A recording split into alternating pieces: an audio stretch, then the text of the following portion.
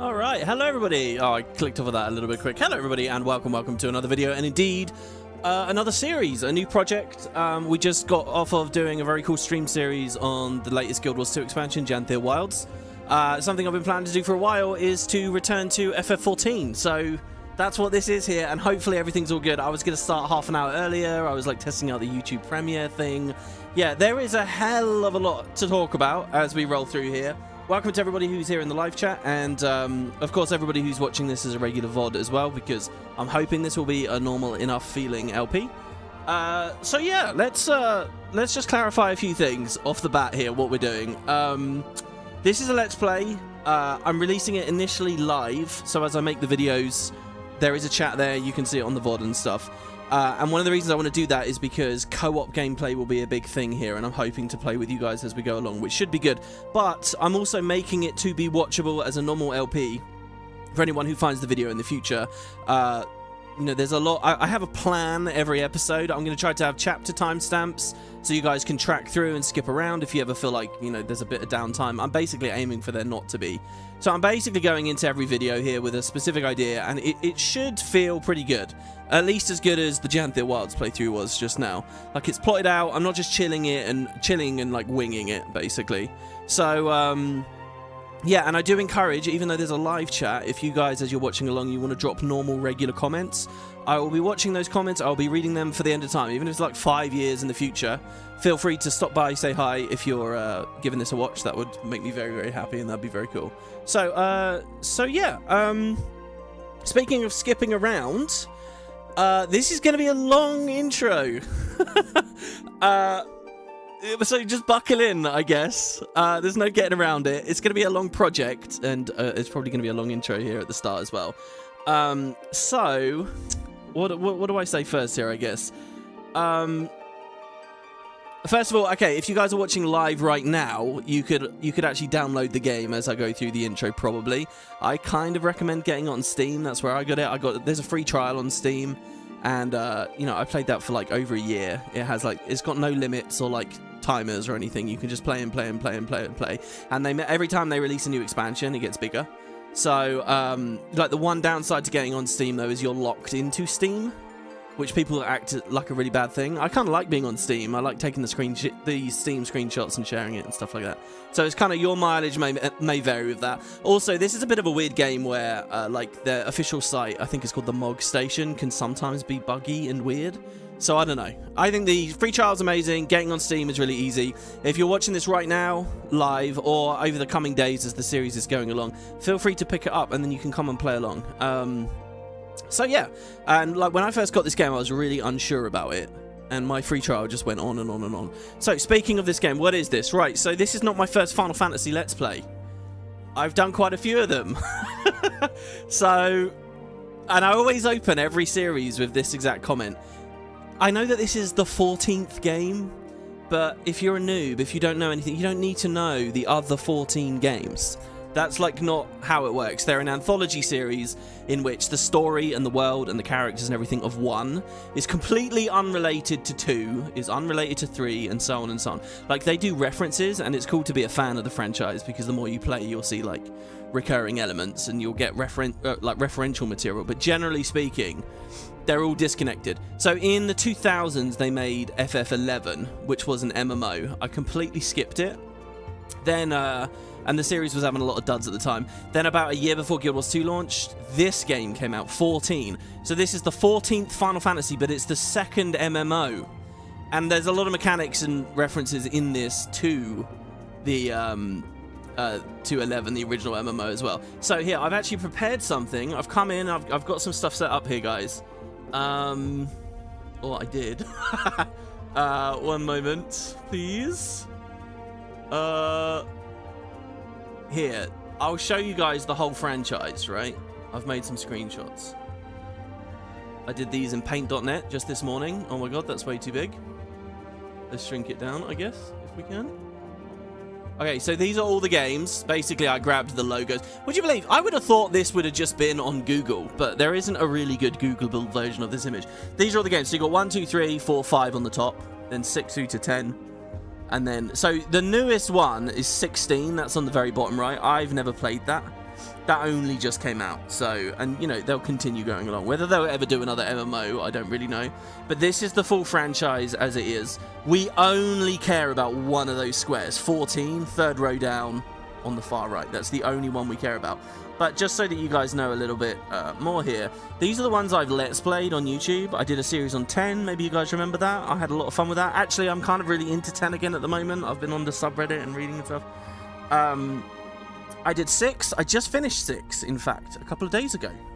So that was the last of the Pixel games. So I've done 2 grey boxes here. The grey ones are projects in progress. There's 12, which is currently on hiatus, extended hiatus, but I will get back to it at some point, guys, I promise. And then that other grey box there is 14. That's what you're looking at here. So why is that grey? Well, because I actually kind of already started this project a few years ago. I'll talk about that in a second. Aside from the ones that I've Let's Played, these are the ones I've just straight up played, by the way. I don't know if I've ever actually very clearly in a video talked about this, but I've played 1, I've played 4, I've played 6 now. That was on the Let's Play, that was blind. 7, 8, 10, 12, 13 I've played, 14, and 15, but not the newest one, not 16. That came out on Steam just the other day, so I've played quite a few of these. Like, I'm not like a total noob to Final Fantasy stuff. You'll notice I'm missing 9 there, which is kind of one of the Golden Age games. So, yeah, speaking of the Golden Age, I think I created a little image of that here. No, those are just the ones that I've Let's Played. So here, the Golden Era, that middle row there that I've done in green. Basically, the series was an all-time high for a while. The reason it got so popular and so successful was basically every year towards the end of the 90s and into the early 2000s, it was just hit after hit after hit. 6 was like the best of the Pixel ones. 7 blew everyone's mind and currently has the big remake going on. Then it was 8, then it was 9, then it was 10. They're all really good games. And then the original company making these was called Squaresoft, and they merged with Square Enix, and then things got really rocky and wobbly. The MMO, 11, the next one after the Golden Age, I skipped. 12 was controversial. Like I say, I've got a Let's Play going on with it. 13, again, controversial. 14, this, again, actually, funnily enough, controversial. Hold on, WP, why are you playing a game that was controversial? Well, I'll explain in a second. So those are the 2 online ones. And then finally, so this is what we'll be playing here. So we're playing 14. So, what's the story here? Why was 1 controversial? Well, sorry, why was 14 controversial? Well, okay, when 14 came out, they called it 1.0. And it was an MMO, but it had a full storyline, a full game. This Let's Play, I'm going to be going through a storyline, okay? And, so when it released, it was called 1.0. And everybody, you know, it had a full-on story. There were a lot of characters, a lot of things got introduced. It had its own trailer and so on. And so basically, well, I guess I'll show you actually. Okay, so look, I've got a trailer for the release of the game. So let's watch this. Let's break this up ever so slightly. This is the Final Fantasy XIV 1.0 trailer. Now, what I'm also going to do here is put a giant potato on screen, clapping. Because I don't know whether I'm going to get copyright struck from this, just by the way. It feels like the second I put anything on screen, like I put 2 seconds of Endwalker music on my FF6 video, and, oh no, that's not the right one. That's not what we're looking for.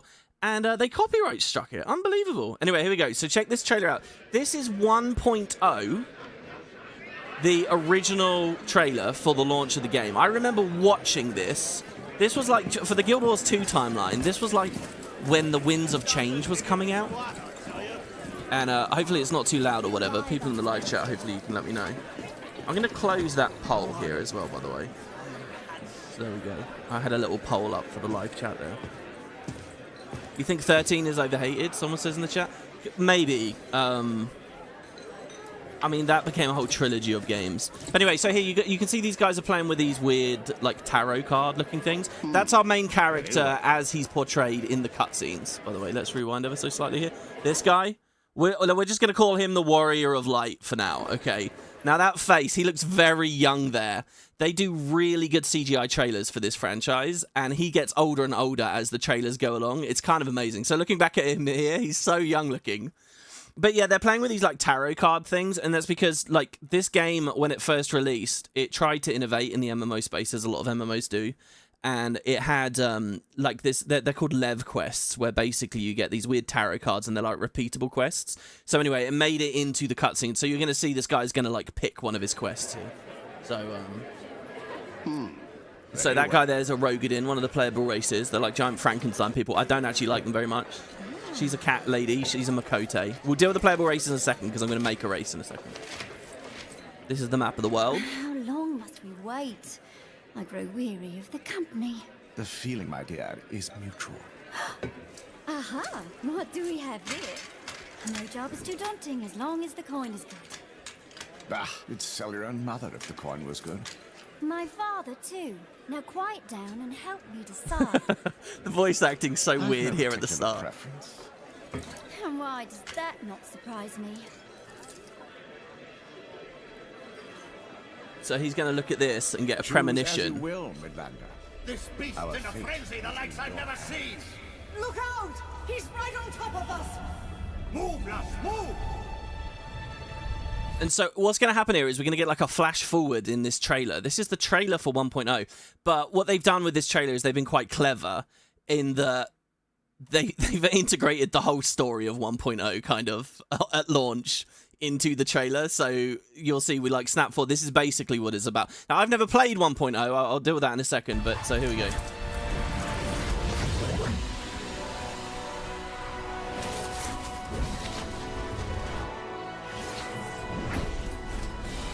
This world is called Eorzea, for what it's worth. I'm gonna go over the basics in this series. All right.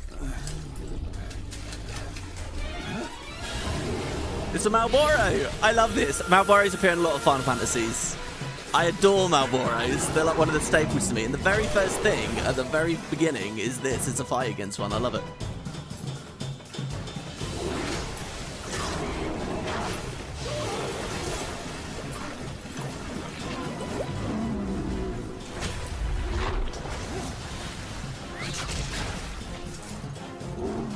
I don't know who some of these characters are. In a weird way, guys, these characters are...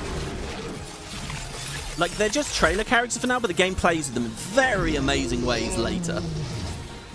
Which I guess I'll push them about. But bear them in mind. Especially the way they look.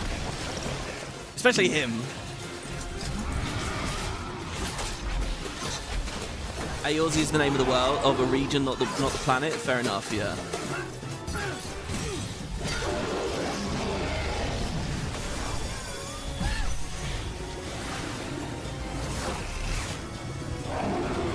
So you notice we're an archer, or you know, the stand-in for the player here is an archer.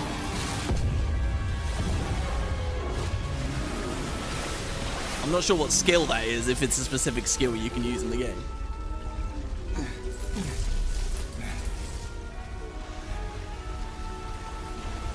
I love the fire in the water, it's nice.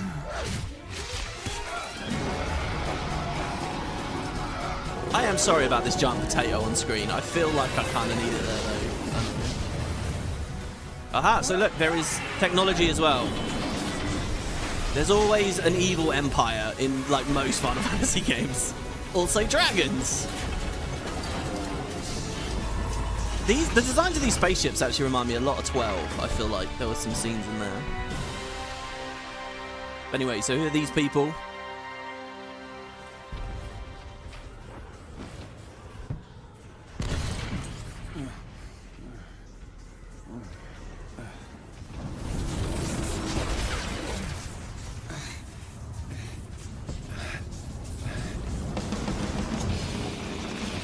Okay, now you'll notice the music's changed a lot. This game does a lot of genre bending with music. The music in this game is insane. They're very brave and wild. They do all kinds of different stuff.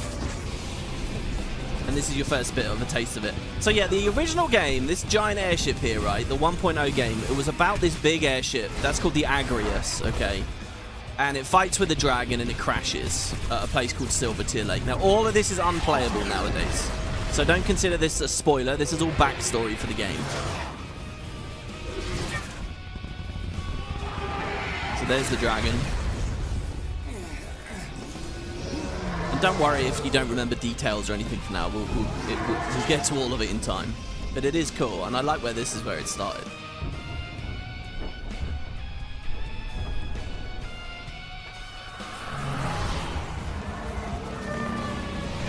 That shot of the sky with the fireballs coming down is kind of interesting. Looking back, actually.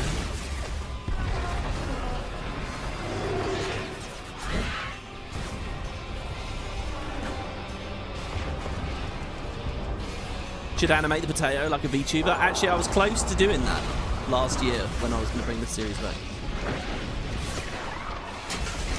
So you notice these giant crystals in the landscape as well. You think all Final Fantasies mix genres when it comes to music? Yeah, you're probably right about that, yeah.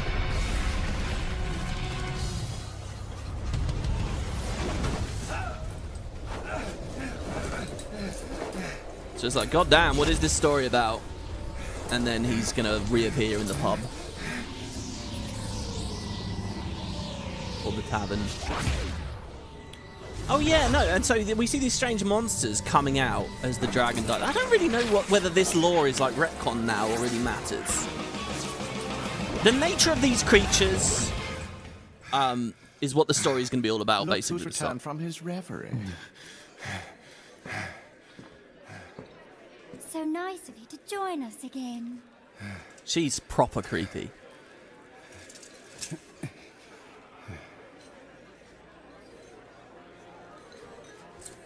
Well, don't keep us in suspense. This one. We'll start with this one. Ah, he speaks. Can we go now? So they picked this quest. This Lev. Let us give the bard something to sing.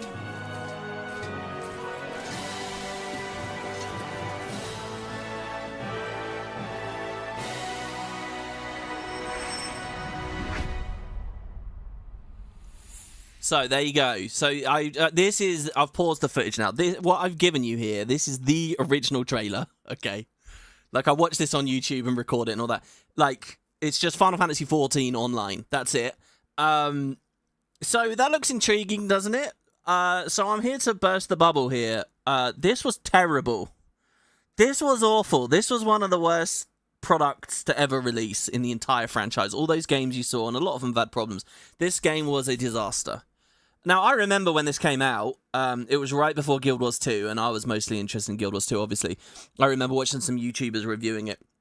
And, like, I don't know how true this is, but my memory of it coming out, that was getting review bombed like mad. Like, it would take, like, 5 seconds to unequip a single piece of gear. So, if you wanted to change your gear, you'd have multiple pieces equipped, right? You'd be sitting there for, like, 15 minutes real time just to swap your gear, or like 15 minutes real time just to sell your items and stuff. Like it was really, really, really bad. It had a bunch of time gate mechanics in it and all kinds of stuff. The memory I have of people like thinking it's utterly terrible is they had like, and again, I don't know how true this is, but like so much stuff was networked in the game that didn't need to be networked. And I heard that the HUD, like the user interface for the game, you know, most of that stuff should just be client-side, but that was actually sending packets to and from the server. So if you wanted to, like, change your HUD, or if you started lagging, like, if the game came out, so obviously the servers were pressured, if you were lagging, your whole HUD would lag. Everything would lag. Like, it was that bad. And I remember there were criticisms about the whole world was full of, like, copy-pasted areas because they didn't have time to make it, so it was just copy-paste, copy-paste, copy-paste. One of the staples of this franchise is, like, chocobos, and I think it released with none of those. And just the whole style and vibe of it was, like, it didn't feel like Final Fantasy. Like, when you think of, like, an elemental mage, you think it's a black mage, right? Black mages are all over Final Fantasy games. But they didn't call it the black mage. They called it, like, the thaumaturge and stuff. It just felt, like, really bad. So the original game director, like was swept aside, I suppose, halfway through. A guy and a new team came in called Yoshi P, and they added chocobos, and they tried to fix, like, the auction house and tried to improve it, but there was just no community there. The game was dying, basically, and the whole engine, I think, was based on, like, the Final Fantasy 13 engine or something. So they made the decision to close the game. So this game went away for, like, 9 months or something, the majority of the year. Funnily enough, that's right when Guild Wars 2 came out. So there was this moment where Guild Wars 2 came out and was amazing, and this game wasn't even playable. It got completely removed. Now, when they removed this game, they wrote a whole new story in, because they knew they were going to shut the servers down. So you had the launch story with Midgardsormr versus the Agrius and all that, right? But there were like post-patch storyline. This is called the Calamity storyline, and that's basically a plot where the world got wiped out. Okay, it's a storyline where the moon in the sky is coming down closer and closer and closer to the planet, and it ended with all the players in game like standing there, and it triggered like a one final big CGI cutscene and wiped the world out. And 1.0's gone now. You can see like loads of videos of it online, and there are like projects to rehost the servers and stuff, but it's gone. This is not a Let's Play on 1.0. This is a Let's Play on 2.0, also known as A Realm Reborn. So, when they relaunched, they called it A Realm Reborn. It's a new start. They added, like, I think a couple of new classes at that point, and basically tried to fix everything. The game's still pretty janky, but it's way better, apparently, than it was at 1.0. And essentially what they did, I'm going to just be honest here, guys, is they did a lot of copying of other MMOs. WoW, they really changed the gameplay and the combat to be very, very World of Warcraft-like. And they copied some stuff from Guild Wars 2 as well. Like, Guild Wars 2 has dynamic events. This game has these things called Fates, which I think came in with A Realm Reborn. So, I would love to show you 1.0. I can't because it's not playable. But I will circle back to that topic later, I suppose. So, what about A Realm Reborn? Well, I've still got a lot more of this intro I want to do here, but I thought, do you know what? We saw the trailer here for the original game. What about for 2.0? So there is, if I just have a look in game here, what I'm going to do is I'm going to go exit to title here real quick, because we will make a character in a second. So here, with this movies and titles thing, if I click this, it will put the game basically back to where it was for 1.0. Sorry, for 2.0. This is it, A Realm Reborn. And we can watch a trailer and all that kind of stuff, which will be very cool. So there is a trailer that I want to show you guys. But beyond that, they also, with this game, they released benchmarks. So you can download the client early and... this is one of my existing characters. Let's go here to new character here.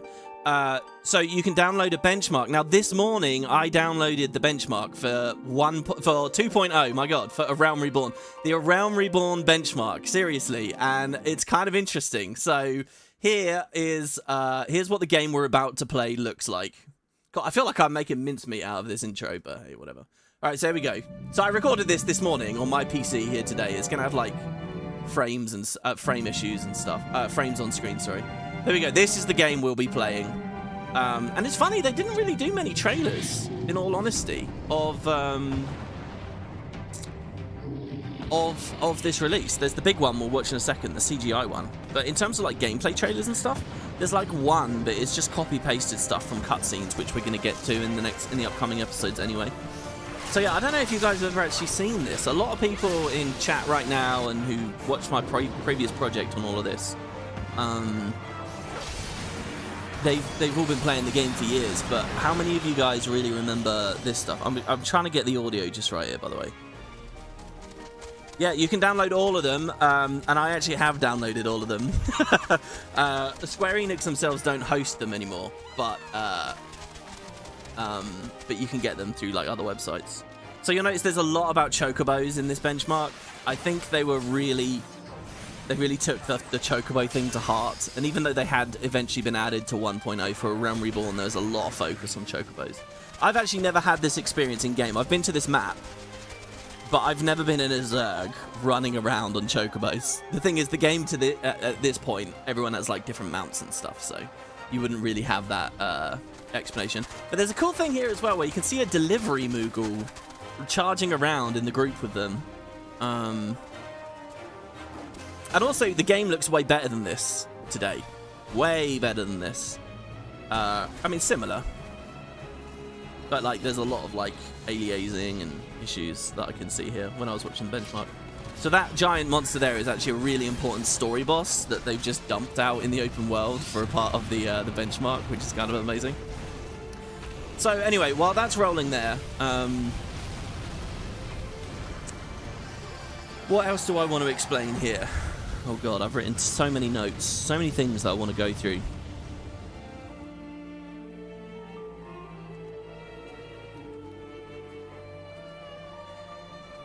Okay, so since this came out, since A Realm Reborn came out, just so that you all know, this game's development has come along just like Guild Wars 2's, really. They get some post-patch updates, a bit like Living World. usually around 6, like Living World Season 2 was, 3 was, 4 was.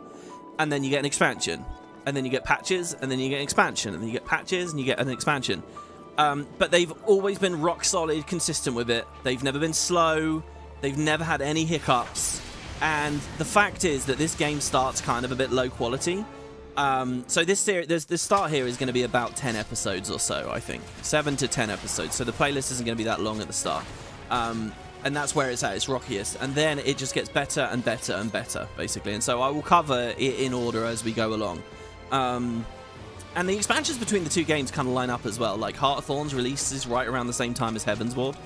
And then Stormblood and Path of Fire come out together. The two games take a massive divergence at Shadowbringers, by the way. With Shadowbringers, Final Fantasy has just the most amazing thing. Their expansions are like full-sized, amazing RPGs, right? They're not like little sort of blockbuster type experiences. They're full games. And obviously Guild Wars had the Icebreed Saga, which was not an expansion at all. And this game had Shadowbringers. And by that point, the quality difference between the games is just staggering. So yeah, like, it's one of those weird things where everyone always goes on and on and on about how good this game is. So, they're basically right. While Guild Wars 2 launched really good and sort of flatlined, this game launched kind of weak, but just went from strength to strength to strength to strength. Now, I was very, very cynical about that, and that's kind of why I picked this up. So my experience with this game, right, was about 3.5 years ago. In private, I picked this up. That by the way, that's a limit break. It's like an ultimate. It's a Black Mage casting Comet there. So yeah, I picked this game up about 3 years ago, 3.5 years ago, and I specifically did it because I wanted to make YouTube videos. Here, let's replay it here now.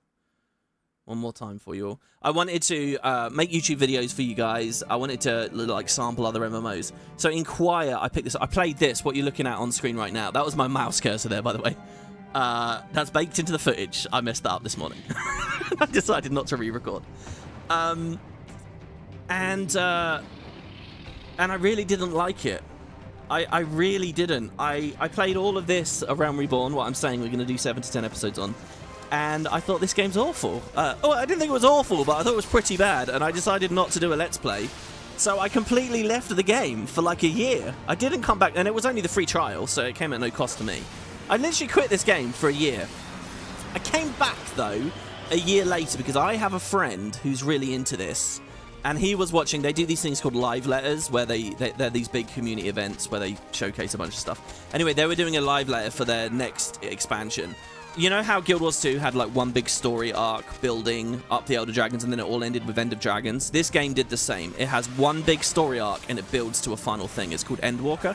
And so anyway, I had a mate who was just watching the Endwalker press, and in it, they had like these references from 10, like Anima was in one of the trailers. I was like, oh my god. And they added a new class, like the Reaper class, where you basically get to play as a Grim Reaper. And I was like, oh my god, okay, I will play again. I will try the game again. But specifically because of Anima and the Reaper. So, and I haven't even got there yet. Still, to this day, I haven't even experienced those things. So, I picked the game back up again. And now, instead of starting here, I started with the first expansion, Heavensward. And I decided to stream it at that point. So this was 2 years ago now. 2 years ago, over on Twitch, I did a stream. It was kind of an impromptu thing, just based on this Reaper and the Anima thing. And, you know, I didn't do a video where I said to everyone on YouTube, hey, come watch or whatever. We just started streaming it, and I basically was a cynic. I was saying, I don't think this is very good. Everyone keeps saying it gets better. Let's see. And you can watch those VODs over on my second channel now. That I have these older VODs. They're only 720p, but it was a huge amount of fun. And basically, it started from Heavensward, and it went up to the start of Endwalker. So, like, I skipped the low-quality stuff, basically. Start of Endwalker, and then I stopped. So that happened 2 years ago. Maybe you guys are repeat viewers from back then with the Twitch thing.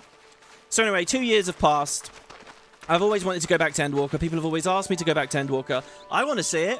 I want to see not just Reaper and Anima. I want to see the story, because the story got so good. And I'm like desperate to see the actual end of the story now as well. So I'm kind of a mega fan, but basically I thought, well, look, let's do a real Let's Play of it. Let's do the whole thing. Let's go back to the start this time, because I never streamed this Realm Reborn stuff. I didn't do it. So instead of skipping it, let's do a complete package.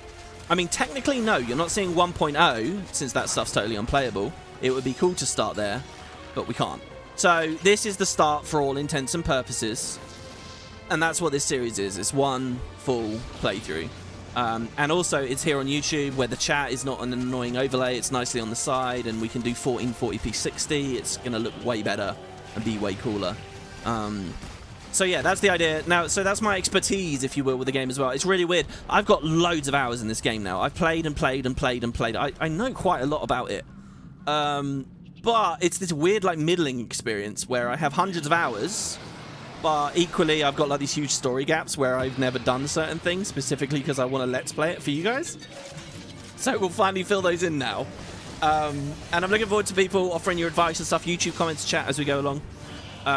Should be good. And there's certain classes I haven't touched as well. In all this time, there's certain classes I haven't touched because I want to do them on the Let's Play, which we will move into in a second. So hopefully this will be a fun mix of, like, blind new discovery. I've even forgotten a lot of stuff about A Realm Reborn, to be honest.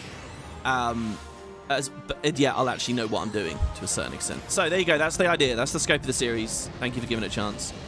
Now, okay, I'll recap this here for you guys. Let's pull this down. Here we go. We're still not out of the intro yet. But we're close. Now where? Okay, it's this. So let's look, just to recap, put it on screen for you guys so that you can see. Right, this is 14. Just 14. Okay? This is all within 14. So on the top left, you can see you've got 14. Then, that's 1.0. Then it goes A Realm Reborn. That's what we're playing. After that, there was the Heaven's Ward, the Stormblood, and the Shadowbringers expansions, Endwalker. And coincidentally enough, weirdly enough, like last month, they just did another new one, Dawn Trail. Realistically, this video should have come out about 6 months ago. I wanted to do it before Dawn Trail, but yeah, so Dawn Trail is also a thing. I guess we'll do that. So yeah. 1.0 is unplayable. Look at that lovely red X I drew for you guys. Unplayable. ARR, I played ages ago. I've never done any videos of this. That's what this is. The actual start. And we're finally getting videos of it. These three appeared on my Twitch VODs from 2 years ago. And they had skipped the start awkwardly. These two I've never played whatsoever. But we're starting here, okay? So it's A Realm Reborn. There's going to be about 7 to 10 episodes. Okay? So there's that. Alright, yeah, that's it. We're finally done. We can go to character creator. God, I hope I'm not forgetting anything. This has been weird. I've been thinking about this for so long. I've got so many different things I was going to say. I'm sure something slipped through the cracks. So, but whatever. Okay, so here we are in the character creator. If you're playing along, obviously, so I'll read some options here. I already know what I want to pick. I'll read some options here. Let's put that back in the right spot there. I already know what I want to pick, but I'll read some just in case maybe you guys want to, you know, go for your own thing. Maybe it will inspire you a little bit.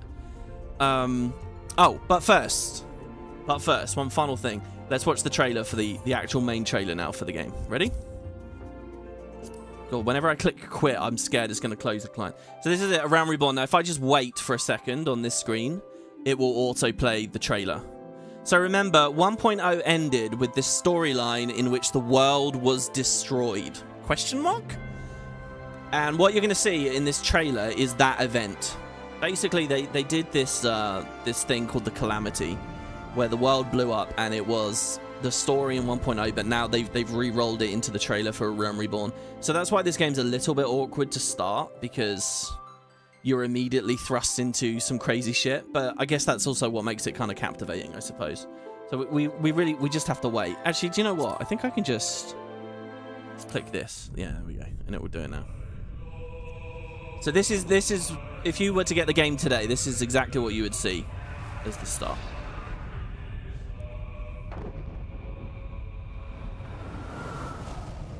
People in the live chat very curious about what I'm going to be playing. I've actually been in that live chat for about 2 hours now, talking about it. I've got an idea, guys. I know what I'm going to play, and I've known for a long time what I'm going to play as well, actually.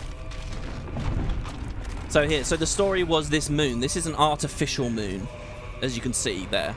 It's like a Magitech moon. What is it? Why is it? How is it? All these questions are fine to be asking. I won't spoil them here. As we go through the story, things will be explained. But so these are like the players at the end of 1.0 looking up into the sky. And it's amazing, you can actually go back and watch gameplay footage and you will see... oh, I'm supposed to have my big potato on screen. Damn. Here we go. You can see it coming further and further down. And right as the servers came off, they basically showed this. There was a big battle going on. It's really weird. I remember when I very first watched this stuff. Like, look, all these characters here, I thought they were all just generic, like, CGI characters. I thought that was a generic CGI character. No, no, no, guys. The story's really good. They are all very specific people doing very specific things that we will get to know and we will meet. And it's very impressive. Like I say, even the stand-in for the player character, who's this guy with the axe, even that they end up... Oh, it's very, very good. So that's the young kid you saw sitting at the table in the previous trailer. And he's no longer an archer, he's become a warrior. You see as the trailers go along, his class has changed. All these characters, though, here that are around him. I actually was playing there as that archer recently. When I was doing some side quests. Maybe you guys know what I'm talking about. Like this guy I thought was generic. That's Sid. I'll just tell you now. Every Final Fantasy game almost has a prominent character called Sid. That's the Sid of 14. These things are really weird because the Endwalker like intro seems to have them. I don't know what they are. But like again, a lot of this Let's Play is going to be blind from me. Like I don't even remember a lot of details.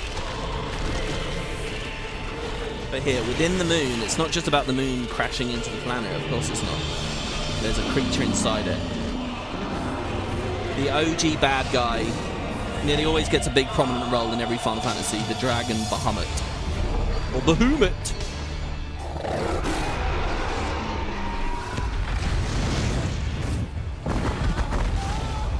So this is not the same dragon you saw fighting the airship in the other one. This is a different dragon.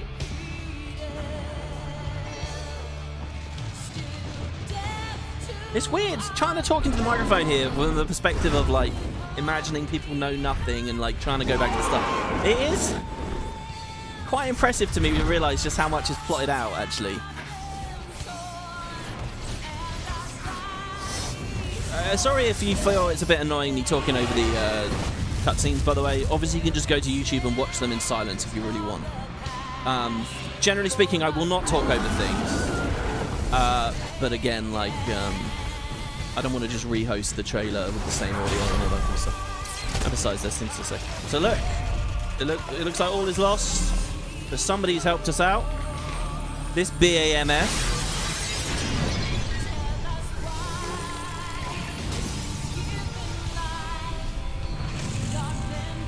Now, as someone who's never played 1.0, this character on screen here has always been very interesting to me.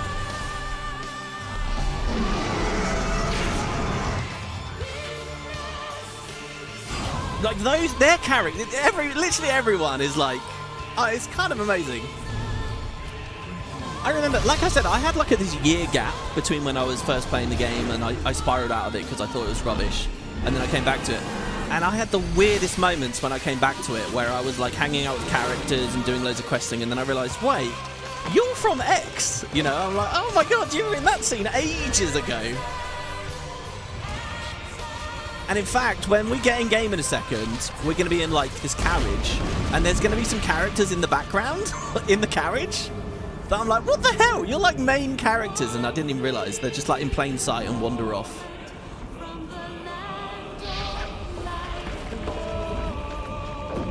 So watch here, look, it's the apocalypse basically, but this guy like disintegrates us, and I think what he's doing is sending us like into the life stream.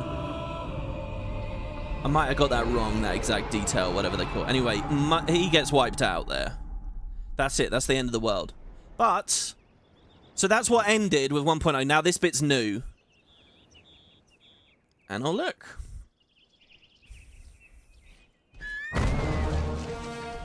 Remember what I said about chocobos? They were really big on it.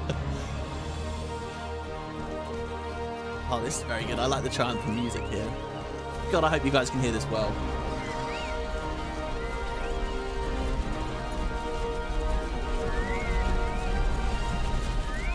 You see, they all have flags. They're like the major factions, if you will. They're called the Grand Companies.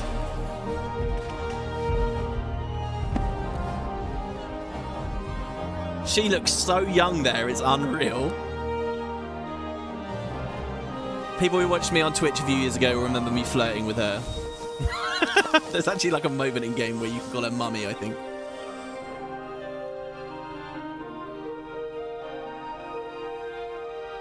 So a lot of these characters you're looking at on screen, they've already like had a game's worth of plots.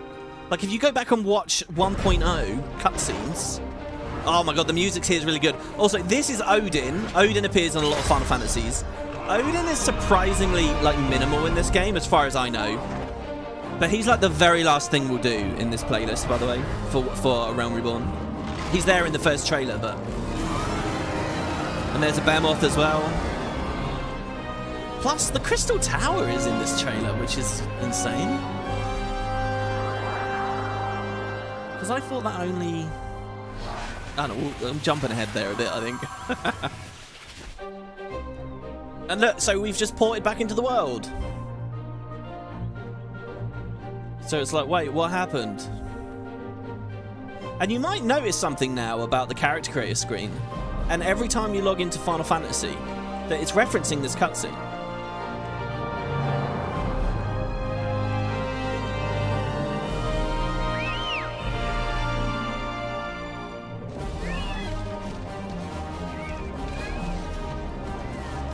So yeah, I'm aware there's a big documentary, the No Clip documentary about the removal of 1.0 and leading into this. I've still never watched it. Whenever this comes up on my channel, people always say, "Oh, watch the documentary." I've still never done that. I have, however, read like 11-year-old Reddit threads of people talking at the time about like what went wrong with 1.0. And there were some things better about 1.0 than the game we have today, like the animations and some of like the rendering. So there you go, that is the world. And you'll see now it's just pockmarked with these giant crystals and things that have devastated the landscape. That is a Realm Reborn. There's also, now I've noticed this as well, there's this opening movie. And I think we want to watch this. This is going to open with us like interacting with a crystal thing. And I think this is sort of the first real plot. So there we go.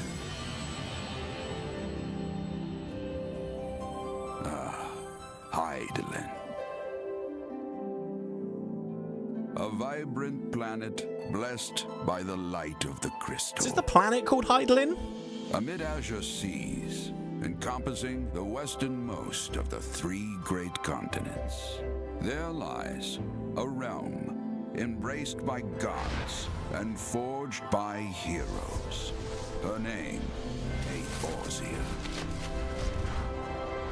The annals of Eorzean history chart the rise of a succession of great civilizations, each one enjoying an age of peace, the Astral eras. Oh, this is good. They explain. To date, all have proven ephemeral. All great civilizations have ended up getting wiped out, basically. This is a setting where frequent apocalypses happen, basically. In the year 1572 of the 6th and most recent Astral era, the Northern Empire of Garlemald amassed a great army at the heart of Eorzea, seeking dominion over all. Rising in desperate resistance, the forces of the Eorzean Alliance met their would-be conquerors in the field. Yet, even as the battle raged, the lesser moon, Galamond, was plucked from the heavens through imperial machination. From its core emerged the elder primal Bahamut, who unleashed his fury upon the realm. This narrator sounds very stilted and wooden. And for what it's worth, the devastation brought Eorzea to its knees and the era to its end.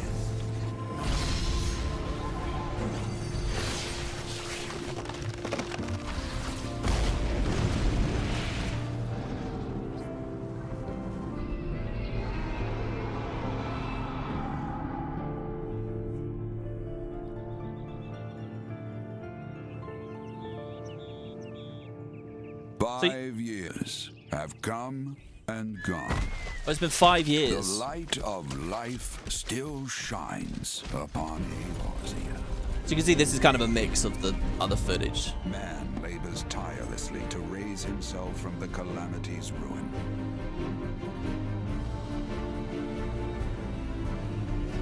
The realm is forever changed, a stranger to him once more. I'd love them to do more with Odin.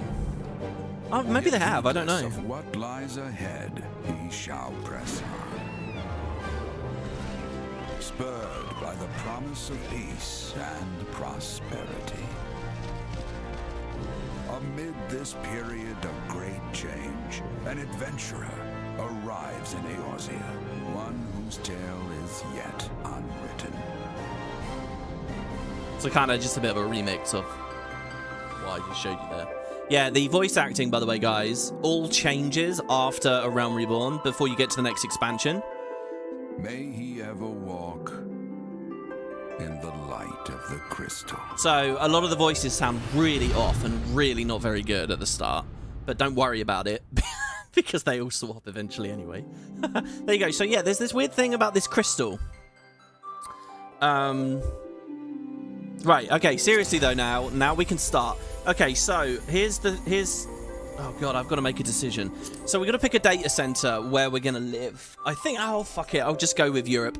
So for anyone who wants to play along with me, this might be interesting for you to know about. I only recently was looking into this, to be honest. So you've got, just like with Guild Wars, a lot of, you know, online games, you've got NA, EU. This is obviously a Japanese game as well, so they got Japan as well. And very recently they opened Oceanian. So if you pick North America, you could, they got these different data centers here, right? Called like Aether, Crystal, Dynamis, and Primal. You can guest between them, but you can't go to Europe or Japan. And so you're locked into the one that you pick, okay? And equally, by the way, within like Aether, there's a bunch of different worlds. They're like, you know, shards, if you will. So there's Adamantoids, Cacti. You're going to pick one of these worlds to live on. But what really matters, because there's a lot of guesting that's available, is do you pick NA, EU, Japanese? Now, I live in Europe, but I have always played on North America. You can see I have a star on Aether there. And I can tell you guys that unless you're going to use add-ons, the lag is kind of really annoying. So I suggest you pick the one closest to where you live. So for this character, oh god, see, I don't know whether we can pick EU or NA. Now, here's the thing though, the one nice advantage is Oceania. This is new, and what the devs did, we can turn our potato off now, sorry. What the devs did was they added this recently, and everyone, like, to test it out, but it's been like this for years now, everyone's allowed to visit there. So if you pick Europe and someone else picks North America, you might think, oh, we're not allowed to play together, but you can. You can just meet up in Oceania. So it doesn't matter where you pick. I'm hosting this Let's Play on Oceania, so we can all play together. Now, the lag's a bit worse here. So again, you can mitigate that with an add-on called No Clippy. I recommend you guys Google that. Add-ons are a weird grey area with this game, by the way. This is going to come up multiple times, I think. So just to be clear, you're not supposed to talk about using add-ons in-game, and it's because they're not technically in line with the TOS. But that said, there's like hundreds of thousands of mods for this game out there. There are so many mods it will make your head spin. Like, just to give you an idea of how hyper-specific and ridiculous the mods are, there's a mod, the first mod I ever saw that was like, just blew my mind, is there's a mod that allows you to remote control through the internet a vibrator, right? Obviously for smart, whatever. But when you're getting mods that are that hyper-specific, and I know people will like tunnel vision sex stuff because everyone's debauched or whatever, but when it's at that level, you know, so there's this thing where it's like, you know, you can't go in-game and talk about using mods, and, you know, they will take punitive action against you. But there's a huge environment in our ecosystem for it, absolutely huge. And I have a very, very big recommendation for you guys. If you're going to play with me over on Oceania, really do check out No Clippy. So I'm not going to be really... There's mods for, like, streamers to use and stuff. I'm not going to be... Throughout this series, I'm not going to talk about mods that much, but I'm not going to be really, really coy about add-ons. Because at the end of the day, it's just this weird middle half area that the game's in. But yeah, anyway, so I'm going to be playing on Oceania. I need to pick. Now, my current character is on North America. So I could make my other character on North America and they could like interact and stuff, possibly. So fuck it, I'll pick here. Now, the place that I live, Aether, is completely full. So I have to pick a different one. I haven't even checked any of these, to be honest. I don't know which one's really, I think Dynamis is supposed to be quite empty. I'm going to pick Primal for now and see what happens. So that's what I'm going to do, and I'll show you guys as we go through how this works. We will get off of the login screen before long. I know it's nearly an hour. Alright, so it's put me on Ultros, apparently. So my world is Ultros. So the thing is, the underpopulated worlds, they give you benefits for going to, such as massively boosted XP. Like ludicrously boosted XP. So I'm aiming for a world that gives me that boosted XP. And then later what I can do is I can just swap if I want. I think there's a fee for it, but that would be after the Let's Play's over, so whatever. So I guess I'll just pick Ultros. As long as this is one of the worlds with the XP boost, which will tell me in a second. Anyway, yeah, look at the background, right? Remember how, I'm just going to call him that mage for now. I don't know when we'll reveal his name. It's not even really a spoiler, but whatever.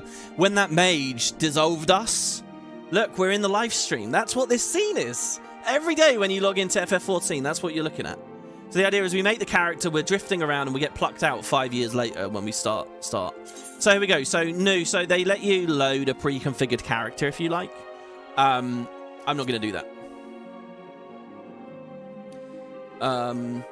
Why does NA get 4 worlds? Because NA's... I think there's just a... This game's very popular in North America, and it's very popular in Japan. I guess EU just gets a bit less. I do want an EU character, really, because I want to play the game on low ping. But I also like the idea of my 2 characters that you'll see featured as this Let's Play goes along being at least in the same ecosystem as one another. So, anyway, okay, right, so... The playable races. Some of these are only in the expansion, so we're not going to go over all of them, really, here. But you got the higher... Okay, these are just humans, basically. I think they're called, like, Highlanders as well or something. Anyway, it says the Higher are said to have first traveled to Eorzea from her surrounding continents and islands. 3 great migratory waves later, they're now the most populous of all the civilized races. Who would have thunk it? Humans are the most populous. They exhibit a relatively modest physique, both in height and build, and are known for their peculiarly short, round ears. It's more common, I guess, to have pointed ears. Or like animal ears, really, is the truth. We'll see in a second. Hires are well suited for traveling long distances by foot, a trait thought to account for their swift proliferation. Their espousal of an eclectic variety of languages and traditions is a legacy of their diverse heritage, as is their resulting lack of a unified cultural identity. So am I going to play a human? And you could actually make a human that looks a lot like the guy in the trailers, which wouldn't be a bad move, by the way. I actually think that would be an amazing way to go through this Let's Play. And some of you will know why. Am I going to play a human? The answer is no. Next, we have the Eorzea. In former times, and these are basically elves, the Eorzea were the sole inhabitants of Eorzea, claiming dominion over her. Traditionally a nomadic people, the tall, slender Eorzea believed the realm to be theirs by divine right. Unfortunately, this belief made the eventual appearance of the Higher in their multitudes akin to an invasion, and a long history of conflict ensued. Ultimately, the Eorzea diverged into the 2 clans that exist today. The Wildwood Eorzea took to the forest to protect their homeland, while the Duskwhite Eorzea withdrew to caves and the subterranean, opting instead to avoid all contact with any but their own. It's weird to think there's a bunch of, like, Duskwhite elves beneath the earth. As far as I know, this game does not, like, have a big underwater expansion or whatever. So these guys are quite cool, by the way. They are very tall. They're ridiculously tall, in fact. Like, very... And I actually really like the way they look in-game. And I'm kind of keen on them at the moment. You guys, it's a weird thing, you know. I do a lot of, like, lore and story kind of content. I think people often expect me to play elves and stuff. I rarely do, though. Usually I'm playing, like, meathead characters. And that's who my other character is. You guys will see in a second. But these guys are kind of cool. Next, we have the Lalafell. Oh, God, the Lalafell. A wee people sporting short, rotund bodies. The Lalafell appear as no more than children to the eyes of most, not even children, toddlers. Many of these nimble little folk hail from the islands of the South Seas, where they practice a simple agricultural lifestyle. They're hobbits. Simple agricultural lifestyle. It was not until the opening of maritime trade routes that the gradual migration of Lalafell to Eorzea began. Now, one of the most well-established races in the realm, Lalafells It's interesting. I would have thought plural wouldn't have the S there. Can be found in great numbers in nearly every city. Though Lalafelian culture places great emphasis on blood relations, individuals are known for getting along amicably with members of all races. So these guys are a weird race, alright? Like, I get the idea of having a halfling or a short race in your MMO. Usually people would pick a dwarves, you know, and if you're going to be derivative of elves, why not do dwarves? They didn't do dwarves here. They just did these. Obviously Guild Wars went with the Asura, and... But what they did, Square Enix went hardcore on this idea that they look like children. Like, they waddle around like toddlers and stuff. They're a really, really weird race. I don't know if I like them. I think in the community, people call them, like, potatoes. So a lot of people have said, and in the live chat right now, a lot of people have said, WP, are you going to play a potato? I'm not playing a Lalafell, guys. Some of their voices are ridiculous. I just can't take them seriously. I can't take them seriously. Even in... And, like... The game takes them very seriously, and there are some messed up, like, cunning, nasty Lalafell we'll meet, right? And there are a lot of really decent Lalafell, but then they, like, waddle around. It's weird, man. I don't know. Eternally memeable, to be honest, these guys. The one really cool thing about this race, though, is when you get mini-pets in this game, basically every feature in this game is really well fleshed out. So you can do a thing with a lot of mini pets where if they have the right characteristics, like if they're obedient to you or they're friendly to you or whatever, they can sometimes ride on you, like they might perch on your shoulder or whatever, which is really cool. If you're a Lalafell, they perch on your head, like they'll sit in your hat, and it is very cute and very cool. That is like the #1 thing I love about this race and would encourage me to play this race. But even beside all of the weird stuff, I just think, having played a short race in Guild Wars 2, it really screws with fashion wars for me, and I assume it would in this game as well. Though the rendering is very, very good in this game, and the clothes and the outfits and things are very good. Oh, by the way, that was another thing 1.0 had. It had belts that you could actually see and equip, and they ended up removing. Anyway, so I'm not doing a lot of Lalafell, sorry guys. Next, there's the Makote. These are cat people, basically. The ancestors of the Makote made their way to Eorzea during the Age of Endless Frost. So remember I said there's lots of apocalypses? Well, this was one of them, the Age of Endless Frost, traversing the frozen seas in pursuit of wildlife upon which they subsisted. Adaptation to a hunting lifestyle has fashioned them with a keen sense of smell, powerful legs, and a tail which provides them with exceptional balance. Another 1.0 thing, by the way, is they used to have armor for their tails, and I don't think that's a thing anymore. Makote are known for being very territorial, and many individuals tend to lead solitary lifestyles, particularly males. Now, remember I said I played this game in private? I picked a Makote. My original character in FF14 was a Makote. I eventually then race swapped him to something else, and that was in the middle of the Twitch playthrough. So I've played this before. I'm not going to play it again. But they're cool. Rogadin. No, and you'll see how tall this guy is immediately. This is the tallest race. The Elezen can get to like 6'9" or something. I was looking at this. These guys get to like 7'10" or something ridiculous. They're very tall. There's a Reddit thread that lists like all the max heights. Known for their brawny builds and piercing eyes, the Rogadin are the largest and most rugged of Eorzea's races. The majority of the realm's Rogadin belong to the Seawolf clan, a maritime people who earn their keep on or by the sea, be it as sailors, as fishermen, or pirates. Comparatively fewer in number are the Hellsguard, who are known for their more earnest demeanors and can be found working as bodyguards and smithies. So these are your big boys, basically. This is another weird race to me. I don't know. Maybe you guys are big fans of the Rogadin? Like, they're the Norn, I guess, of this game or whatever. I just think they look like Frankenstein people. Like, on paper, I think it's quite cool to have them with the weird, like, emaciated skin colours and stuff, but they look... I don't know. I don't know. There's something about this that doesn't click with me, the Rogadin.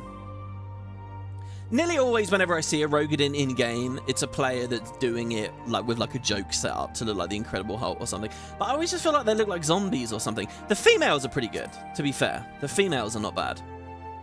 She's got quite cool hair there as well. Okay, so those are the races. All right, the launch races, they're the only ones I'm going to look at here. There are 3 more. There's the Ora, these are dragon people. The Hrothgar, these are like big cat people. This is who my main is now. I'm a male Hrothgar. And the reason is because I love Final Fantasy X and I made him look a bit like a Ronso. We'll deal with that later, don't you guys worry. And then finally there's the Verrrry, and these are a reference to one of the other games. to the Evilist games, the 12, the Evilist Alliance, and Tactics games. So FF14 does add more races as time goes by. They do it very slowly though. Like, it took years for male verrrry to get added. It was only female for a long time, and you'll notice they're a lot taller. They actually look, they're even in Fran's armor there, aren't they? That's exactly what Fran wears. I know, because of all the hours I spent staring at her ass as a teenager playing that game. Yeah, so basically, it took them ages to do the males. And then for Hrothgar, it was the reverse. It took them ages to do females. I think these came out with Dawntrail like last month. I think these only just got added, really. I don't know what they'll do afterwards. But yeah, so don't worry about all these. They were added later. So what am I going to pick? I think you can probably guess. I'm going to be an Eorzea. Now, I could go with a female. She looks pretty good as well, to be honest. And by the way, I love their starting clothes. They look really good. Like, I usually, just for the novelty, have a mix of male and female characters on my accounts in games. I'm going to go with a male, though. Because I have a very specific idea of who I want this character to be. So, there you go. So, we're going to be an Eorzea. So, then you kind of get some biography choices. These basically don't mean anything or matter very much. This will change the way we look a bit, this first one. So, there's Wildwood or Duskwhite, as we just heard. There's the two. I'm going to go Wildwood for what it's worth. I could go more Drow-like or whatever, I suppose, with the Duskwhite. But I'm going to go fairly generic. And by the way, guys, when you play this game, for free, there are 2 moments while you're questing where you can get potions that allow you to permanently change the way your character looks, like the race and everything. Race, gender, the whole lot. They're called Fantasias, and you can get 2 of them. So don't feel too nervous about whatever you pick here. You can check, just like I mentioned, I started as a Makote, I ended up as a Hrothgar. Anyway, so I'm going to go Wildwood. For hundreds of years, the Wildwood Eorzea have lived in the relative safety of Eorzea's lush forests.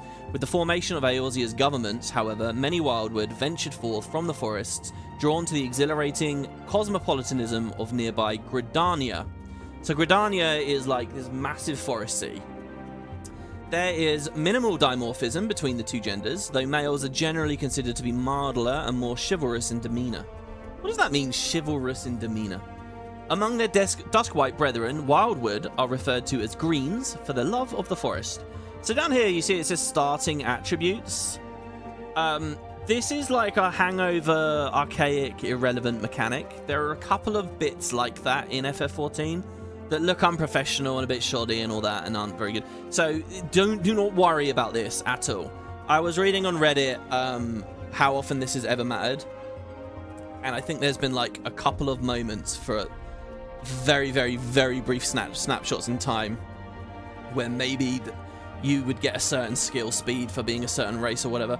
But let me tell you guys, the gameplay here, if you want to play the high-end gameplay, it's really grueling, it's really tightly tuned, it's amazing. And even there, people don't like swap races for stats and stuff. It's not a thing. I was also told in the Spud Discord that Hrothgar is meta for melee characters, which is quite cool because I play a monk. My Hrothgar is a monk, so I kind of went into that. But it doesn't matter, basically. This really doesn't matter. Don't worry about the starting attributes. It doesn't matter. I think for a while there was a setup in the game where you could manually put points into attributes as you leveled, but all that's gone. Okay, so here we go. So then we get the actual character creator. If you guys know me, even if this video wasn't already ridiculously long, I don't tend to spend long in character creators. You know, you are what you are.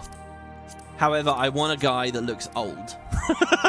Okay, so I'm going to try to find an old man. The first old man I see that I think looks good. I mean, that's pretty good.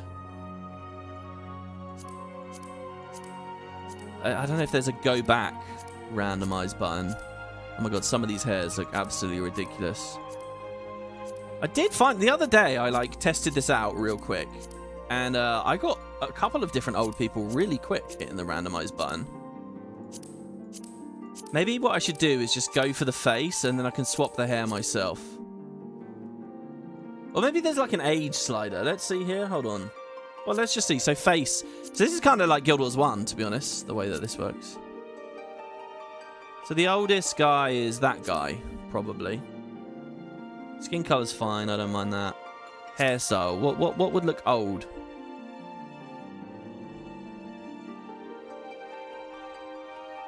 What I want is a beard, really. A big white beard. That would look absolutely amazing.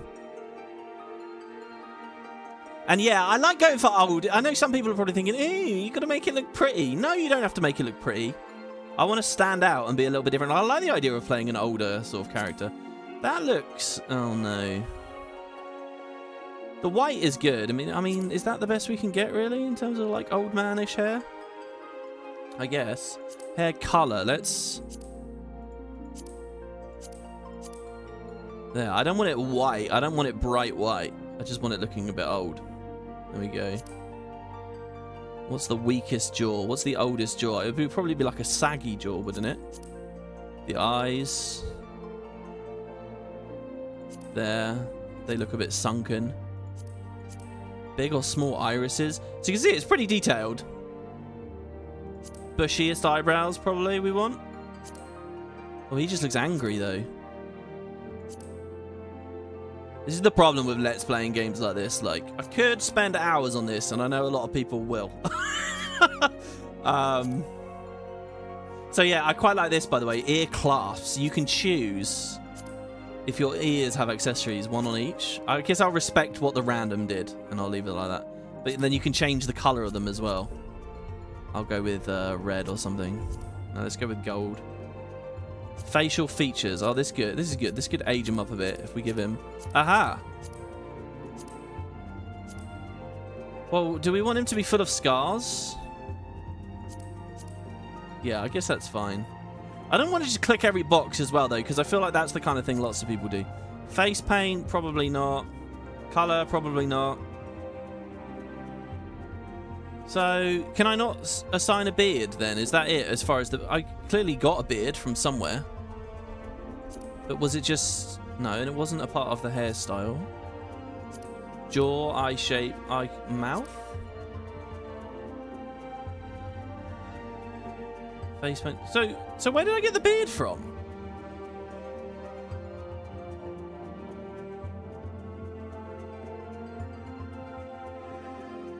I honestly don't see it. I'm looking at the live chat here, guys.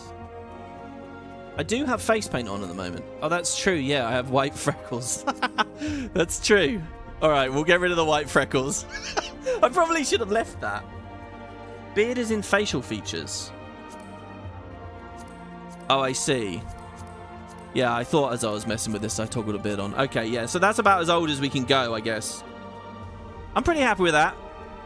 So then there's voice, by the way. Now, this is insane. So I've actually made a couple of like tweak mods myself with this game. One of them was to make the voices louder because of the way some of the sliders work, which I'll talk about later. Well, I'm getting way ahead of myself. Anyway, there's so many.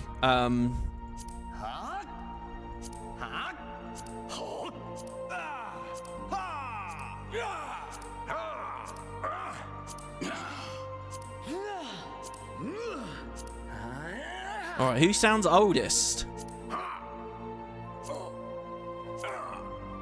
8? 8, probably? It sounds a bit grizzled or something, maybe. Oh, by the way, we got the backgrounds as well.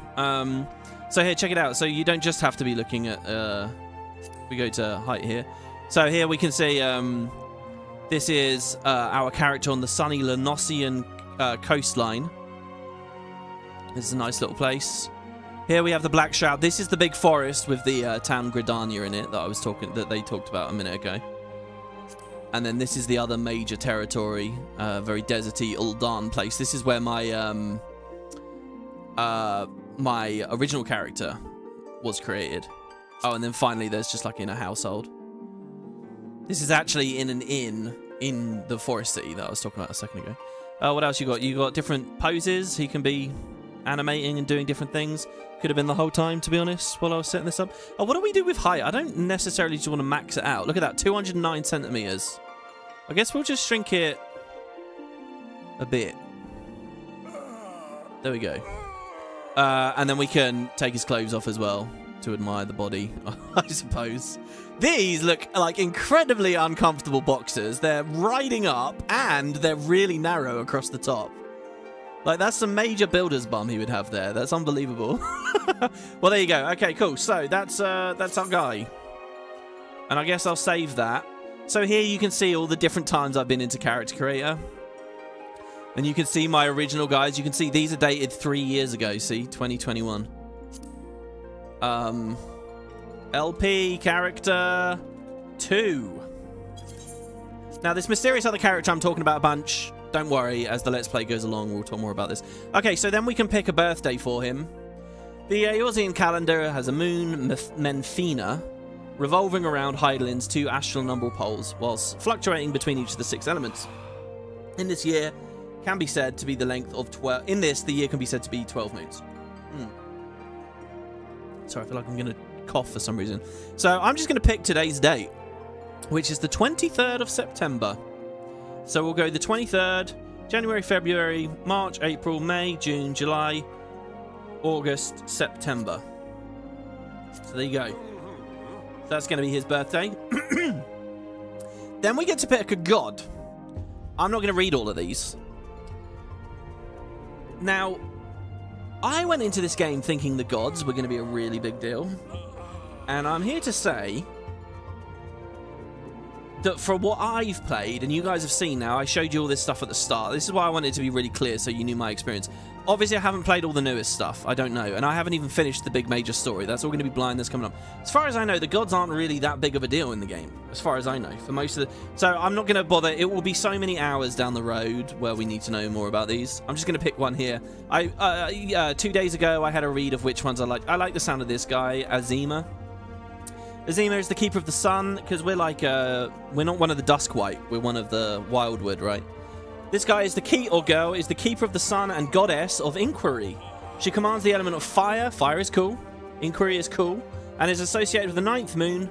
Azima is the daughter of Olthic and the eldest sister of Menfina. Menfina being the moon or whatever. She's most often depicted as a noble lady holding a golden fan. Her symbol is the radiant sun. Like, this will forever be printed that this is who is our gods in like our hero panel or whatever, but I really don't think it matters very much for anything. So anyway, I'm just going to pick Azima, because why not? Oh, you guys have your favourite is Azima as well. That's really good. Someone's saying in Endwalker we get special dialogue. Well, we will see. Alright, so finally now we get to pick the class. Okay, and this is pretty cool. So the classes are broken into 3 archetypes. There are tanks, healers, and DPS. So this is a Trinity game. In my opinion, the Trinity has been really fun for me, going back to and playing. It doesn't mean all combat is solved instantly. They play with it in a lot of fun ways. It's nice to have a role. It's nice to have an idea. Now, in this game, you get one character. Well, you can have loads of characters, but your one character can learn multiple classes. So this is just the class we're starting on. And once you get into it, you can freeform swap around, but the roles still exist. The combat still makes sense and is coherent in that way. So the tanks hold the aggro of the enemies, the healers heal people, the DPS do damage, but they all do damage, really. Tanks do a good amount of damage, healers do a bit of damage. They have these extra utilities. So I started really tanking, and I think tanking is a really good idea in a Let's Play as well, because when we go into dungeons and stuff, as the story goes along, we'll actually have control over the pace of things, because we're the tank. We decide when we go into fights and stuff. So you will see me on a tank in this playthrough. However, I'm not starting as a tank. I'm not going to pick that. We're going to start with DPS this time. And so it says here, decimate your foes. Possessing great talent for offense, DPS is a role whose focus is to rout out the enemy with a diverse array of punishing attacks. Begin your journey as a pugilist, a lancer, an archer, thaumaturge, or arcanist. From there, you can master and turn into other jobs. So yeah, with healers and tanks, you've got like health healers and shield healers, and I think tanks basically just tank. DPS, there's distinction. You could be a magic DPS, or you could be a melee DPS like a samurai or whatever, or you can be a ranged DPS. Now for me, and I was just saying to someone in the live chat about this, if you're coming from a very action-oriented game, this can be kind of clunky. It has like stand-in-place casting and all kinds of like differences. If you want a really smooth experience, if you're coming from a game like Guild Wars 2, a very action-oriented game, I think playing a ranged DPS is a very good idea. So, and a lot of classes I've never played, by the way, guys. I've left a lot of stuff blind for in this Let's Play, and this is one of the things. I've never played Archer. Archer eventually becomes Bard, which is kind of like got a lot of cool supporty, damage boosty abilities, even though it's a DPS. So it sounds really fun. And I do know, I've played one of the expansion classes, Machinist, and I know that it's really fun and smooth and easy to play these classes. You never have to stop. You can always be moving. You always have range. It's just like ultra quality of life. And the thing is, throughout this Let's Play, I'm going to be talking about so much stuff. I want to look at the live chat. I want to, you know... So it'll be a good idea to play something like this. So I want to do Archer. Also, it fits, like, because we're an elf-like type character in Eorzea. I'm going to be an Archer in the forest, basically. That's what we're starting with. That's what I'm rolling with here. Not that there aren't other really cool classes, and I do have plans for other classes. But here, so you see Pugilist. This is a fighter, a melee fighter, and I picked him. I had a Makote Pugilist when I started 3 years ago. And that updates into Monk. So here's the weird thing, right? You remember how I said 1.0 kind of like was shy to do Final Fantasy things? Like they didn't call it... Like Monk is a very common Final Fantasy fist fighting class. Like when I played FF1, Monk was my favorite class. I loved Monk with all the multi-hits. So naturally when I came to this game I wanted to play Monk. But they did weird stuff like calling it Pugilist or Thaumaturge. Thaumaturge becomes the Black Mage. So this is what you might have played other MMOs where like you start as one class and then you upgrade it and you can keep branching out. That's kind of how this works here. We first get a class and later we get a job. And job's like the Final Fantasy thing, you know? So yeah, we're going to start as an archer. The enduring popularity of the bow is a testament to its elegant design. But this simple weapon would be of little worth without the surpassing skill of those who master it, the archers. Projectile techniques such as high-angle fire enable archers to assail their foes with deadly precision even at great distances. Constant assessment of the battlefield enables them to carefully determine the most advantageous ground from which to loose, as well as the nature of the arrows best suited to their enemy. Together with the longbow, sentries of the Eorzea military, the shortbow hunters among the Makote are widely regarded as most skilled with the bow. So yeah, there's a lot of Eorzea-like bows and also Makote. And here it says, yeah, we will eventually become a bard. What does that say at the bottom? Oh yeah, okay, so also, the class we pick depends where our home is, where we live. Because basically, guys, you've got the main storyline, and then you also have class storylines, which are pretty boring usually and pretty quick. But so, if you're going to learn to be an archer, you have to go meet with the archers in the forest. So if we start the game as an archer, we're starting in the forest. And that's why down there at the bottom it says we're going to be from Gridania if we pick archer. If I go up to Pugilist, it says Uldar instead. So there's 3 places: Gridania, the forest; Uldar, the desert place; or Limsa, Laminsa, which actually has less classes than the others, by the way. Which is like the pirate town, and is beautiful, by the way. It's absolutely... They're all pretty good. Limsa's quite extraordinary. Very, very pretty place. So because we won't be starting in Limsa, we'll have to go on an adventure to get to Limsa, which will be quite exciting. Anyway, so we're starting in Gridania as an archer. In the eastern reaches of the Uldenard landmass, home to vast, dense woodlands and coursing rivers, lies the forest nation of Gridania. The cityscape is a mosaic of labyrinthine waterways and great wooden structures, so gracefully constructed they seem a part of the surrounding environment. It sounds a little bit like, oh my god, what's the forest in Lord of the Rings where they first meet Galadriel? Is that Mirkwood? It's not Mirkwood, is it? I can't remember. Maybe it is Mirkwood. The favoured goddess, anyway, Peter Jackson's rendition of that is incredible, right? With the stuff built into the trees. The favoured goddess of the citizenry is Nothika, the matron. I guess I could have picked Nothika, maybe? But great faith is also placed in the wisdom of the Seed Steers. The Seed Steers are young oracles who guide the nation based on the will of the forest's elementals. So there we go. So, by the way, so these are not the only... So you've got Pugilist, Lancer becomes a Dragoon. I just leveled Dragoon this year, and I had quite a lot of fun with it. You can get a Black Mage, very tricky, quite difficult and not particularly rewarding and kind of clunky, but a really, really cool class nonetheless once you get a bit more into the game. And then for the healers, you'll see you've got Gladiator or Marauder. Gladiator becomes a Paladin, Marauder becomes a Warrior. I've never played Paladin. And then here for healer, you've got Conjurer. But the truth is that this thing, Arcanist, under DPS also becomes a healer, I think, as well. So there's actually 2 healers, but yeah, this is a white mage, essentially, eventually. Anyway, so yeah, Archer, a little bit of an overview of the classes. Obviously, if you're playing along and start a new one, feel free to pick whatever you like. And I think with that, guys, we're gonna watch the starting cutscene. Okay, so hold on. If I say select another, I don't know what a legacy world is. It looks to me that none of these are actually giving the XP boost. So hold on here. Well, oh god. Yeah, I don't think that they're giving the XP boost. So hold on. What I want to do is quit the character creator here.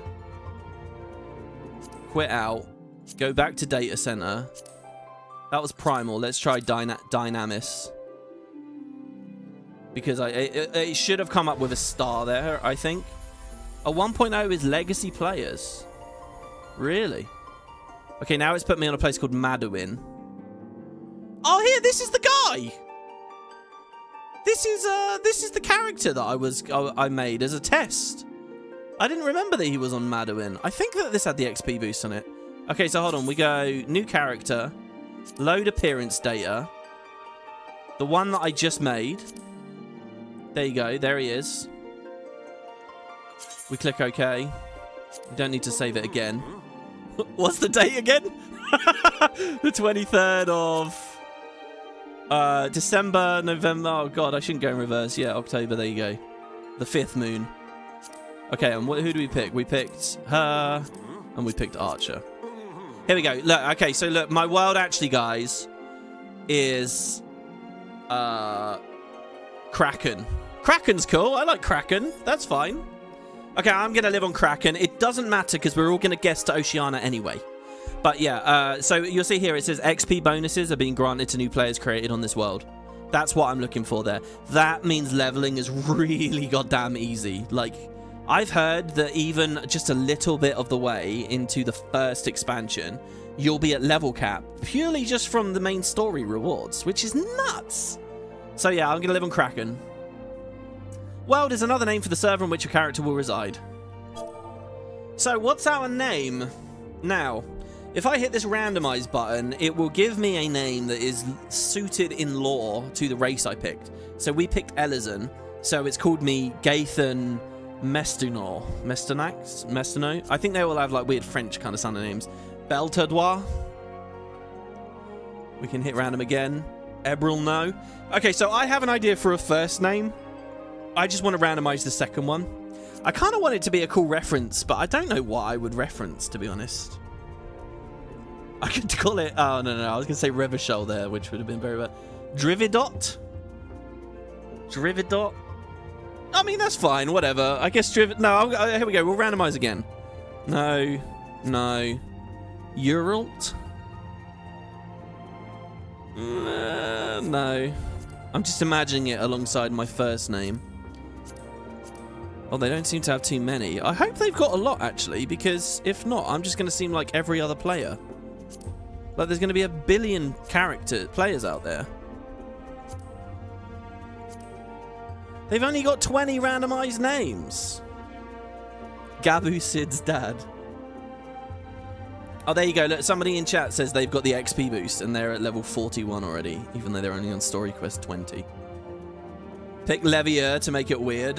Levier is the second name of some characters we'll meet, guys. Brimstone. I mean, we could do a Guild Wars thing. Oh, would that be weird, though? This is the perfect time to choose WoodenPotatoes. No, I don't like that. I don't like that. I only did that out of obligation in the first game because people took my handle and were like pretending to be me. I suddenly don't like doing the randomized thing because there's only 20, so loads of players will have that name. Okay, I got an idea. I'm gonna call it. Oh. Should we do Dubois?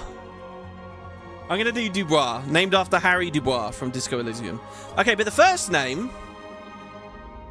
Dubois works. I like that. Okay, the first name is going to be... Alright, I'll tell you the story first. So my other character, who will be a part of this Let's Play and will introduce in due course, this Hrothgar. His name is Macon. Now, his name is Macon. I like that name, so I'm a big fan of some of the other Final Fantasies. You may have seen I've done a Let's Play on 10 here on the channel, as I mentioned. 10 is like my favourite. In 10, there is this old man. There's an old man character called Macon, and you meet him at the start of the different zones, and he gives you like these long lore diatribes. He goes on and on and on about the history of a place, and you can constantly, while talking to him in game, choose to interrupt him or just walk off or get bored. But you can listen and listen and listen, and he's just kind of this cool character. In the sequel, you actually get rewarded for 100% completion by listening to him the whole way. So he's this character that's all interested in lore and history, and, you know, based on how a lot of this YouTube channel's gone, I thought that was quite a fitting name, Macon. So I called myself Macon here in 14 as a reference to the old man in 10. That's in 10. In 10-2, there's another old man. And the other old man is like the opposite of Macon. This old man's story is that he's really worried about history. He's worried about ancient technology. He's worried about ancient beliefs and worship and stuff. And he wants to purge the world of all of that information. So this other old man founds an organization, New Yevon, and he gets them to hunt down. There are basically like these videotapes. They're spheres, right? Magical videotapes. So people are traveling around the world and digging up these tapes and watching and seeing like stuff from the ancient past. So he creates all these people called sphere hunters. He tells them to gather all of these tapes up, specifically so he can hide them away and destroy them and get rid of them. There's this massive dungeon beneath the capital city, Bavel, called the Via Infinito, and he's just throwing all of them down there and destroying them and having them guarded by these big, horrible monsters. So it turns out this other old man's probably an unsent the entire time, like a form of ghost. And he's that game's super boss. This other old man, the complete opposite of Macon. He's the game's super boss. You go to the bottom of this massive dungeon and you fight him. He also might have been in 10 at a really cool moment. He's at the Xanacan Dome. He is Tremor. So I've known for a long time I wanted one character called Macon, and I wanted the other one to be the other old man, Tremor. So there we go. Tremor Dubois, I guess is his name. There you go. Call him a Waka. Oh, that would be good. Somebody should make an Owaka for sure. There you go. So I'm going to be Tremor. Let's hit confirm. I didn't think that would be taken. Begin a new game with this character. Alright, guys. We're finally getting in. We're finally going to get plucked out. It felt like 5 years, didn't it? We'll get plucked out of the live stream and move in. So you always have to wait a queue when logging in. Like, I think it's a part of their DDoS resistance or whatever, I don't know. It says there's 4 players in queue. Sometimes it will say like there's 30 or whatever, but it's always the same amount of time. It's about 10 seconds, and then they just let you into the game. I think when you play on an expansion launch, or like even a patch day, it's probably really mental to get in. But I don't actually have much experience with that, because the thing is, I've always, for as much as I've played this game, and my hours are getting up there now, I've always been like behind the main patch. Specifically because I've been waiting to get back to doing this with you guys. I've always wanted to get back and play through. So here we go. This is it. We're finally here, guys. Yeah, 2 hours later, welcome to the queue, yeah.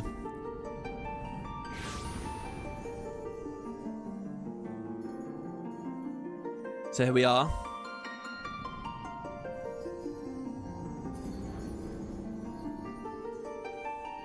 Endwalker was like 10,000 people queues. I mean, it's interesting because I think depending on the world you pick, the queue is a lot shorter. People really congregate to the popular ones. So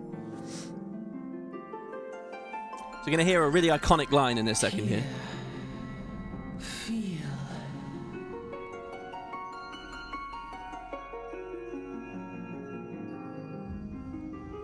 Can I just note that 1.0, the first cutscene of 1.0, also had this. It had this voice saying to us, hear, feel, think.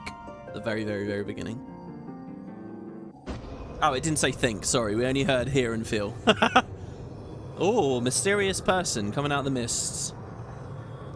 With a creepy mask on. Hear. Feel. Think. I still don't know exactly who that is looking at us. I've got an idea of who it might be. I guess I'll talk about that in like 5 episodes. 4 maybe. Here, Phil, play Lifefall. So, by the way, if we were a 1.0, if we had been playing this game when it went down, you get a unique tattoo on your face, and your chocobo gets a unique tattoo that no one else in the entire game can ever have. Sort of marking you as one of the OGs. But we're, of course, new, and we're not going to get that. So, yeah, and we attack him with a bow there, which is quite cool, because obviously that's the class we picked. Oh, this is lovely. I'm going to turn up the game, guys. For those of you in the live chat, please, I can't edit this. Please do me a solid. If the game is too loud, tell me. But I really want you to hear the forest. You can already hear the birds, right? Oi! Says someone. The first line of the whole game, oi. And there's a lot of lines. You alright, lad? You were moaning in your sleep and sweating buckets besides. Oh god. The grizzled passenger. That'll be the Aether, I reckon. Some are more prone to the sickness than others. See, I don't know, like, what our actual history is. Like, I think it's our own headcanon. It's kind of an Elder Scrolls thing. We can pick what we were and who we were and how we got here. No need to fret, though. You'll soon get used to it. So Aether, as far as I know, in this game, it's like their sort of magical fuel, if you will, I think. Oh god, the Aetherology lessons. So here's some Moogles. Moogles and lots of Final Fantasies. You saw one of these in the benchmark earlier. Feeling better, Kupo? And we have emotes for these things, by the way. There is a Moogle emote in the live chat. You guys already did. Feeling better? Aha! You can see us. I had a feeling you could, Kupo. Says the furry creature. We're Moogles, and we live in this wood. Oh, look, Tirza, who made the emote, is actually in chat. I cannot believe you found this series. I was very close to messaging you, by the way, saying, hey, I just hooked your emotes up. I don't know if you want to watch. That makes me so happy to see you there. Thank you very much. Yeah, there you go. Okay, and look, these two random people in this. Okay, when I first played this, I was like, okay, they're just randoms, whatever. Normal folks can't see or hear us, which makes you special, Kupo. One in red, one in blue. Look at these normal characters. They're just there to demonstrate, you know, that people can't see Moogles. I'm sure they're of no more import than that. And seeing as how you're special, maybe you can tell us something. The world's been restless of late. Lots of strange things happening. Have you chanced to witness anything suspicious, Kupo? I shake my head. So we are a silent protagonist. Get used to it. It's a weird culture shock, I think, for a while, just watching your character emote, but I settled into it pretty quickly. And you might think, well, doesn't that really limit the kind of stories they tell? I'll tell you what, that's one of the things that's so quality about this, I think. But of course you haven't. You've only just arrived. Well, there's nothing for it then. We'll just have to keep looking. Nice to meet you, Kupo. I have no idea what they're talking about, by the way. So off they go. So when I first played, as I said, I was a pugilist. So my scene was completely different. I was in a desert at this point. I don't remember any Moogles coming to meet my original character in a caravan. Maybe that's a specific story we'll get here. I like him looking into the bottle of wine, like upset it's all gone. Gridani is still a fair ways off, in case you're wondering. Seeing as you're awake, how about you keep me company till we get her? Oh god, what kind of company? Them young'uns don't care much for conversation, see? So yeah, these are kid Ellison. I'm an Ellison as well, so I feel extra connected to them. But anyway, they're kids, so they're not as tall as they'll end up getting. Like me. Bremont's the name, and Pedlin's betrayed. Pedlin stories? Pedlin wares? Look at my clothes, man. I love these. As for your good self, judging by your unusual garments, I'd say you were one of them new adventures. Am I warm? I knew it. Going where the wind blows, seeking fortune and glory. Now, that's what I call living. So, long as you can avoid dying, I mean. Ain't no secret that adventure's a risky business, these days especially. What was it that first attracted you to it? So, to gain power, to win glory, to amass a fortune, or ... Why did I become an adventurer? We could just be cagey and not tell him. I feel like a lot of people won't click this, so I'm going to click this. See if we weird him out, because we're just a terrible conversationalist. Also, notice how this is floating? It's very cool. Well, if you ain't inclined to tell, I ain't about to pry. Might be as old Bremont to Chatterbox, but he sure as hell ain't no busybody. We all have a secret or three, don't we? Me? Dozens. Wow. And I'd rather they stayed secret too, which is why I don't go sticking my nose where it ain't welcome. Just remember though, there are more important things than fortune and glory, such as breathing. Ain't no profit in being dead, and that's a fact. My character looks very demure and mindful. Well, I hope so. Halt! Go no further, says the wood whaler. With another scary mask. What's all this then? What's all this then? Ah! It occurs to me putting that ring on my ear is going to be like a major thing. I'm going to be seeing that a lot as the story goes along. Well, what's going on? A skirmish has broken out up ahead with the XIV. For your own safety, you must remain here. XIV, well, we haven't heard of those yet. Whatever those might be.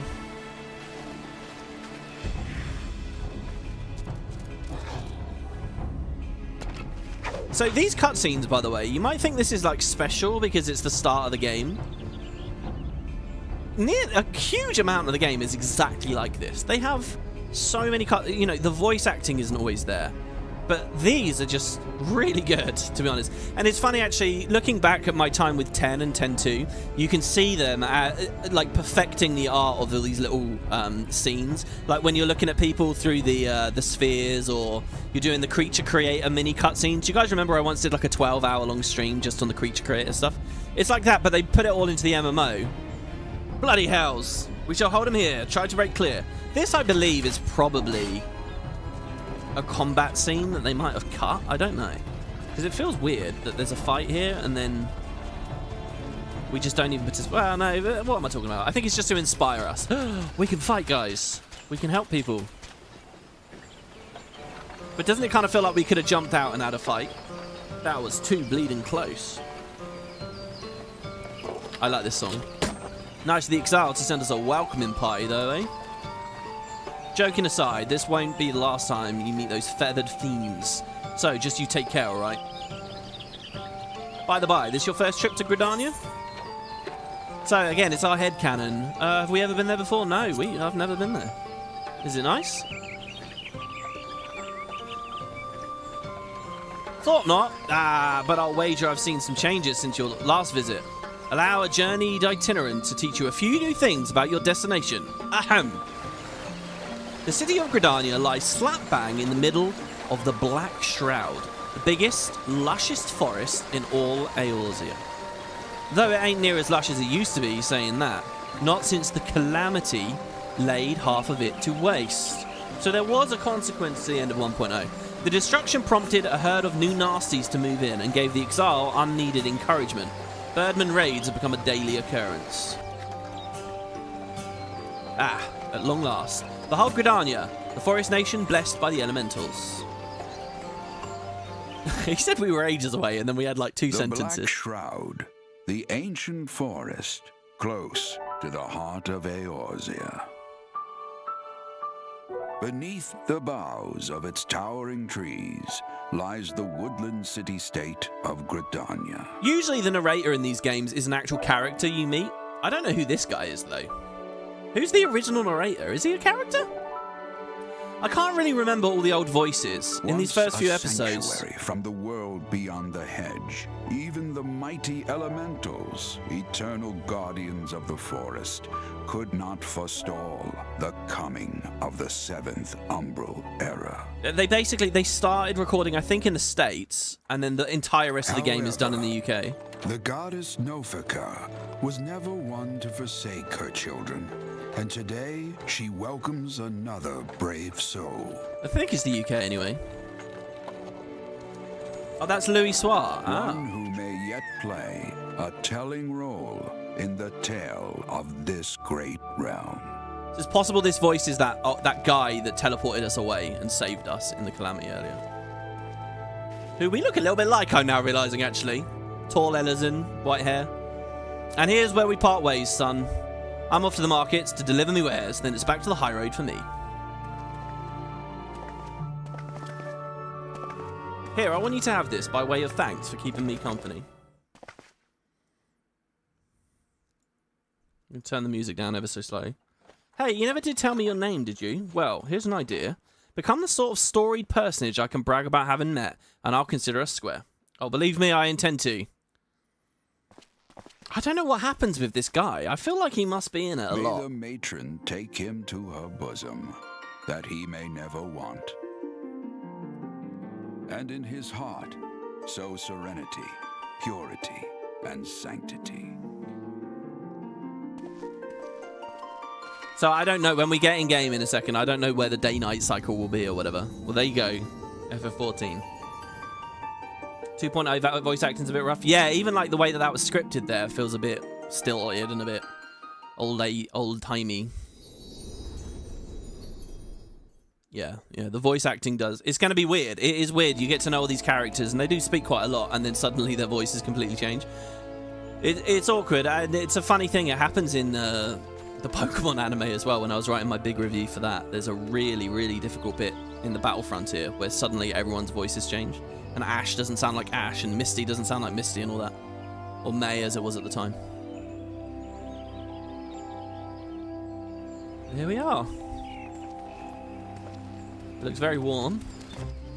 So, just so that you guys know, one of the reasons why I delayed this series until now is because the newest expansion that came out just a matter of weeks ago updated a bunch of graphics in the earlier maps. But they made the foliage thicker and lusher. So this Let's Play is kind of timed specifically where it is, so that what we're playing is the new graphics update at the same time, which I've been very excited about.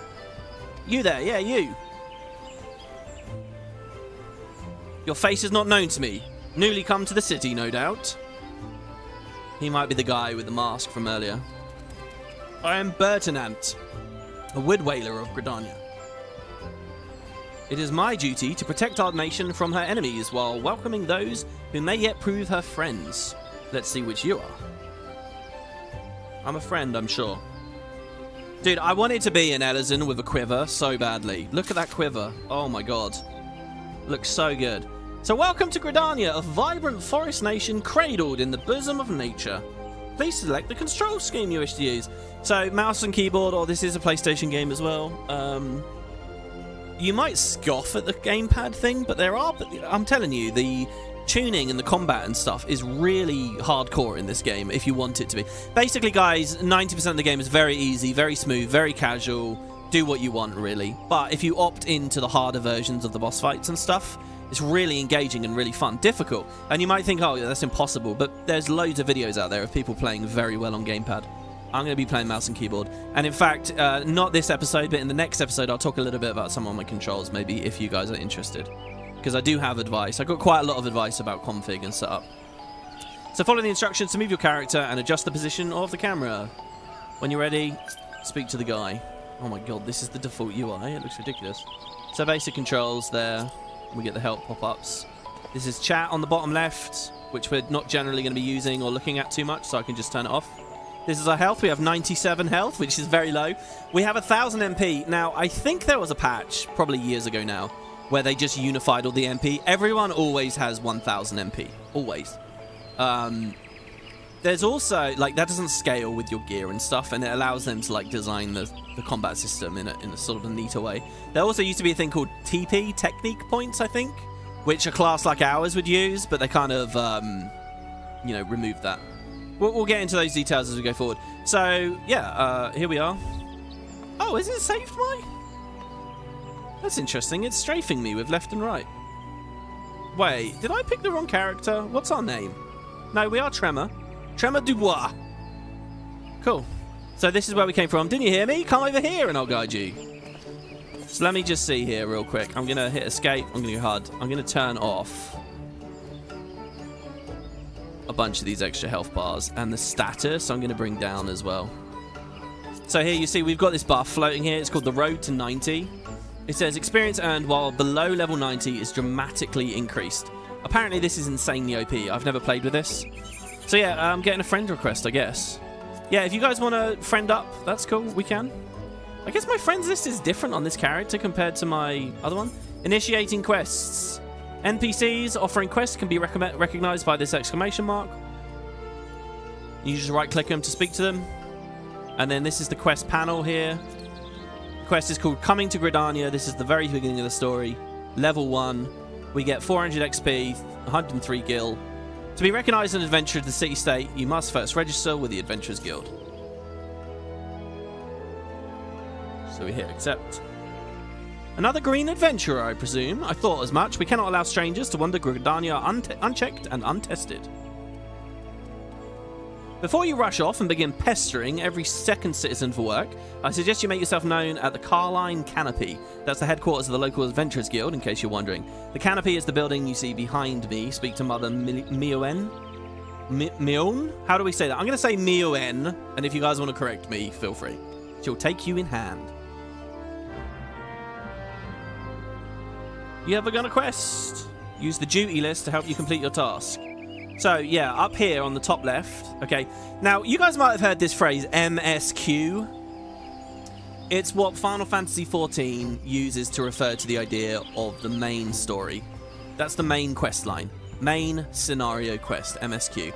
So whenever I say MSQ in this, that's what I'm referring to.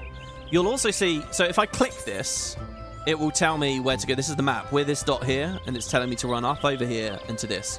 So this is this map. Underneath, though, there's this other thing. It says Way of the Archer. That's different. That's my class quest. So that's saying, look, go over here, right? So, which is a completely different area. It's all the way up and around. So we're using this to navigate and understand where we are. And you can see it says 0.0%. That means when that says 100%, we've beaten the story, basically. Okay. Someone just asked in chat if there's going to be spoilers. No, I'm not going to spoil... I mean, I will talk a little bit ahead in natural ways and maybe to interest people, but I'm not going to spoil it. I'm not going to talk about the story out of order. We'll get it in a good order. It will be, if you've seen any of my other Let's Plays, you'll know my style. I hope, anyway, at this point. So, make yourself known at the Canopy. Okay, fine. Oh, it looks like my controls are good. So, by the way, I have a hotkey bound to very quickly going into first person. And what I tend to find, I don't really play in first person, but when I speak to NPCs, I much rather, instead of this, like he's emoting and doing cool stuff, but we can't really see him. So I like to just hit the hotkey, and then there we go. Then we can actually get a bit of a look at him. And so there'll be a bit of that. That's something you actually have to set up a little bit here. I'm surprised my settings have come across. I really am. Who are you? Honor ranked. Ah, give a man a bloody fright, sneaking up on me like that. Newly come to Gridania, are you? Then I suggest you continue on your merry way just behind me. Mother Mioen will want a word with you. Okay. He's wearing nice white clothes there. Still, I not have a mini-map unlocked yet. It says here I've got 0 gil. And by the way, at the bottom, you'll see that there's this bar down here. This is my XP bar. It says I'm an archer, level 1, with 0 XP out of 300. Because of this buff, I think when we do the first quest, we're going to go like straight to level 3 or something obscene. So, here we are. Look, I love these stained glass windows. This place looks great. Bunch of people around a table, just like we saw in the trailer, right? They're not the same people, obviously, but... Shouldn't you be speaking with Mother Mioen? Lovely. Bland cuisine apart, I have begun to grow fond of this city and its people. The women, especially. I would not have believed the Black Shroud concealed such grace and beauty. That guy's nice. He sort of has, like, mainline FF protagonist vibes to me. Gridania can be such a bore sometimes. All the people talk about is trees and elementals. Perhaps I should try my fortune in a seat with a touch more excitement. They say the streets of Uldar are paved with gold, and the pirates of Limsa Laminsa will slit your throat as soon as they look at you. Okay, so by the way, I'm not speaking to every NPC. It's an MMO. It's I'm not even gonna get anywhere near trying to do that. We'll see. We'll play how we play, and we'll just see how it goes. But yeah, don't worry about like. I'm not gonna stall this too slow. Okay. They say the 7th Umbral era is corrupting the wildlife in the woods, making the beasts stronger and more aggressive. I look forward to meeting them. So he just referred to this current age as the 7th Umbral era. What on earth does that mean? Oh, hey, Tiny T, there you go. It's weird I have to re-add people on the new character. So I do actually have a bit of information for that for you guys. You'll see in a second. Complete a quest by clicking anyone with a big green tick. So this is her. Hello. And she just throws us into a cutscene here.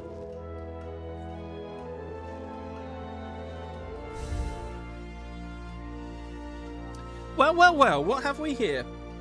So people are talking about depth of field in chat, by the way. I use reshade for that. You're not looking at the native, you're looking at reshade. It is a bit clunky, and sometimes it does the fade in the wrong place. So I actually have a hotkey F3 to just turn it on and off whenever I like, to try and fix and patch that up. I haven't had to do that yet, but I'm sure there'll be lots of times where I do. What have we here? A wide-eyed and wondering young adventurer. Come to put your name down at the guild, I assume. Welcome. Mioen's my name, or Mother Mioen as most call me, and the Carline Canopy is my place. As the head of the Adventurers Guild in Gridania, I have the honour of providing guidance to the fledgling heroes who pass through our gates. No matter your ambitions, the guild here is to help you attain them. See, on my other character, I was in like a completely different place at this point in the story.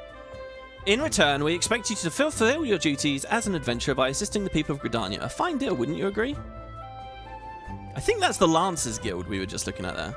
To an outsider's eyes, all may seem well within our nation, but naught could be further from the truth. The people live in a state of constant apprehension. I love this thing of people sitting on the grass. It's like being a kid, isn't it? The XIV, and this is our second reference to them, and various gangs of common bandits provide an unending supply of trouble. Trouble compounded by the ever-present threat of the Garlean Empire to the north. That is to say nothing of the calamity. Even now, the wounds have barely begun to heal. But I speak of it as if you were there. Forgive me. 5 years past, Eorzea was well nigh laid to waste when a dread worm, the dragon, Bahamut, emerged from within the lesser moon Dalamud and rained fire upon the realm. It's this which the people call the calamity. Scarcely a square mile of the Twelveswood was spared the devastation, yet despite the forest's extensive wounds, not a soul among us can recall precisely how it all happened. I'm well aware of how improbable that must sound to an outsider. It is improbable. So it's like there was this big disastrous event, but the world's kind of okay. You know, places have been damaged, but people will just have this weird memory loss about it, I guess. It's also true. For reasons we can ill explain, the facts surrounding the calamity are shrouded in mystery. There are as many versions of events as there are people willing to recount them. This is weird. I don't know whether this is ever fully explained. Memory becomes like a huge theme of this story. Like memory and identity they're huge themes. I wonder whether eventually in the big finale, which again I've never played, they go back to some of this, or maybe it's explained in ARR. I can't remember. I guess that's the magic here. We'll see what we see. Yet amidst the hazy recollections and conflicting accounts, all agree on one thing: Eorzea was saved from certain doom by a band of valiant adventurers. Whatever else we've misremembered, none of us have forgotten the heroes who risked life and limb for the sake of the realm, and yet whenever we try to say their names, the words die upon our lips. So obviously, the Doyleist explanation for that is, well, it's just because people had different player character names, right, in the original. And whenever we try to call their faces to mind, we see naught but silhouettes. Silhouettes amidst a blinding glare. Thus have these adventurers come to be known as the Warriors of Light. Pray, do not feel daunted by the deeds of legends. We do not ask that you become another Warrior of Light, only that you can do what you can do to assist the people of Gridania. I'm like flirting with the dialogue here. I'm going all jazz with it. Great or small, every contribution counts. I trust you will play your part. I like the little mark by her eye. All that's left then is to conclude the business of registration. Here's a quill. Scroll your name right there. I wonder whether at once upon a time now would it be where we picked our name? Oh, and I would appreciate if you use your real name. There's a special place in the 7th Hell for those who use amusing aliases. Yeah, there's a... Okay, guys, so I own a big hardback book that my girlfriend bought for me, what, 2 years ago now, I think? All about, like, the lore of this franchise. And she owns a copy herself. It's really cool. And at the start, it's called Encyclopaedia Eorzea. or Eorzea Encyclopaedia. I can't remember. One of the two. And anyway, in it, they talk all about, like, loads of lore. Like, there are all these different hells and heavens based on the different gods. As far as I can tell, none of that's actually relevant for the game itself, but it's pretty interesting to hear people say stuff like the 7th hell. So there we go.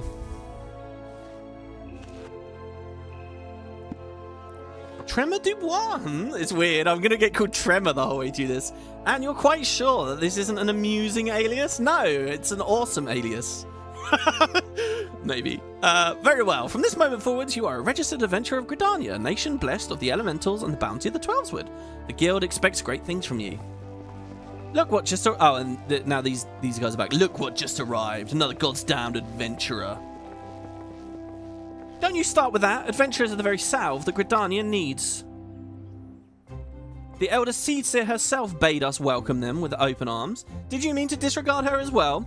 So yeah, there's these... Are they all called Seedseers? Anyway, they're a weird race. They're like elementals or something. I guess we'll meet them in due time. But they're like the leaders here. Of course not. Lest you forget, it's my sworn duty to uphold the peace. Am I to blame if outsiders bring mistrust upon themselves? Look at the difference in all their heights. You, adventurer, mind that you do not cause any trouble here, or I shall personally cast you out of this realm and into the 7th hell. And we've basically just said nothing. Pay that outburst no mind. He meant only to counsel you. Suspicious characters have been prowling the Twelveswood of late, you see, and the Wood Whalers feel they cannot afford to take any chances. As is often the way with folk who live in isolation, Gridanians are wont to mistrust things they do not know well, your good self included. Fear not, however, given a catalogue of exemplary deeds and no more than a handful of years, the locals will surely warm to you. On behalf of my fellow citizens, I welcome you. May you come to consider our nation as your own in time. Look at that, lovely. You going to give me a house? Now then, you may depend on old Mother Miyuen to teach you a few things that every adventurer should know. Oh man, I gotta check here. All the different things for us to do. Okay. So, this concludes the introductory game tutorial. You have taken the first step as an adventurer in the city of Gridania. Listen well to the wisdom of Mother Miyuen and then go forth and discover the incredible adventures that await you. So yeah, look, we're level 3 straight away. So there you go. Main scenario quests, important quests, and they will always have this special icon with like the flaming. Now, I think that icon is meant to... Is that meant to be Dalamud or something? I'm not sure. And here's the scenario guide. It's telling us, which I already explained to you guys on the top up there. We got another friend request. That's cool. Yeah. I'm happy to accept any and all, guys. And we can obviously all play together. I will... Okay, what I will do now is I will swap to the actual server that I'm going to be on. So here's what we're going to do. Now, if you guys just made a new character, you're going to want to do this as well, okay? So I'm going to click log out and go back to the title screen. I'm going to click start and get to, like, the login with my character. And what I'm going to do here is I'm going to right-click him, and I'm going to say visit another data center. Do you see this option here? I'm going to click that. Oh, it says I haven't finished the opening event. All right, never mind. We'll keep playing. Eventually, we're going to do that, though, and we'll swap to Oceana. Maybe we'll do that for episode 2. And in that way, we can all... Because, you know, I'm on Kraken right now. But eventually, we'll want to be on another world. Not that, I mean, in the early game, it's not like we've got any dungeons or anything unlocked just yet, so whatever. But yeah, and again, even though this is 13 in queue, I don't have to wait for it to go 12, 11, 10, 9, all the way. It will just go through in a second here. So, yeah, the plan here today is we just finished the first quest. I think we're going to... So we're on the level 2 quest now. I'm going to go up to the level 9. I've basically got a plan for each thing. So I'm going to go up to the level 9 quest, okay? So, oh god, I don't know. It's not actually... I guess we don't have it finished here. Let's just grab this. So, Miyuen, the proprietress of the Carline Canopy, wants you to perform 3 tasks that will help you learn the fundamentals of adventuring. So what's she going to say here? Now let's begin at the beginning, shall we? Now that you're a formal member of the Adventurers Guild, we must make sure you have a firm grasp of the fundamentals. To that end, I have 3 tasks. Your first task is to visit the Aetheryte. This massive crystal stands in the middle of the Aetheryte Plaza, not far from the canopy. This might be why I couldn't data transfer yet. As a device that enables instantaneous transportation, the Aetherite plays a key role in the life of the ever-wandering adventurer. Once you've located the crystal, all you need to do is touch its surface. As a member of the Wood Whalers will present... a member of the Wood Whalers will be present to offer further information. For the second task, go to the Archers Guild. There's no better place to learn the arts of the bow. I like the idea she saw me wielding this bow and thought, oh god, he doesn't know what he's doing with that. Go to the guild. Like, because it's quite presumptuous. Speak with Athleena. She will explain the benefits of joining the guild. I've never played an archer. I have no idea what awaits us there. Hell, I've never even done this. I've never even started the game as in Gridania, really. For your third and final task, I would have you visit the markets at the heart of Old Gridania's commercial district. There you shall find weapons and armor and all the various items that an adventurer might need on his travels. There is, however, more to the markets than buying and selling goods. Speak with Parsontret and listen well to his counsel. The master merchant can be uncooperative at times, so make sure to offer him one of my famous eel pies. Ew, really? Eel pie? Like, actually, as a Brit, aren't we supposed to love eels over here? Isn't eel good? Yeah, yummy. Good, delicious. Like so many men, he is much more charitable when his stomach is full. Here, I made a batch long ago. Yeah, there's two things you need to do to make a man happy. One of them's feeding him. The other also begins with an F. You have your tasks, Tremor. May Nothica guide you on your path. Ah, and one more thing. Should you happen to come across any citizens in need, don't be afraid to proffer a helping hand. I'm certain they will be pleased to meet an adventurer in whom they can confide their woes. Granted, the work they offer is unlikely to be of realm-shattering importance, but prove your worth, build a reputation, and in time folk will be inclined to trust you with matters of the moment. Look, any of these guys. Oh, hello, Kerry. I've been so bad at looking at chat. It's unreal here. Eel sushi. Do you really like eel sushi? I didn't know that about you. Yeah, jellied eel with mush. You've played all the magic classes up to level 80 and Machinist. Did all the story to end of Endwalker and haven't played since. Oh my god. I also suggest you lend an ear to the Smith here in the Canopy. The Smiths are trusted representatives of the Adventurers Guild and are an invaluable source of advice for neophyte heroes seeking to attain greatness.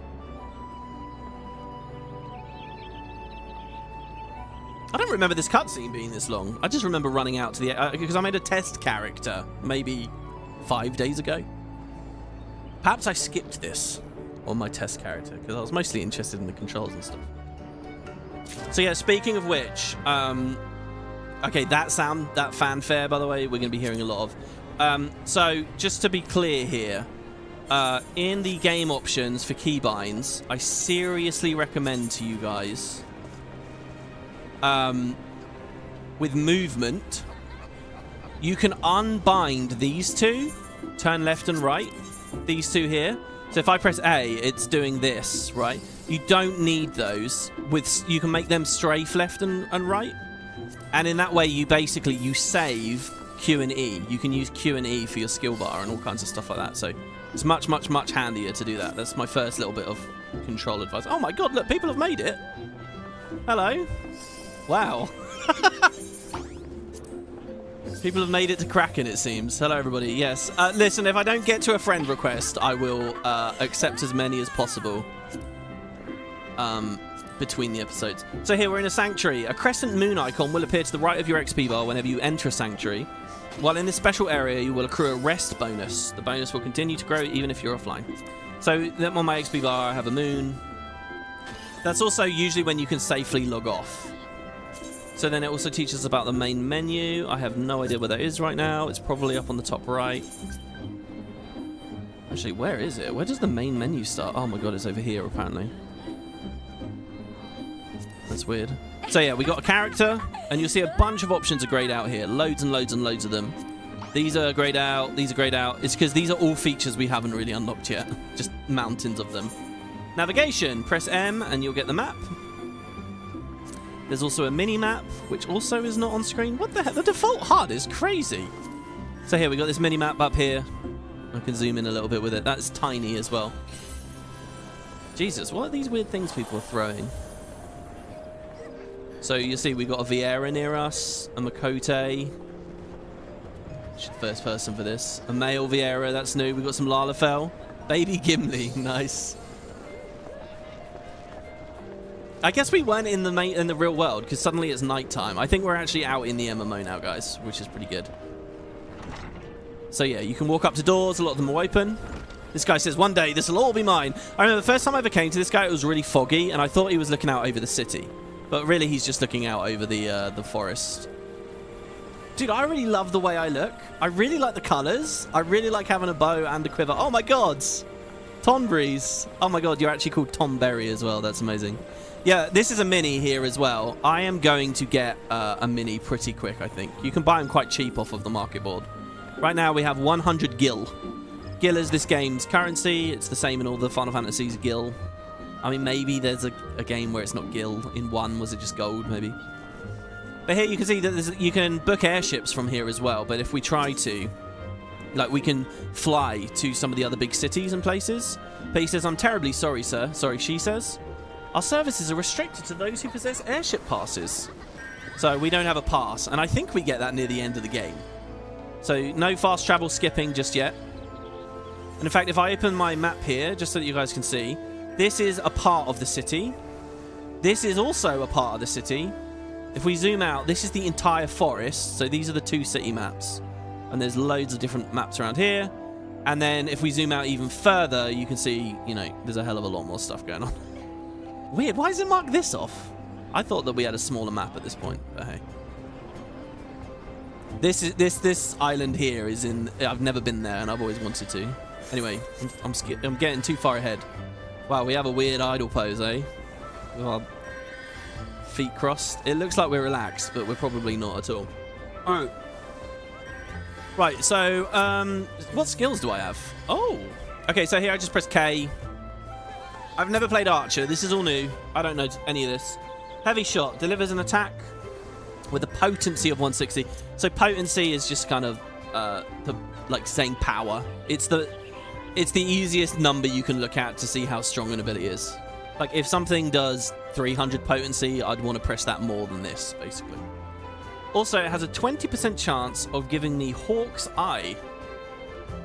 I don't know what Hawk's Eye is or does. I guess we'll do that. We also have this button here, Straight Shot. And we got this for getting to level 2. Delivers an attack with a potency of 200, so this one's stronger. But it can only be activated when I have Hawk's Eye. Okay, cool. So we spam 1 until eventually we unlock 2, and then we can spam 2. I don't know, they might have cooldowns or something. So we'll see. There's a lot to talk about with skills. This combat, if you've never played a global cooldown-based MMO, global cooldown, GCD is the shortening for that. If you ever hear me saying GCD, that's what I'm referring to. There's going to be quite a lot to learn here, but I think I can explain it quite comfortably, to be honest. Can we go to the inn already? Welcome, traveler. I'm terribly sorry, but I can't provide you with a room. Oh, yeah, actually, I'll tell you what. This episode of the Let's Play is going to end when I unlock this inn, which, again, I think is at level 9. For many years, visitors to our fair city have flocked to our establishment certain of a warm welcome. Adventurers are as migratory birds, needing a place to rest their weary wings. Regretfully, owing to the calamity and the shortages that followed, we've been forced to impose a strict entry policy whereby only trusted friends of Gridania may enjoy our hospitality. Our limited resources will allow no more. To wit, if you need to make use of our facilities, we ask that you contribute to the nation's recovery by aiding the community. This is kind of funny. There's kind of like something dystopic about this, actually, where they're actually saying, okay, you can come here, but you have to do a lot of labor before we'll give you a place to sleep. The Smith. I like his outfit, by the way. Greetings, I am one of the Smiths, a stoker of fires and forgers of futures. As a dedicated member of the Adventurers Guild, I've been entrusted with the task of providing assistance to new adventurers. I see you have recently taken up the Adventurer's mantle. The possibilities stretching out before you must seem positively daunting. In the Adventurers Guild, we seek new adventurers as we see them as fledgling heroes. You are our champions of tomorrow, our nascent stars of limitless potential. My fellow Smiths and I are here to provide you with guidance, but the Guild also enlists a cadre of veteran adventurers who will be happy to share with you their accumulated wisdom. You can recognize these helpful men and women by their title of Mentor. The Mentors stand ready to advise you on any aspect of adventuring. They have hundreds of quests under their belts, and will likely have a solution for whatever dilemma might be causing you trouble. A mentor may even offer to accompany you on your adventures. I highly recommend that you take advantage of a mentor's aid to enrich your experiences in Eorzea. Pray do not hesitate to ask me if you'd like to know more. Okay, so this is a really roundabout, long way of explaining, right, that new players have an icon. I'm not going to read all of that. Okay. So, like, do we have any mentors? So this person, Baby Gimli, right? He has a green sprout icon, like a flower, a plant icon. That means he's a new player, sort of. But let's just say it means he's a new player. Other people have crowns, like this guy has a crown, and that means he's a mentor. He's an experienced player. And I think if I ever join a party with someone with a crown, I get an XP boost. Also, these guys have like combat tutorials, and you can get a ring off of them that is another XP boost. And the combat tutorials are calibrated based on the role of your class. So if you're a tank, you'll get like tank-based tutorials and stuff. We're not going to worry about that too much. Oh, the sun just came up, so that's good. Okay, so yeah, let's explore the town. I'm sure some of you guys are desperate for me too. So I'll note as well, by the way, okay, so actions here, these are my profession, my class abilities. Don't really know much about them.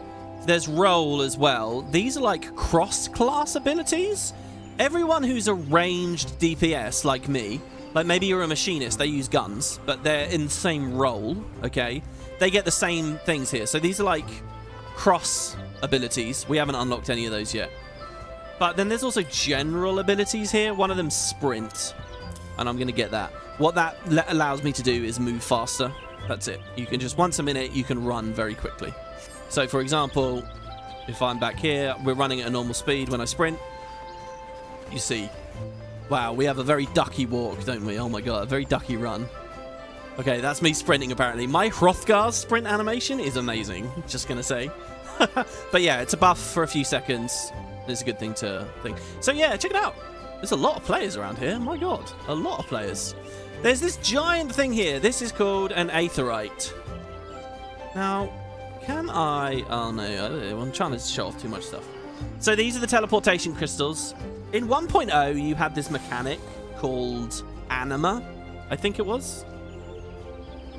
And it's like this resource that's slowly built up, and you could spend it to teleport. But most of the time, you'd have to walk around because it would only build up very slowly. In 2.0 here, Realm Reborn, they just made it cost gil, because that was one of the things people really hated about it. I think it was called Anima, right, guys? Anyone in chat confirm that for me? But it was a whole other mechanic. And it comes up in the story a little bit. Greetings, adventurer. I see you're faithfully following Mother Miyuen's instructions. You're a lot shorter than me, oh my god. Allow me to offer you a bit of instruction myself. I am Nisia of the Wood Whalers, and I know a thing or two about the aetheryte. Yeah, that big crystal over there. Look at it. They are gorgeous, aren't they? Someone told me that there was a real one of these, massive, in London about a month ago for the release of Dawn Trail. That's kind of insane, right? Basically, the best places to take screenshots of this game are often around the aetherytes. I mean, really, they look so good. They're devices that tap into ethereal energies and are primarily used as a means to travel swiftly from one place to another. Return and teleport. The most common transportation spells make direct use of these aetherytes and their connection to the flow of aether. And, as these devices are found in almost every corner of the world, or sorry, Eorzea, which is just a region of the world, any adventurer worthy of the name will wish to seek out and attune himself to each one. Truly, a few things in this world are so useful to an intrepid explorer. But you need not locate them all at once. Before rushing out into the wilds, I suggest you start with the aetherytes found here in Gridania. Should you wish to learn more about the aetheryte or transportation magic, I am here to answer your questions. So, in the big towns, right, you get a giant one. And we just learnt the return spell. There's also, like, mini ones that all hook into this big one. So, return. So, if we have a look here, this has now appeared. So, this will instantly return us to whatever we declare our home. So, I'm going to pick this aetheryte here. And I'm going to say that this is my home. Set home point. Oh, it's already set. You can also favorite a destination. This one here. And that will half the price whenever you teleport to that. So, I'll favor it as well. I think if anyone uses my refer a friend code, by the way, if you guys are going to buy this at any point, please drop me a message. I really want to use my refer a friend code. It gives us both an XP boost. I think I get another favored aetheryte as well if somebody uses that, which would be quite cool. I'm not too sure. Oh my god, there was a donation. Listen, if I've missed any donations, I'm really sorry, guys. I will read those out and look back through the chat on the next part, I think.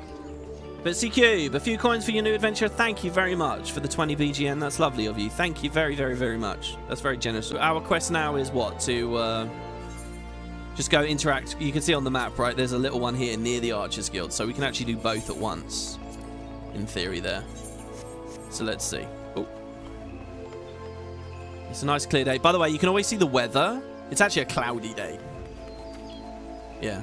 On the mini-map, you can mouse over a little element. And it's usually when you find a cool boss or a cool story event, the weather changes to, like, really unique and interesting things. This is Pascaline. Ahead lies Quiver's Hold, home to the God's Quiver, the defenders of Gridania. It also houses the Archers Guild if you seek training in the ways of the bow. Yes, I do. Let's head through this way. Can you add me to friends if you're in EU and I'm in US? I think you can, yeah. I don't think there's anything that stops that. What reshade am I using? It's a reshade I made. It's not like a preset or anything. But what you're probably really interested in is the depth of field, which is just Quint off. I recommend you get Quint and Immerse. Basically, anything Marty makes is amazing, in my opinion, for reshade. But I'm not an expert at it. Have you perhaps heard mention of the XIV tribe of beastmen? The XIV, well, yeah, we've heard lots of references to them. They're beasts, are they? Long beaks, sharp talons. They're a brutal race, preying on both man and beast with equal savagery. It is not an exaggeration to call them our most bitter enemies. And now we have frequent reports of the birdmen seen not a stone's throw from the city walls. Have a care not to end up in one of their stew pots, stripling. Okay. Oh my god, look, people are preempting where I am. This is amazing. Okay, who are you then? Fimbas. Fimbas of the Archers Guild. Hail, adventurer, might you have a moment? Oh, she looks cool. Actually, what she's wearing, right, this is like beginner gear. It's like hempen gear. And like, so I got a bunch of classes that I've never played in this game. Like, I'm a complete noob at this game in a lot of respects. One of them is like, I've never done any like leather working or crafting or anything. And if I ever swap to those classes, it always puts that shit on me. I'm in need of a trustworthy soul to deliver a missive to Parnell. You can find her in the shaded bower in the midst of the markets. Why would I not simply go and speak with her myself? Well, I'm sure as you've observed, Gridanians have a tendency to be rather, I mean, in person, they can be rather, well, a little on the prickly side. The matter's not urgent. Simply head over to the missive the next time you find yourself in the markets. Please, as a favour from one adventurer to another. So you're nervous. This person's been mean to you. Or something. Okay. So here we are at the guild. And you can actually see the emblem there. That's this class's emblem. And you'll see that in various places as we go along. Greetings, friend. You found our way to the Archers Guild. You seek to uncover the secrets of our art? Now that I think on it, you have the look of someone who's received Mother Miuen's gentle instruction. Very well, I'll give you a brief introduction to archery and the Archers Guild. The skills practiced by our archers allow them to gauge an enemy's weakness from afar and turn the tide of the battle into a single, well-placed arrow. Should you join us, you will be taught to do the same. Archery as practiced in Gridania and was born of two distinct styles of bowmanship. The first was devised by the longbow sentries of the Elazan, who once ruled the lowlands, while the second belonged to the shortbow hunters of the formerly nomadic Makote. And if you remember, we heard this at character creation. As you will doubtless be aware, both races ultimately came to call the Twelveswoods home. Though the two people began as rivals, they gradually learned to live together in harmony. During this time, they learned from one another, their two schools of archery intermingling to give birth to the art as it's known today. For a time, the bow was used primarily for hunting, but as the hunters vied with one another to prove who was the better shot, there emerged a group of archers whose ultimate goal lay not in the practical pursuit of prey, but in perfection. Thus was the Archers Guild born from the ranks of the Trappers League. It is the way of the guild to promote greatness in archery through friendly competition, and the results of our methods can be seen in the vaunted archers of the Gods' Quiver, many of whom spent their formative years loosing arrows at the guild's practice. I didn't read that. Butts, was that? Surely not. I hope this gives you a better idea of who we are and what we do here. Oh, did I see the spark of ambition flare within your eyes? If you wish to draw a string with the finest archers in Eorzea, look no further than the Archers Guild. Before you can enlist, however, you must gain the approval of the guild master. So once you're ready, speak with me again, and we'll get set with your enrollment. So you're going to enroll? Yes, I am. So this quest gives us some food. Food is pretty good. Try to always eat a bit of food because it gives you 3% XP, which is quite nice. Yeah, lose your butt. I swear it was that one. Didn't it say that? So, the look in your eyes bespeaks your determination. It'll be my pleasure. Lest you worry unduly, Lucienne is an affable and kind-hearted woman. Even those not of the guild have been known to seek her counsel on various matters, and ever have they been given fair hearing. She awaits you in the training area. Okay. So yeah, you always get that fanfare noise whenever you accept a quest, basically. And the fanfare changes as you go through the expansions. What? Aliopo? Hold on, she's related to a character later. Aliapo? Or is the second name of Makote their tribe or something? Is it really common, that second name? The world can seem clearer when viewed down a arrow shaft, but an archer must think more of just than the target. Alright, thank you. So here's these guys shooting their arrows. A tad higher, or perhaps a tad lower? I guess. Hello to you.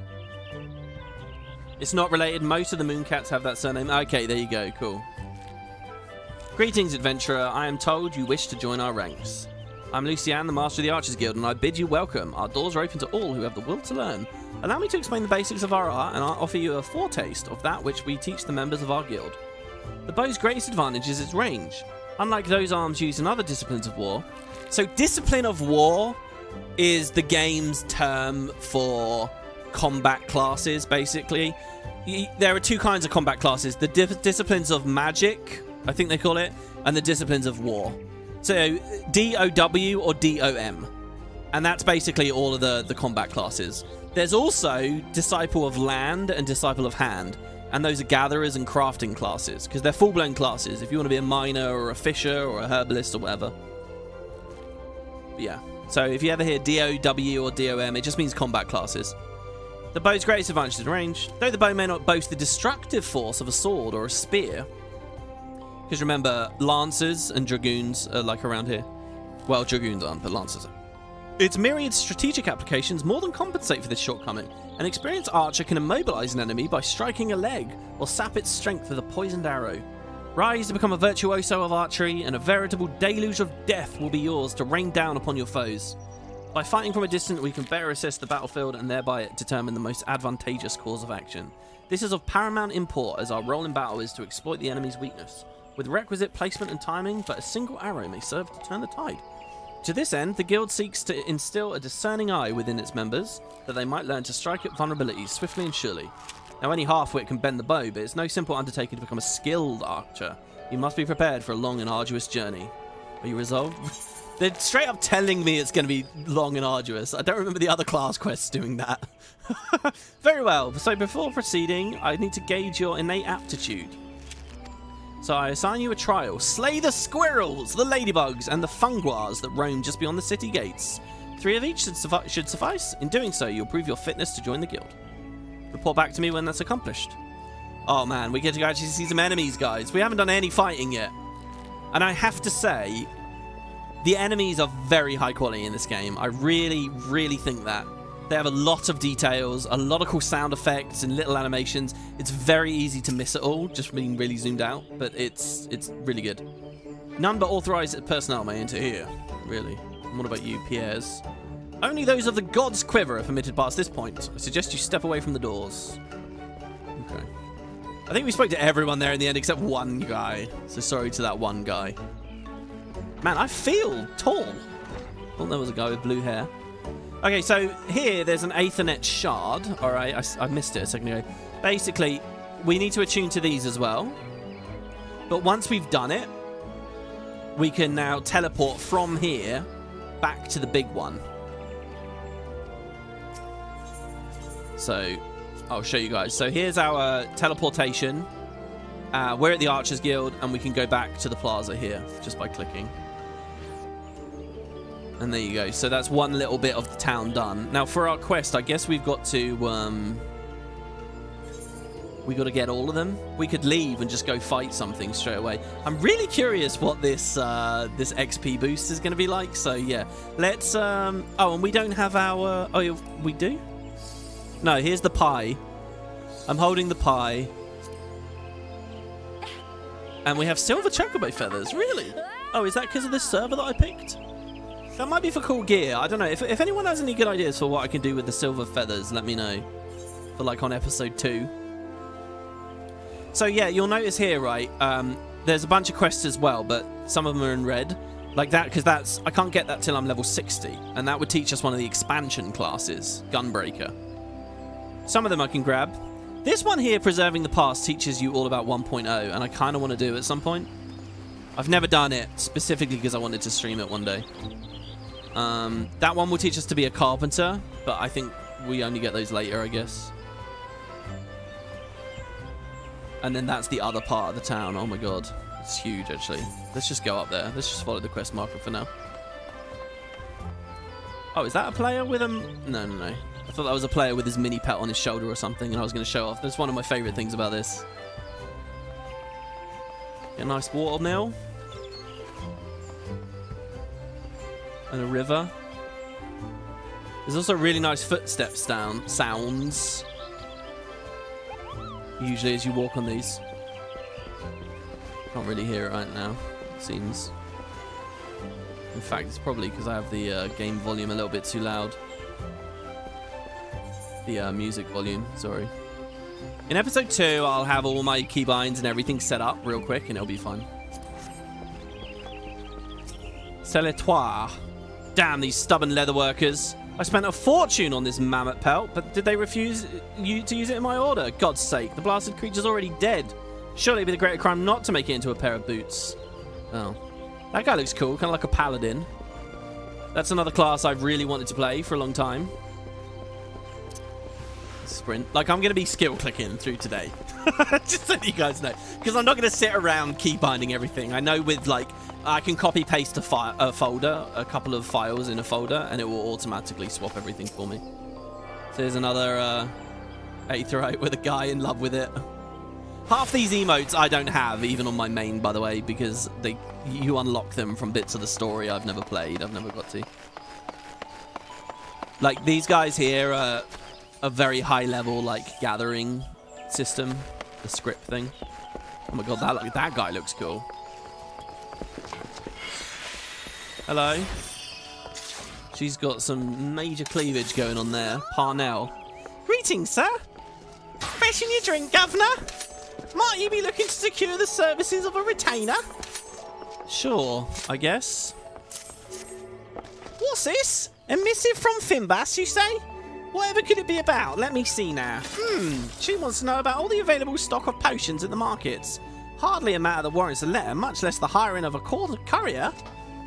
Why could you not just ask a question in person? I see that adventurers from beyond our borders find Gridanians somewhat difficult to deal with. Are we truly so devoid of warmth?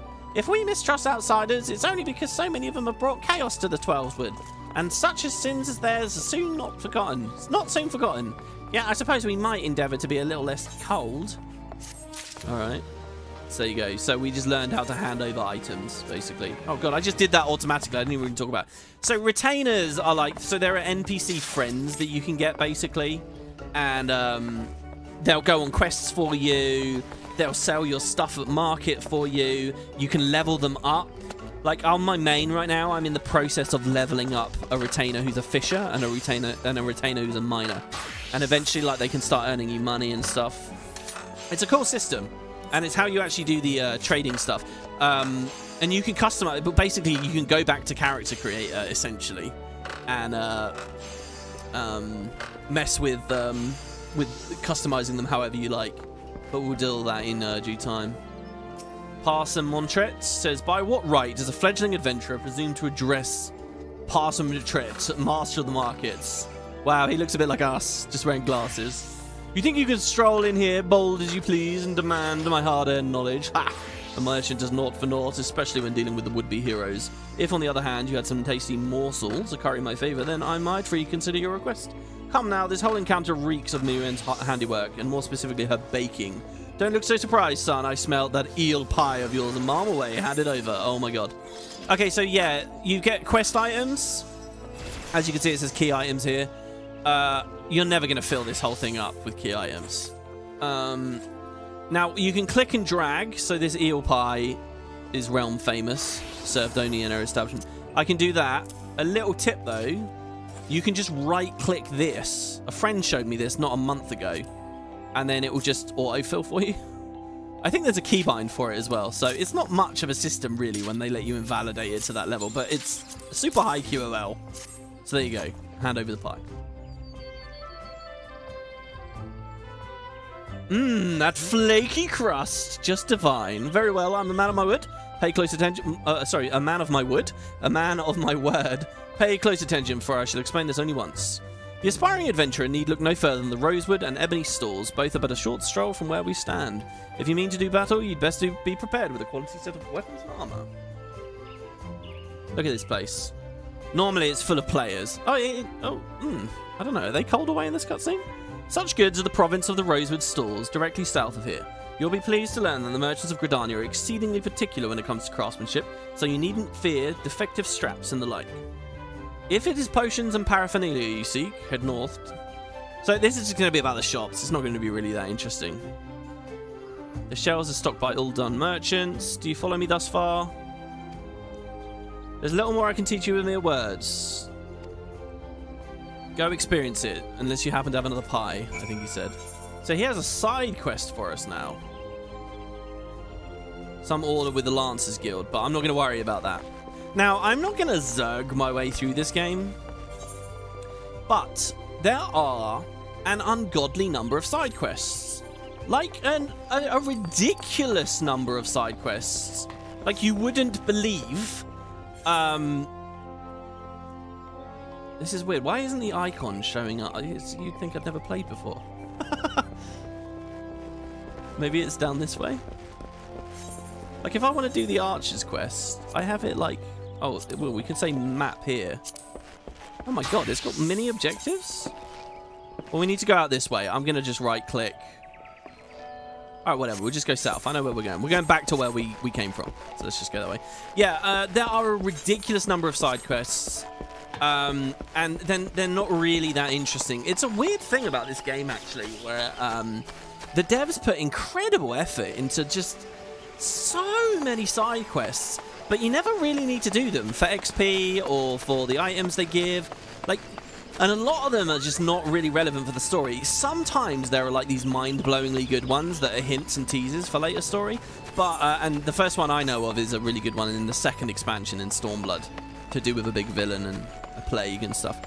But so many. It's weird to me how many they do, considering how skippable they all are. And believe me, you're not missing out on much. On my main, I have done every single side quest in the base game. All of them. Literally every single one in every area. Which is a bit mental. Here we go. They're teaching us about battle. Don't worry, I'll teach you about battle. And also achievements. I got my first achievement, which was for mapping the forest. So we go. We've left the town now. The town's back there. And, well, what's our objective here? It is to kill some squirrels. So, here's a squirrel. It's quite cute. So, oh, how much do I explain? Okay, first of all, I'll just say this. In this game, you can never unequip your weapon. Never. There's no such thing as taking the weapon off. The weapon decides your class. So, once I've done some other class quests, if I equip, like, a sword and shield, that will make me a gladiator. If I equip a giant great axe, I'll be a marauder. If I equip, you know, like knuckles, I'll be a monk. Sorry, a pugilist. So because I have a bow, that makes me an archer. You can't take it off. So you can always just right-click any target you like, and you'll auto-attack. People who played Guild Wars 1 will be familiar with this. This has nothing to do... There's no skill or anything here. I'm just autoing away. And this is just like permanent going on in the background. Just, it will keep going and going and going and going and going. If I try to use an ability at the same time as an auto attack is going, they'll just both happen. It will just cancel the animation of one of them, the visuals of it, but it will all happen. There's no such thing as like overwriting. Like in Guild Wars 1, it's very similar.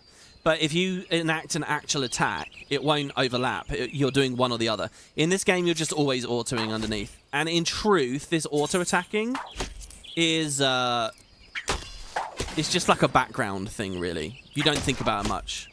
On my main, I started playing the game as a monk, and monks can attack really quickly. And you always want to make sure you're auto-attacking. Some proportion of your total damage is going to be this, but you don't think about it much. Instead, there are skills you tend to use in order. So when people talk about like their auto-attack or their main stuff, like they tend to be talking about skills that they're using. So anyway, so there we go. So we can auto-attack this guy, and we can use skill 1. Oh, no. If I didn't miss the click. Heavy shot. And you'll see we do pretty good damage there. Oh, wow. The sun really came out there, didn't it? Oh, my God. We are leveling fairly quick. We're level 4 now.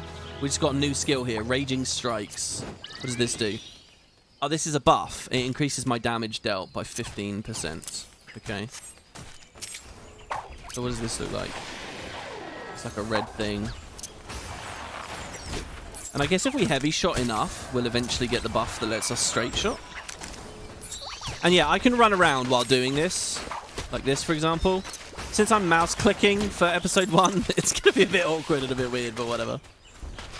So yeah, I guess that's all I'll explain for now. Except that you see every time I use heavy shot, it's going on like this 2.5 second cooldown with straight shot, right? And they're both weapon skills. Okay, that's the global cooldown. When I press one button, everything else on the global cooldown goes on cooldown at the same time. So I have to pick heavy or straight. And the idea is I'll go heavy, straight, something else, and then back, heavy, straight, and then something else back. So like that's like the beating heart of the combat, the global cooldown abilities. And then later we'll get other buttons that we can tap in between these, and that's called weaving, and I'll be able to demonstrate it better when we get to stuff later on. So anyway, yeah, the other thing that I've got here is like a little, there's a lock-on feature in the game. So I can just tap a hotkey to like lock the camera onto whatever I want to shoot. It's not necessarily the best way to fight, but it is very immersive. And as we go forwards, I'll talk a little bit more about that. I really like it, and I wanted to do it with this Let's Play. Especially on a ranged character. I think it looks super cool. So anyway, there we go. We killed the squirrels. These fungars are amazing, by the way. Look at these things. Look at their light. Look at their eyes. Look, when they clam up. If I get the camera right in there, look. You can see like their eyes. Oh, somebody attacked it. That's a shame. Let's try and look at this one over here. What they do is they roam around. They close down like sleep, and you can like. Oh, come on. This one's on the. Oh, we can't look at him because he's on the goddamn slope. Let's try this guy over here. Basically, if you look really carefully at them. Here, look. They open their eyes and like squint and look around. Oh, he's doing a big wobble. And they like look and they peek. And there's a lot of little details. And they all have like cool little grunts and things. And we're just going to go and kill them. Yeah, and when they're... Oh, there we go. We get a straight shot. Well, it died pretty quick there.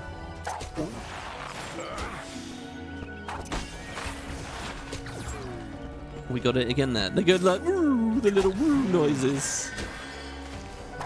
It's so sad. I don't like hitting the little early things at the beginning of the game. Okay, that was 3. Okay, so yeah, you can usually see... Oh my god, we're level 5. You can usually see, like, the icons above their heads. When you're hitting... When it's like a quest target. Also, the area will be marked in red for you. So if we go off into the forest, there will be another aetheryte out there, ultimately. Oh, I have that status up there as well. We'll fix all this up, don't worry. But I won't do that just yet. Let's head back into town. Since we've done the archer quest, we've done the other thing, and we can move on, I think, now.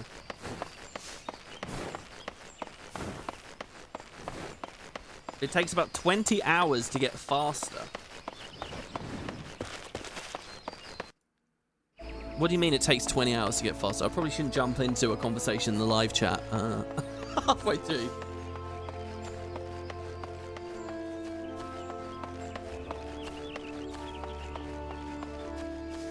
So let's see what she says. Where's all the sexy cat girl roleplay? I'm sure it's out there somewhere. So, I don't know. I don't have anything unlocked. I don't have, like, the party finder unlocked or anything. Hello. The Conquering Hero returns. You completed my little tasks, I trust. The 3 locations you visited will feature prominently in your life as an adventurer. It's best to grow familiar with them as soon as possible. And you took the time to listen to the woes of the citizenry. I cannot emphasize enough how important it is to lend your talents to one and all, no matter how trivial the matter may seem. I'm thankful you're an obliging sort, Tremor. It's adventurers like you who will win the hearts of the locals and pave the way for those who follow. I pray Gridania can rely on your aid in its struggles to come. So one of the things I'm hoping to do as we play is level a couple of classes, and it seems it will be very easy because of this XP boosting. But also, I kind of just want to show some stuff, and I can do most of it. Any grindy bit, I can just do off screen.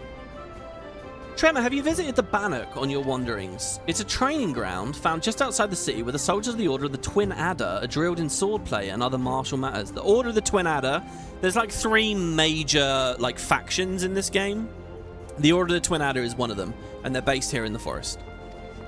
I mention this because an acquaintance of mine, a gentleman by the name of Galfrid. Wait, is that the guy that was driving the car a minute ago? Is an instructor there, and I think you might be of use to him. Go and introduce yourself and find out if there's anything you can do to help. Mind you, do not stray from the path. The 12swood is no place for merry strolls through the underbrush. Okay. But that's just one thing. The other thing I want to do is cash in our archer quest before we leave. And she'll probably say to us, okay, go do... So here, we can aetherite... We can use the Aethernet to go straight to the guild, so we don't have to do the whole run. She'll probably say go kill some stuff in the area, which will be pretty handy.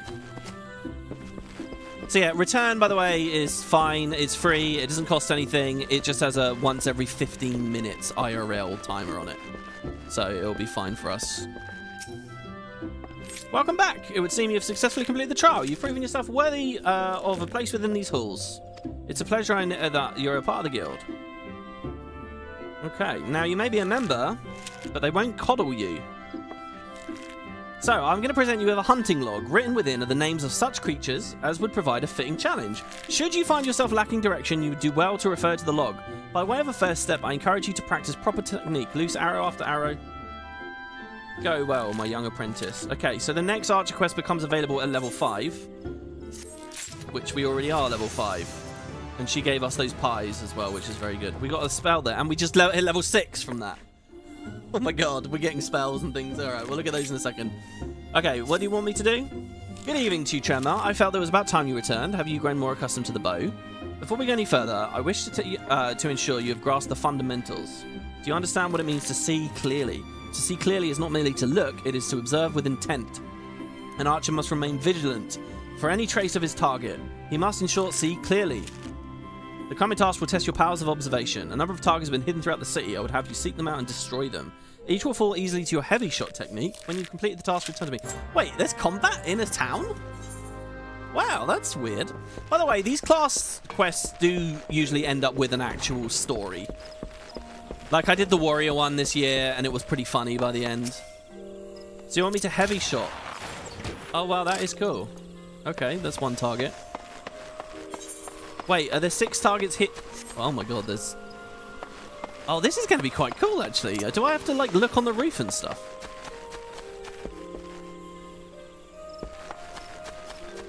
I'm not sure. So yeah, I assume there'll be some kind of a plot that develops here soon. Oh, there's one. Not too difficult to catch that. Did we miss? No, we're alright. I feel like I was in the middle of saying something and I just completely taught myself off of it. Alright, so no, it was 2 there. Now we're probably getting 2 here and 2 here. For a total of 6. Oh, I was going to use return actually and show you guys what that looked like. But never mind. What kind of range do we have? Can I hit it from here? Oh, I can. Wow. That feels super far. Oh, and there's one up there as well. Easily missed. Nice. Oh, mind you, it's still lit up in red, this area, so I'm guessing the last one is somewhere near here. Excuse me, you're learning skills, not spells. You're on mage. Oh, good point, yeah. Okay, what's this? We got Venomous Bite. Delivers an attack with a potency of 100, but it gives them a venom debuff. And that'll be a lot more damage. So we probably want to open with poisoning them. And then we want to buff ourselves and then just hit these other ones. We also got our first roll skill here. And this one I'm familiar with from when I was playing a machinist. This slows the target down. Leg graze. Already the skill bar is filling up. And there's the game teaching us about roll actions. It's like when you're a tank, you get different... all the tanks get the same set of tools for like manipulating aggro. Like they can all shift aggro to someone else through this spell called Shirk. They can all provoke. They all have a thing that makes them tankier. Rampart. Alright, there we go. That's 5. Let's check over here. Oh, that one's really easy. Hold on, is it possible that there were more than 6? Oh, there definitely were more than 6, look. Oh, why did they only have me hit those? I would have hit them all. I'm curious where they hit them all. Alright. Well, this is not what I expected. I thought this quest would take us out into the forest. I'm guessing we're going to finish this now. This might finish it straight away, or she's going to give us another task and we go out into the forest. I love that footstep sound on the wood.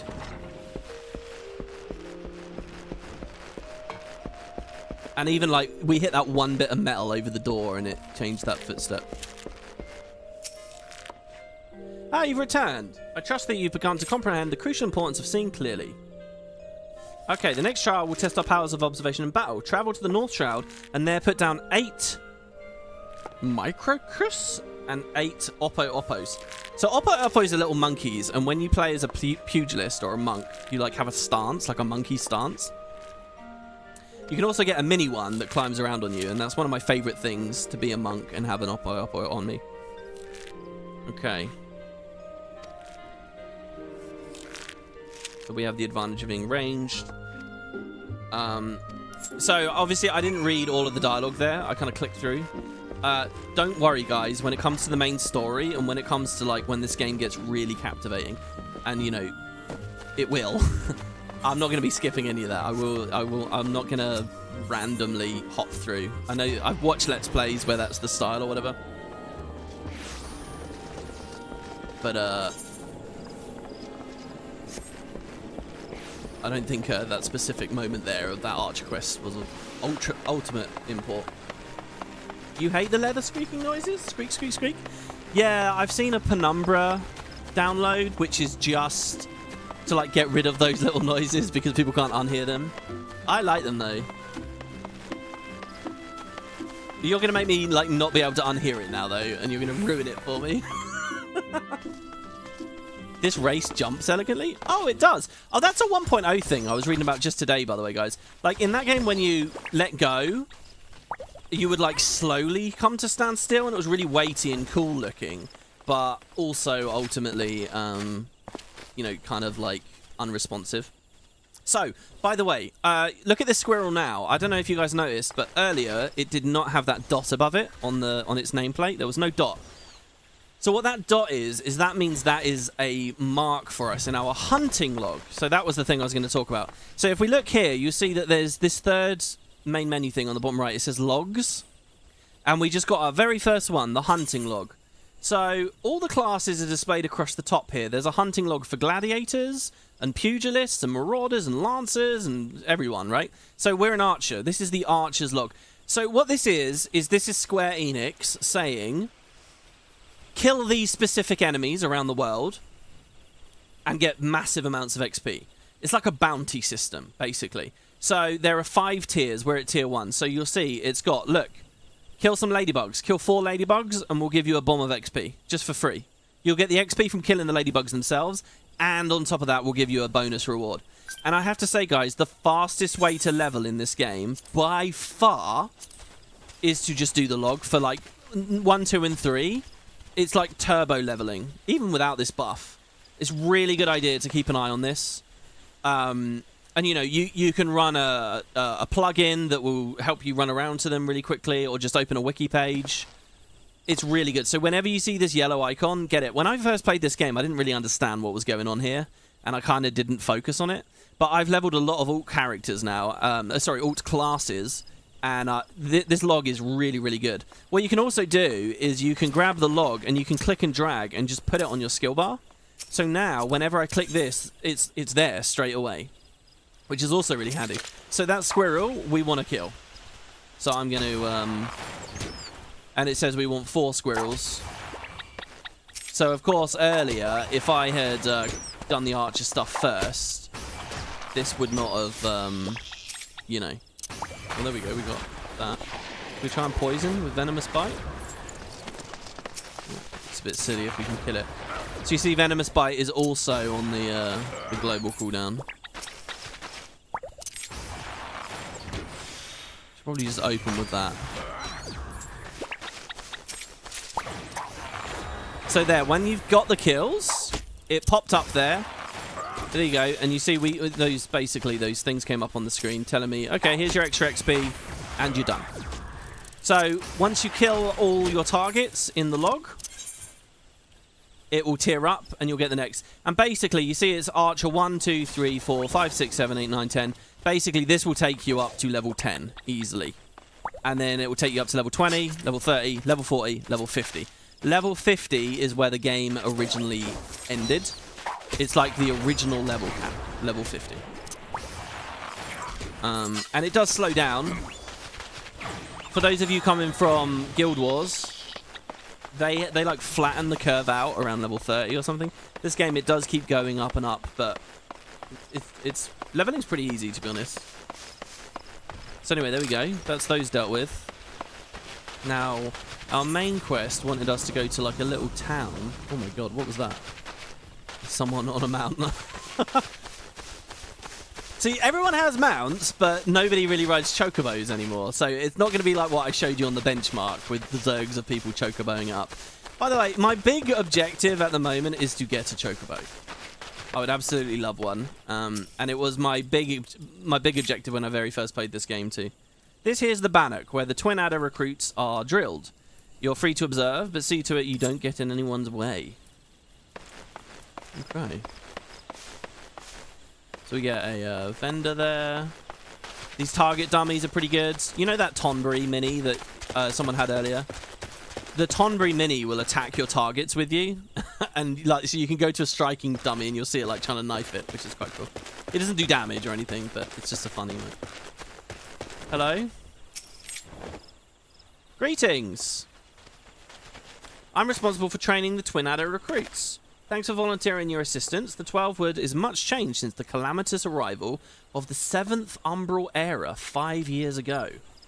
So basically, well, I'll tell you guys in a second. I'm going to show you guys another element of this Let's Play in one moment. The power of the elementals wanes, and the harmony of this forest gives way to chaos. So I think they were like elementals that are responsible for making the trees or something. I don't know. I don't know what the lore is here, really. A great abundance of life has been lost as the strong run rampant, stifling the weak and new sprung.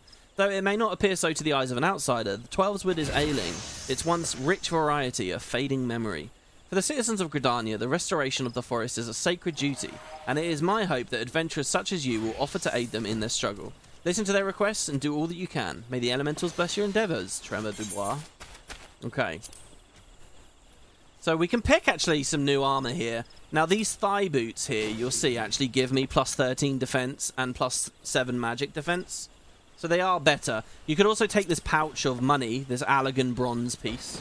What is Allagan? We don't know. But here it says this was a currency minted in the 3rd era by the Allagan Empire. Huh.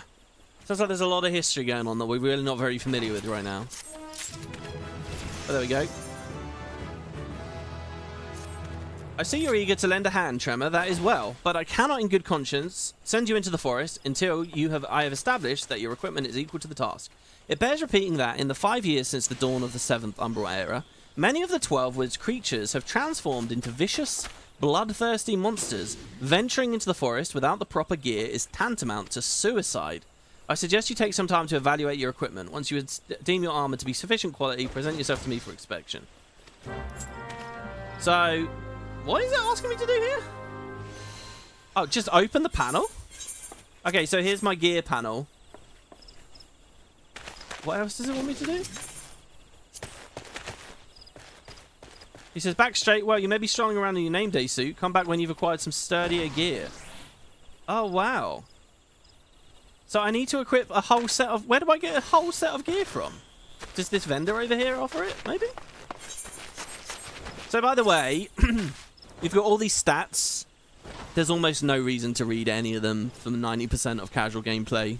I'll talk more about them later. But yeah, so we get chest, helmet, gloves, legs, boots, and then jewelry as well. Oh, here we go. Purchase battle gear. The thing is, I really like the way that this opening stuff looks, so I'm going to, like, store that away and keep a hold of it. Doesn't it look good, man? Look at the leather. It looks so good. Okay, so yeah, shops. It's teaching me about them. So we have 400 gil now. And he is going to charge... What? He's charging so much! I can't buy any of this! Okay, hold on. We can sell... That's not going to... We can sell some gil. By the way, I like to have my inventory on the left. We can sell that mushroom we got. We didn't eat the food in the end, by the way. The braised pipera. A fresh pipera braised with creamy butter and chanterelle mushrooms. Mmm. This stuff's so pricey. Sounds like someone's got wings near us right now. You just need a hat, someone says in chat. Really? Okay, well, let's... I don't want to do an eye patch. Let's do a hat. We're now down to 300 gil. Oh, God, I'm going to end up wearing the... Here you go. Let's do a tabard as well. And then we can do this as well. Here we go. So, when you're in your gear, okay, this button here, this recommended gear button. Oh, no. Don't worry about sending me gil. Thank you. That's a nice offer, but I'll earn it as we go. Unless this is a real pain, but I think it'll be fine. You can click this recommended gear button, and what it will do is it will just dump your higher level stuff on you straight away. So we're going to look... We look very different immediately. Oh, my God. We look like a mage. So, there's a number here. And it now says 4. That's your item level. It started at 0. It's at 4. Basically, that's just a rough number that tells you how good your gear is. And gearing and getting stronger in this game is very standardized and very streamlined. Higher eye level is just always better, basically. So each piece you have, this is item level 5. Item level 5. Hold on, he told me to be item level 5 to finish the thing. We're only item level 4, right? Oh, no, there you go. He's happy. Oh my God, it kind of fits though, the green with the quiver and stuff. Ready for inspection, are we? Right then, eyes forward, back straight. Yeah, I think you passed muster. You would be surprised at how many young, promising soldiers get themselves killed rushing off into the woods without first donning a decent set of armor. Your equipment should provide the required degree of protection. Consider yourself ready for duty. So he'll give us a harpoon if we were a lancer, a wand if we were a conjurer. These are all classes that we could have been in the forest. Or he's also got a maple shortbow. So we can have a new bow as well. I'm really excited to get some cool bows, because I think does it change your quiver each time as well? So we just got another roll skill. This one is a self-heal, second wind. You can press it at any time and heal yourself quite nicely. That gives me 90 HP, and my max HP is only 150, so it's pretty good. Tremor, by your tireless efforts, you have proven yourself a friend to Gridania. I believe you can be trusted with sensitive intelligence. I would assign you a mission of considerable import, yet the need for secrecy prevents me from disclosing its details until you've pledged your participation. I'm authorized to tell you that it concerns suspicious activity in the Twelveswood.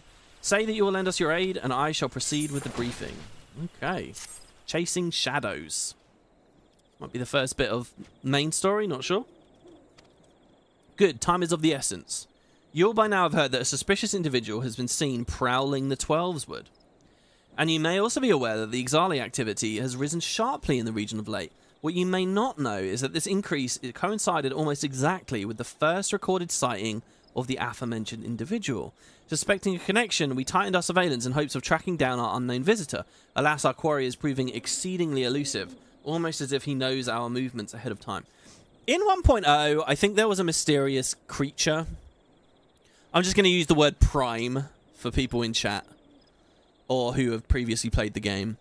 who like was drifting around the trees and it was a complete mystery. I don't know whether this is related to that. I don't think it is. It might. Is it related to the mysterious person we saw in the opening cutscene that was like standing opposite us when we were still in the live stream or whatever? But where whole units have failed, a lone adventurer may yet succeed. Acting independently and covertly, you may be able to close in on a quarry unnoticed.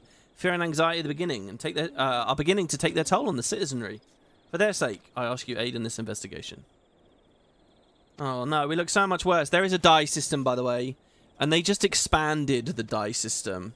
So there's 2 channels now. But it's really weird. It's like the second channel might just die like a ring. Like there's an outfit in this that makes you look just like Yuna from 10, and I think her second die channel is just her ring. Okay. On some quests, you'll encounter objects which you can interact with simply by approaching, then right-clicking. Okay. Alright, so guys, I'm going to go into my general abilities here, and there's another one called the idle camera here. So I'm just going to click this. Usually I just have this hotkeyed. So what this is this will just move the camera around the environment in kind of a fun way. Like a cinematic way, and you can change the frames, and so like here, for example, I could put like a cinematic an instant camera on, or like, you know, this, and basically whenever I press tab, it just gives me a new camera angle, a different moving creature or thing in the area. So while this is immersively rolling in the background, I want to show you guys something else I've prepped for the LP. So like I say, I've got this encyclopedia, and I've got some screenshots from it, because there are little things in it. I'm not going to read you a whole book. Don't worry, we're not going that far. But there are certain things. I want to give you guys a very basic overview. And again, I'm not going to read you anything spoilery from it either. But I want to give you guys the opening chapter from this book, which goes over some of these eras of the game, of Eorzea's history. So you see here, this page, it says her history. Now, these are really cool, really fascinating. I love them. And what they'll do is they'll explain just a little bit about the past. So as I've said, there are these eras, and there seems to be like an apocalypse that separates each one. So here's what the book says. Here's what the devs say about this. This is the kind of thing you might read in the manual right before, you know, while installing the game or something. And also the scans that I've got here are really dodgy, so I've had to like sharpen the hell out of it, and I might read this really terribly. But yeah, so let's quickly read this. So the history of Eorzea. So it says, to fully understand the realm of Eorzea, we must first delve into her past and witness the violent cycle of birth and destruction which forged the land from darkness. So the first era was known as the Calamity of Wind. A lot of these details I didn't even really know until like way later into the game. I distinctly remember doing the Heavensward Alliance raid, and people were like, what? You don't know any of this? That's amazing, by the way, seeing the Tom Breeze in the background there. So, the first Umbral era, the Calamity of Wind. Eorzea is characterized by elemental calamities. Elemental calamities, which plunge the realm into short, yet harrowing periods of chaos, known as Umbral eras. Now, guys, everyone in game, these NPCs we've been speaking to, they said that we've just entered an Umbral era. They say Umbral eras, followed by extended periods of prosperity known as Astral eras.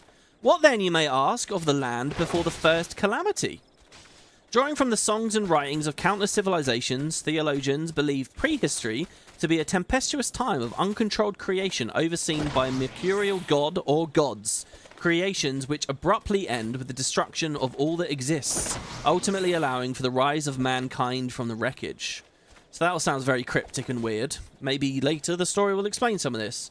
Historians and scholars of biological fields, on the other hand, claim that man could not have simply appeared, and suggests an evolution of the species in the thousand years preceding the first calamity. This kind of mirrors creationism or, you know, evolution in the real world. But it is a bit deeper than that. What the two groups do, however, agree on is that modern history starts with the first era. See, how the hell am I going to read this? Look how small this is. Oh my lord, guys. Oh my lord. It was not until the advent of the sixth era that, by the process of elimination, scholars were able to declare with certainty that the elemental calamity which ushered in the first era was indeed connected in some way with wind. So there was no way really to even know what the first calamity was, but we know it was wind related in hindsight. Possibly in the form of terrible hurricanes, tempests or tornadoes. Recent dealings with the Mughals of Mogham, in which village elders have spoken of wind-driven disasters previous to the first 5 calamities, reinforce this theory. So the first one was probably of wind, but it was so long ago, we really have no idea. So I have a couple more pages I just want to quickly read as well, all from the same thing. So what was so there was some kind of wind calamity, the first Umbral. What about the first Astral, when everyone was happy? A time of stone and fire. It's the Stone Age, basically. It's during the first Astral era that mankind is believed to have learned the essentials for survival. The ability to carve stone tools and the ability to make fire. Tools allowed for the rise of agriculture and a departure from hunting and gathering, which eventually resulted in the abandonment of nomadic lifestyles and saw the establishment of villages and towns. Within these towns, civilization thrived and basic sciences, such as animal husbandry and simple metallurgy, were discovered and refined. As the towns grew, so did the I hate this word, hegemonies that oversaw the towns until finally kingdoms were born. However, kings, as is their wont, are rarely content with what they have, and soon the leaders of the newly formed countries abandoned the creation of tools for the forging of weapons, and the era descended into blood-stained madness. Equipped with picks and axes, historians believe mankind made short work of nature's bounty. Cave paintings dated to the first Astral era suggest the existence of hundreds of now lost species, from two-headed bison to winged corals like scalekin, to fire reaching over 1,000 yards in height. No, that's not fire. What must that say? To firs? Probably firs, as in trees. That's what I would guess. I cannot read this. It's too small. It's too small for me. So yeah, then we have this page. I'm only going to read you 4 pages. This is 3. So then let's read a little bit about the second era, the calamity of lightning. Despite the constant wars waged by kings seeking to expand their domains, mankind thrived, its numbers multiplying with each passing summer.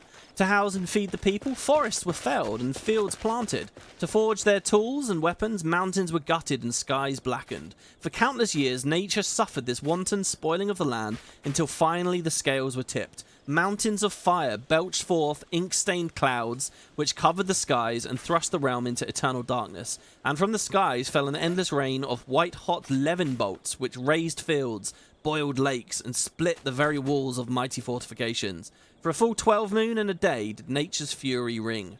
Fearful of the gods meant to purge the land of mankind once and for all, the people abandoned their homes and towns and fled underground into caves.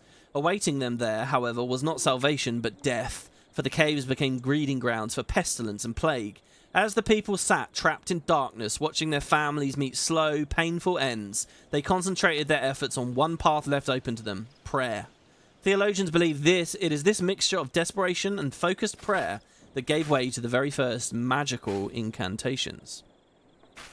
Now, fully aware of the land's boundless anger, mankind turned to the heavens for strength, though through prayer the people of Eorzea discovered that hidden deep within were words lies magic. Magic that, when led by the faith, can empower. So we'll learn a lot about magic and prayer and, like, basically this is a universe where if you wish it, you can make it, as long as you have Aether.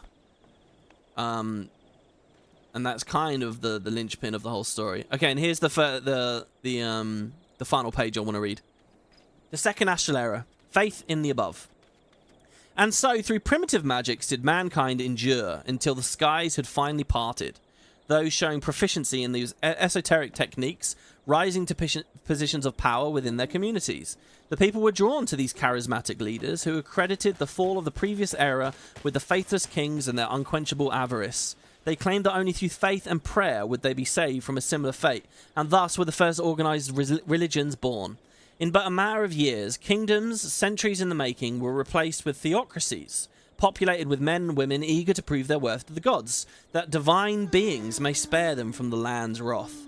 Church leaders convinced people that through the building of massive temples, monuments, and effigies would they achieve peace and salvation. To adorn these constructs so that the gods would smile upon them, the people perfected the arts of painting and goldsmithing. To protect these constructs from those who would defy the gods, they solved the riddle of steel. To bask in the gods' light, mankind reached high to the heavens. So then it says, church commissioned construction of countless cathedrals, temples, and sepulchres during the Second Era, saw the rapid advancement of stonemasonry, the mantra of the heavens, something, can't really read it, but there you go. Okay, so guys, basically, as the first few episodes go through here, I'm going to give you guys a very quick crash course in just these ancient eras. So we've already done 2 of them, and each is associated with an element. And as we go forwards, you'll learn really cool stuff. You'll learn, like, about wars between white and black mages and stuff. It's very, very, very cool. And again, we won't go too deep in it because the storyline itself will ultimately deal with a lot of these topics. But that gold pouch we got a second ago, the Allegan thing from, what did it say, the 6th era, 3rd era, something like that? We'll hear a bit about them as well. Now, that book kind of recaps the story of the game itself, so if you just read it all straight through, it kind of spoils some of the upcoming stuff. So, obviously, I'm not going to read any pages to do with any of that. By the way, the sun's set, and it's very spooky and quiet here now. So, yeah. But anyway, it's really interesting stuff. And there's a few other things I might like to do afterwards as well. But yeah, it's funny. I got so far into this game without even really understanding that thing about, like, there are these different phases and there are these hugely terrible things that happen over and over and over again. But it's kind of what the story all becomes about. So, yeah. That last sentence is really cool. The magic comes from desperate prayer. Yes, I mean, which is a huge thing here. As we start dealing with the Exali a little bit more, I'm sure you guys will see. So here we got a Black Eft, new enemies, water sprites that we're fighting, and already we're level 8. So these are not a problem to deal with. Currently very, very happy with the leveling speed. Braised Pippera we'll eat, so we're well fed here. And we get more XP. You'll see every time I kill something, a number floats up on screen telling me how much and, like, the bonus I'm getting. That thing's dead. Like there, I got plus 106% there. And we'll do the little tutorial thing as well, which will give us that ring. The ring only helps us below level 25 though, and we're going to get beyond level 25 so fast. Maybe it doesn't really matter too much. What's that little bit concerned? Where are we? Oh, we're really far away from the... There we go, get another level there. Oh, I love how when we shot the water sprite, it went like it was made of water. I've never really picked up on that before. Oh, we want to come up here. Why are we coming up here? Chasing shadows. Poison this water sprite here.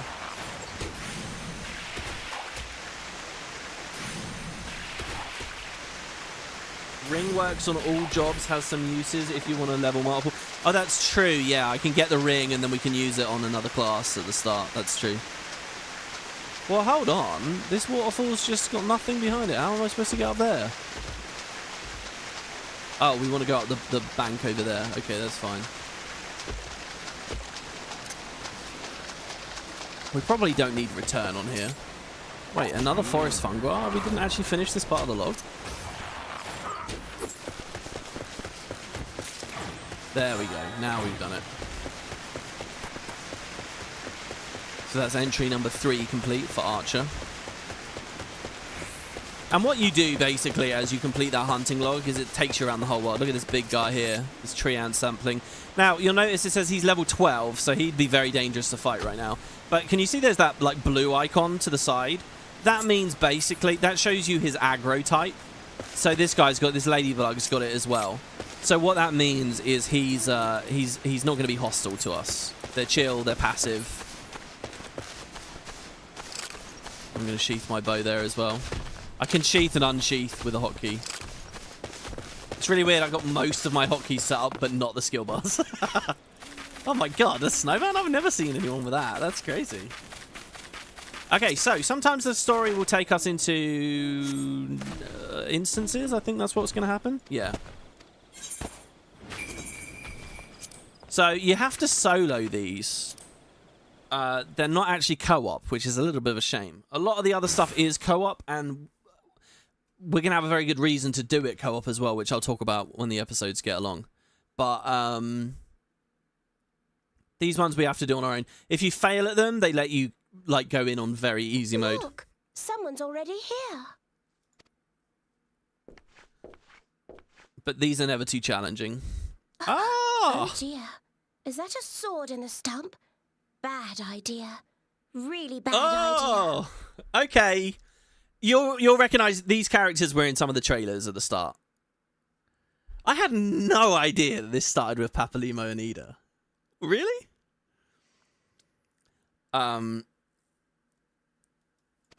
Almost spoiled something It takes there. a lot less than that to incite the Green Wrath, you know. Why, the first time we came to the 12's Wood, we this almost our ended up dark as a train's stranger? dinner, just for crashing our airship in the wrong place. It was all Papalimo's fault, of course. Though, he'd sooner swallow his staff than admit that he's wrong. What on earth is that? I've never heard this game overlap dialogue. Never! That was very awkward. Is this our Dark Stranger? So the Moogles are back. What is this Moogle thing? This one, not even close. Kupo. You know him, Kuplo Kop? Kuplo Kop? Well, not exactly, but we did once share a carriage. Isn't that right? I guess, for a second. I mean, you were floating near it. So this is obviously a Lalafell here. Oh my god, he has like, that's a full-on Splinter Cell sound effect, that. How are the readings? Like, I'm not even exaggerating or making a joke. Same That as is... the last. There is a disturbance here as well. And newly manifested at that. This is really weird. I've never played this. I don't know where this is going. I feel like I've unlocked a hidden chapter of the story or something. Kuplo Kop seems convinced of your innocence. But if this isn't your doing, whose is it? I don't know, but look how good I look up on that Ever rock. since the calamity, the forest's been really sensitive. How's it now? The slightest disruption to the etheric flow. Uh-oh. This sort of thing happens. Oh, speaking of the tree ants, I guess we're going to fight one. Oh my god, those eyes. Well, I didn't realise their eyes looked like that. They're horrifying. It was a Guild Wars 2 dialogue moment, yes. It seems we have little choice. So she's a pugilist. I don't know what his class is. Is he a conjurer maybe or something? Defeat the frenzied creatures. Oh my god, there's multiple. This one's only level 10, so I'm going to go for the... Oh god. So he says, what did he say? Do you want to get hit? And she says, I'm trying. I'm going to have to learn to do skills and read the flying dialogue as it goes. So probably how it usually works in this game is if you have a dot and there's only 2 targets, you probably would just want a dot. Oh my god, okay, he's clearly a Thaumaturge. It says Thaumaturge, and he just blew that guy up with ice magic. Did you see that? That was insane. If there's only 2 targets, you usually want to like spread the dot onto each target. Oh my god, he's just destroying them. This ain't me destroying them. By the way, there is a health bar hard element that I usually will have on for bosses. Just kind of look at episode 1 as a bit of a special case episode. Like, for example, I can't see when my poison runs out at the moment, but it's fine. Oh shit, oh my god. There's a bunch of... If you value your life, stay close, he says. Really? Okay. I'll trust you. Maybe he heals me when I'm near to him. Holy fuck. These are quite cool. So these two are obviously heroes in the original, in 1.0. I don't really know what their story was there because I've never played it. Other than sort of the broader, you know, I know broadly speaking, they would have been fighting and trying to stop the calamity. Body feels so heavy. By the way, yeah, we could use leg graze here. And second wind was my self-heal you saw me use earlier. I don't know if I should aim for these bulbs. They're very cute as well. Oh my god, he just destroyed them all.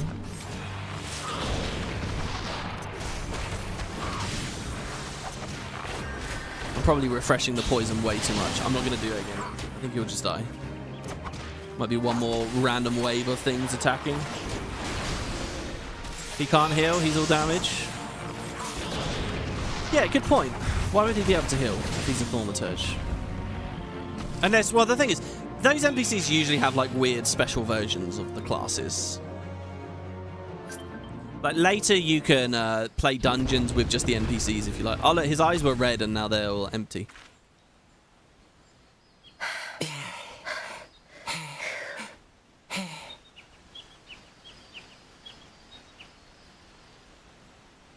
There's a crystal on the floor.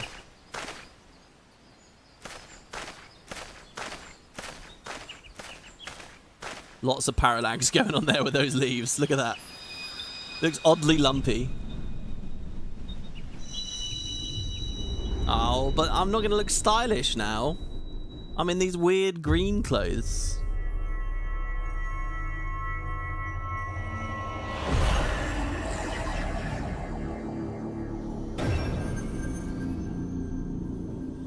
Oh my god, I remember this.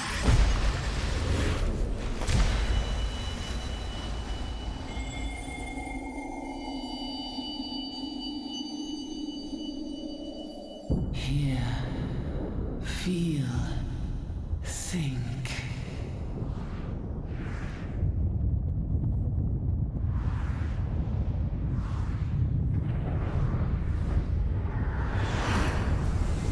Okay, this is like major. Don't forget this like I did. This happened in 1.0. This is the very first cutscene of the game. If you watch the benchmark for 1.0, you see this crazy thing, this fiery sky, these fireballs coming down. Really, that is a very specific visual. I like had a year's gap away from the game and all that. That is a small hint that will pay off way down the line and is like a masterclass really in like setups. I am Heidelin, all made one. A light there once was that shone throughout this realm, yet it hath since grown dim. And as it hath faltered, so hath darkness risen up in its stead, presaging an end to life. Presaging? What a word. For the sake of all, I beseech thee, deliver us from this fate.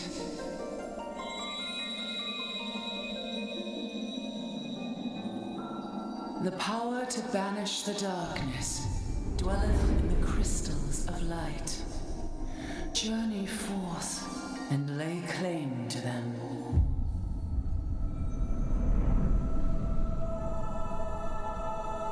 So yeah, you are reading this right. There is a weird god crystal thing talking to us. And that's what whispered to us, hear, think, feel. Or heal. Hear, feel, think. And it's kind of like a giant aetheryte. By thy deeds shall the crystals reveal themselves to thee. Only believe, for the light liveth in thy heart.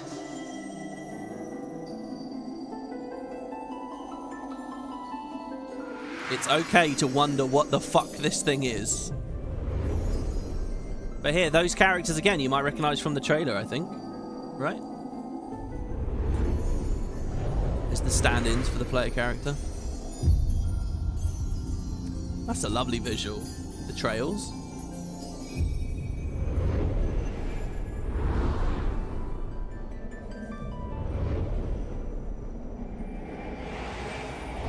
Go now, my child, and shine thy light on all creation.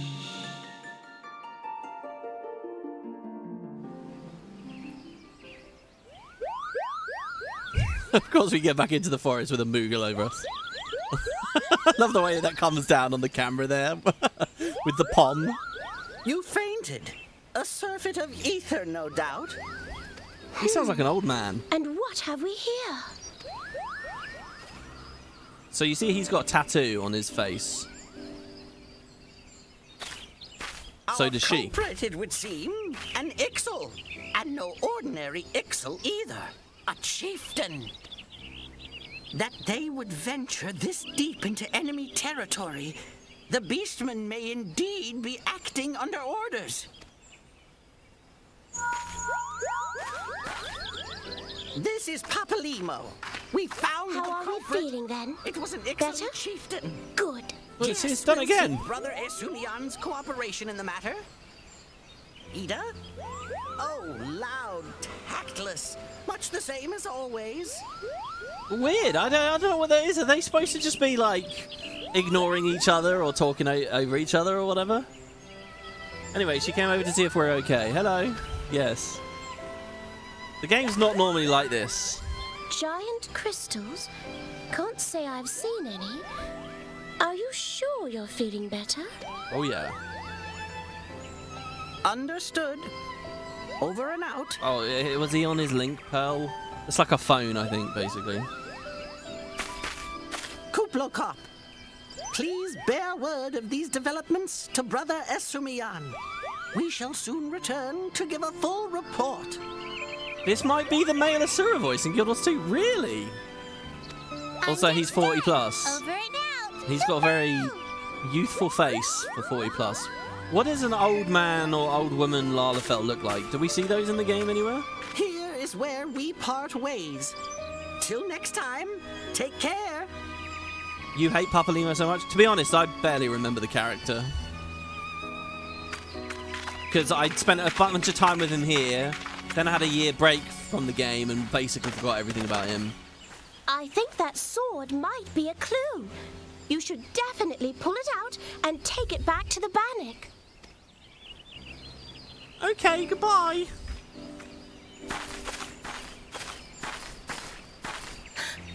You don't suppose that adventurer could see Kuplokop, do you? And this occurs to you now? Yes, it seemed that way. Well, time will have to, because you won't. You never tell me what's really going on. Unless you don't know what's going on either. You'd like that, wouldn't you? Oh, you do see old Lalafell. Interesting. Yeah, you should tell her what's going on. So how many characters is that we've actually seen now? We've seen the two on the car at the start. Right, so what is this? The sword in the stone. The magicked blade. So we kneel down and we pull it out. Pull the sword out from the stump.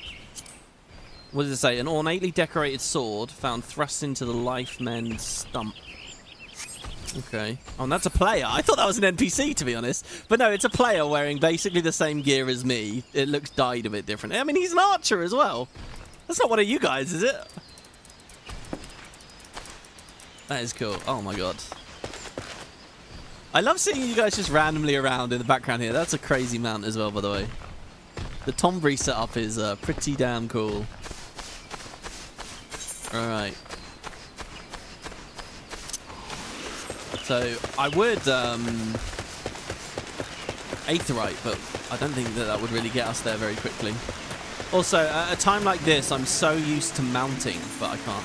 So the Fate system, Fate, F-A-T-E, is short for Full Active Time Event. These public quests occur periodically in real time around Eorzea. Anyone can participate. These are dynamic events. Okay, so when you see a big circle, like this one here, this one here, this one here, they're dynamic events. You run in. They're slightly different to the Guild Wars dynamic events in that they have lore attached to them on the UI. And also, you have to, like, sync your level down to them by pressing a button. But by and large, it's the same thing. And I think that's something that 2.0 basically did to... I'm just taking in the atmosphere here. Sorry, in fact. Is it a little bit loud again now? I don't know. Let's hop down here.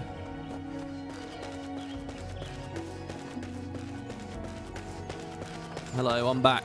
And I have tales of victory, sort of. Tremor, it's good to see you back.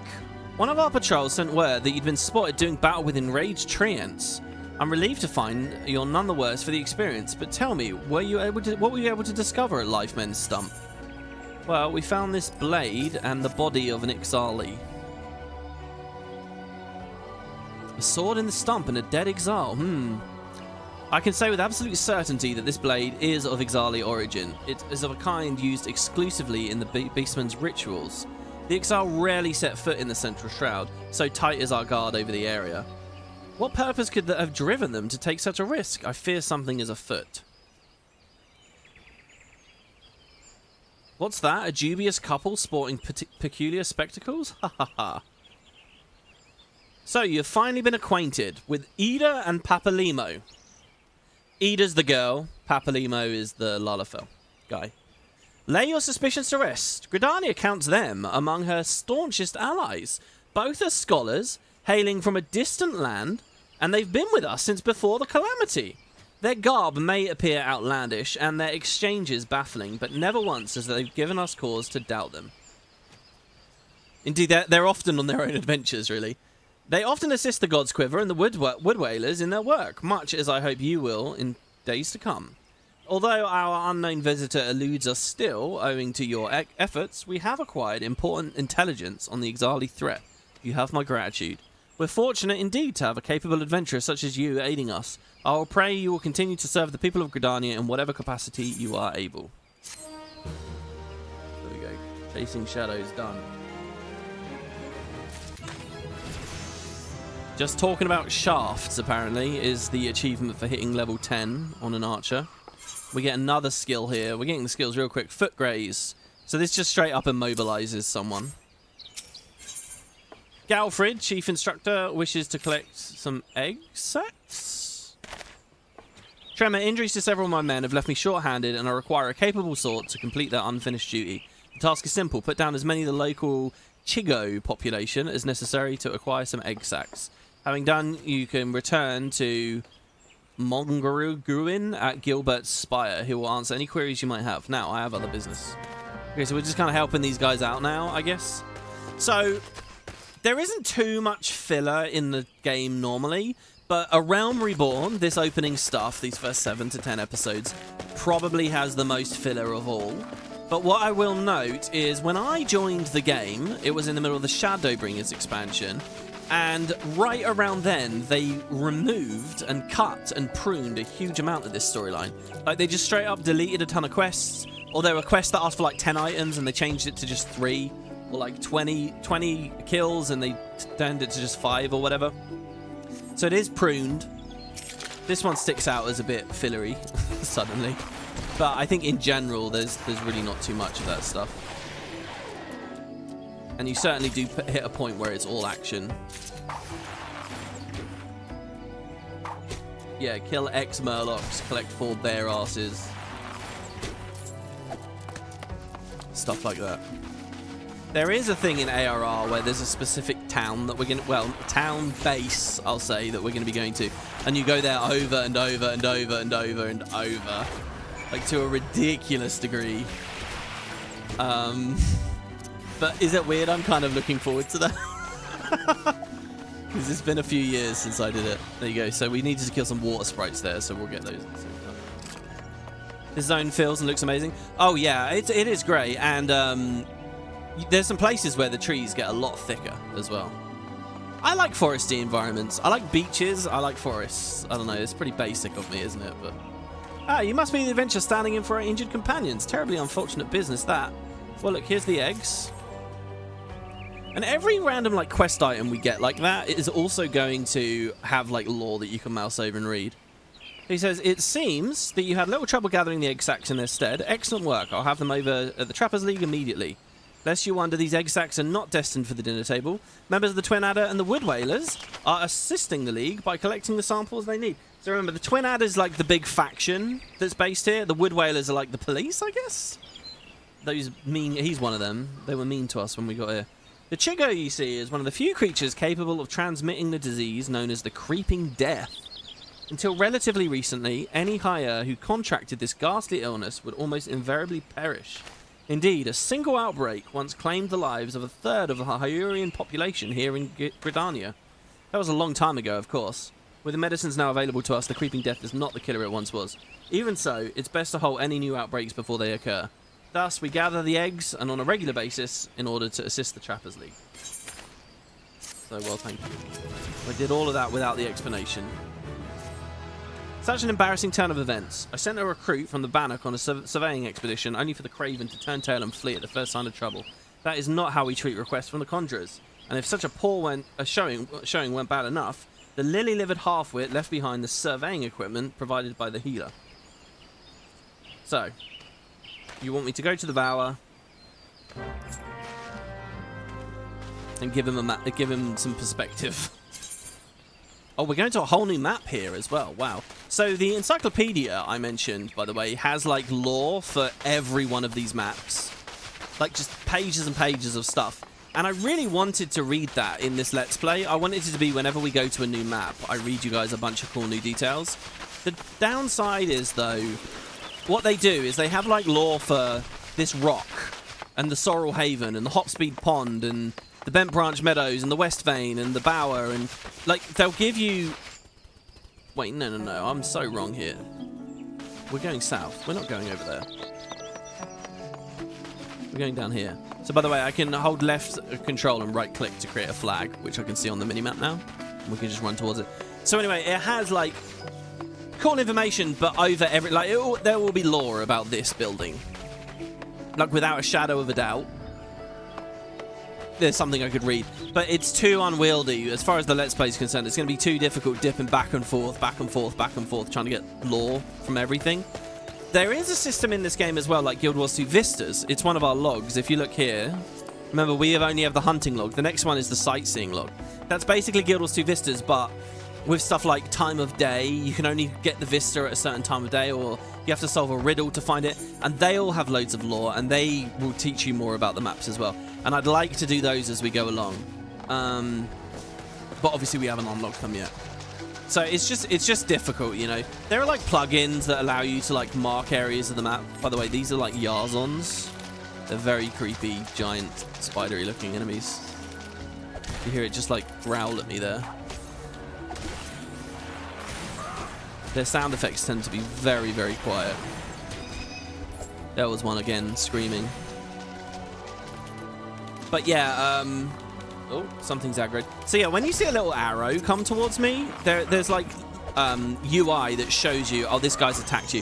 So if you attack like a whole party of enemies, they all aggro on you at once, and you'll see all the aggros run over to you. So yeah, I couldn't really find a way to do the map lore. Because we'd enter the map, I'd read the book, and it would just be a bunch of, like, you know, details about places we haven't visited. There are add-ons that you can, like, imprint notes in-world. But I don't know whether I really want to be that heavy with it. So we go. Some surveyor instruments here. That thing attacks us while we're interacting. It says, action cancelled, you're under attack. So you have to be careful with stuff like that. So far, Archer seems alright. Feels like got some good range. Poison. Now, there aren't too many buttons here, you'll notice, in total. Well, there's quite a few more for us to learn. I want to get some kind of multi-shot. But the skills massively open up once we upgrade. Like, when we fully class up into a bard, you'll see so much more stuff. There are also traits here. And we'll get loads more traits as well when we become Bard, and there'll be like passive effects that can change your skills and all kinds of crazy stuff. The tooltips in this game are actually kind of really unreadable and difficult a lot of the time, but I'm sure we'll be alright. So here's our first fate, by the way. So there, the fate, right, this guy with that purple icon, that means he's a fate target. So basically it's kill this boss is this fate. Thing is, my UI is not showing this either. So here, look. Something in the water. Ethereal corruption has rendered one of the forest's water sprites extremely violent. Slay the creature before it harms the small folk. So there's like a billion events I'm always impressed with this game, how much content there is everywhere. There's like a billion events, and they all have little lore descriptions, and sometimes quite hefty ones as well. This is obviously just a minor little thing. But yeah, it's just the equivalent of killing a veteran event, you know. This is like killing the River Drake in Queensdale or whatever, I guess. Couldn't tell you if I've ever done this before in my life, by the way.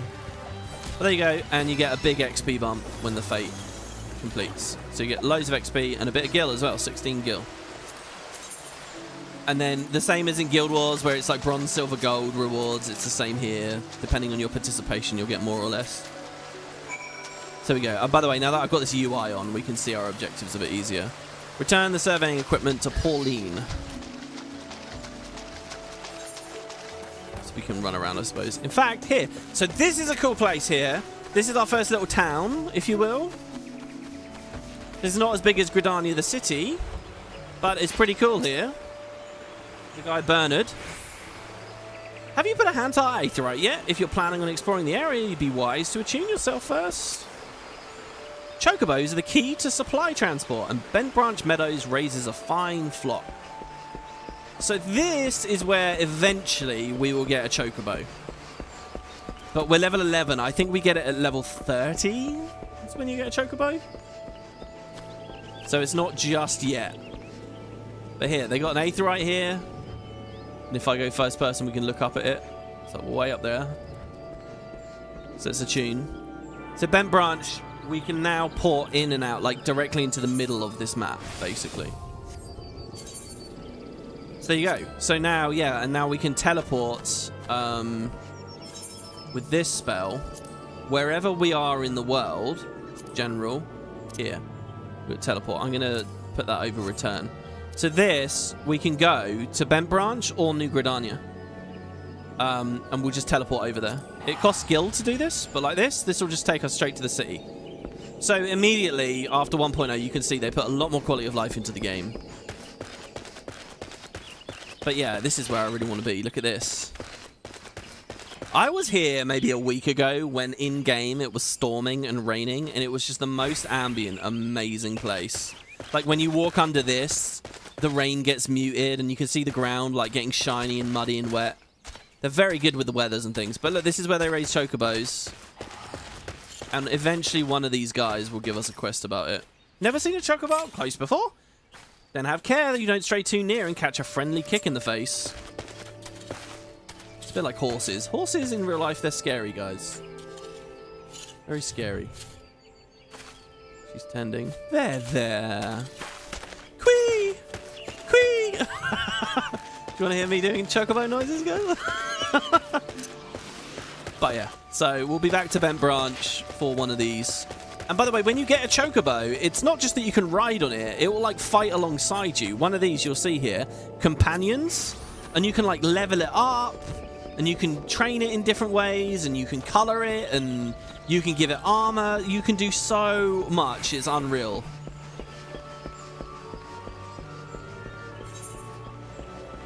So anyway, there you go. That's Bent Branch.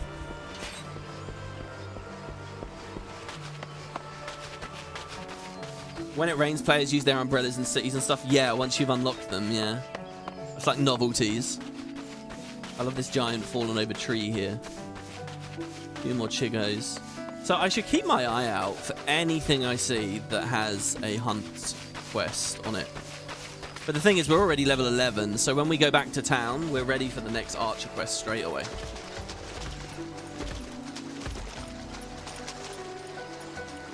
His eyes are so gross. Dude, like, look at him. Just, like, bobbling around like that.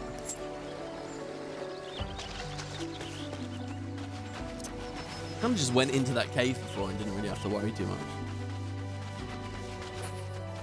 Yeah, I think the graphics update really improved maps like this. A lot of it was like the grasses on the floor, just looking a bit richer. Also, I found when you get... Obviously, we've not done any boss fights or anything like that yet, but I feel like a lot of bosses look a lot better. Oh my god, there's so many of you guys around. Oh yeah, here's a cool thing as well. When you do /sit in this game, obviously, all the races have different emotes and stuff. You can even do, like, change pose to change the way that you're sitting. And there's like a few different ones. My Hrothgar has a really cute one where he puts his legs out. But also, if you just /sit next to a bench or something, it will actually sit on the bench. And it's the same for like sleeping as well. I think it's called doze. You actually, if you're near a bed, you'll sleep in the bed. Yes, may I assist you with some matter? Oh, you look like a black mage. No, look, I have a sprawling list of numbers which appear to be coordinates from this survey. I have some surveying instruments and some surveying rope. Oh, but this is the equipment I left with the soldiers of the Bannock. Fled at the first sight of danger, you say? I see. Well, not all is lost. It appears the recruit managed to complete the surveying assignment. Records are actually quite detailed.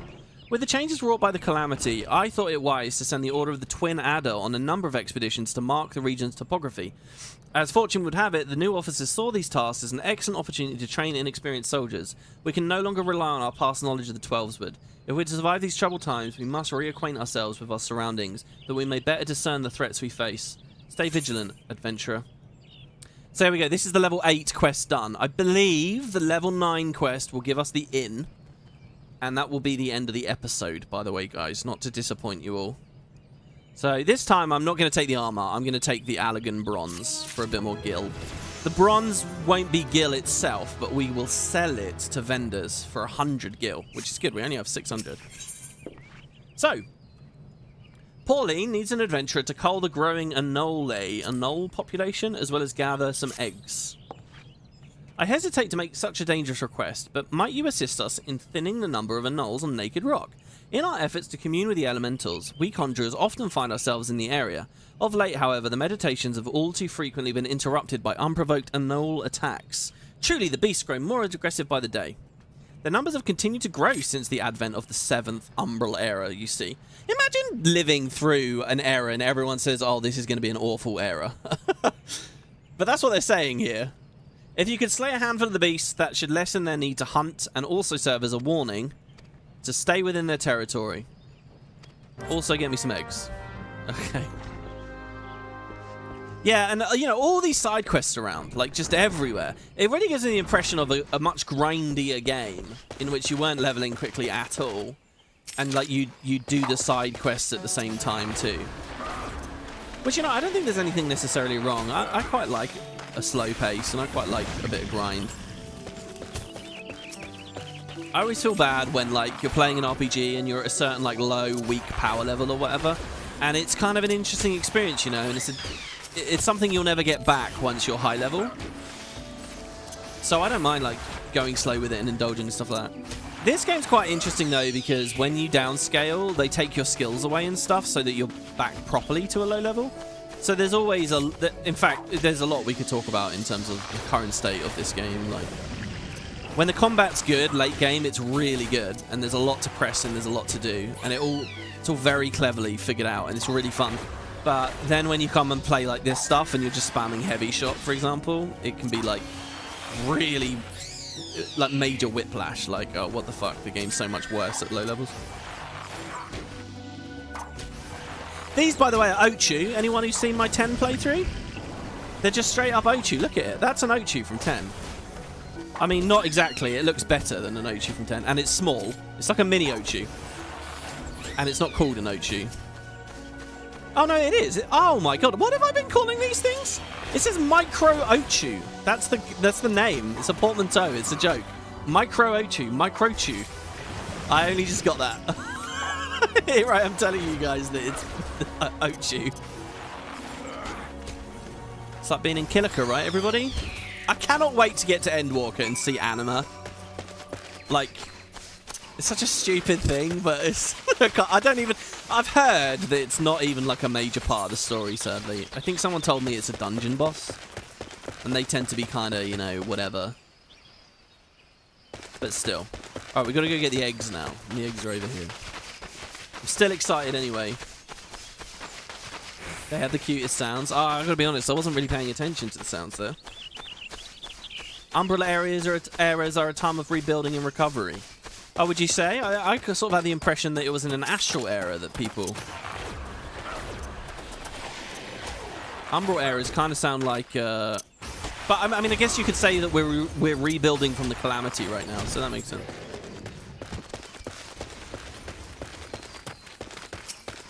I guess I get the impression that it's like one major bad thing happens, but it's like continuously happening as the era goes along. I don't know. Just so that people know, basically the end of this base game is like seeing the conclusion of this Umbral era. And in fact, if I open my quest log here,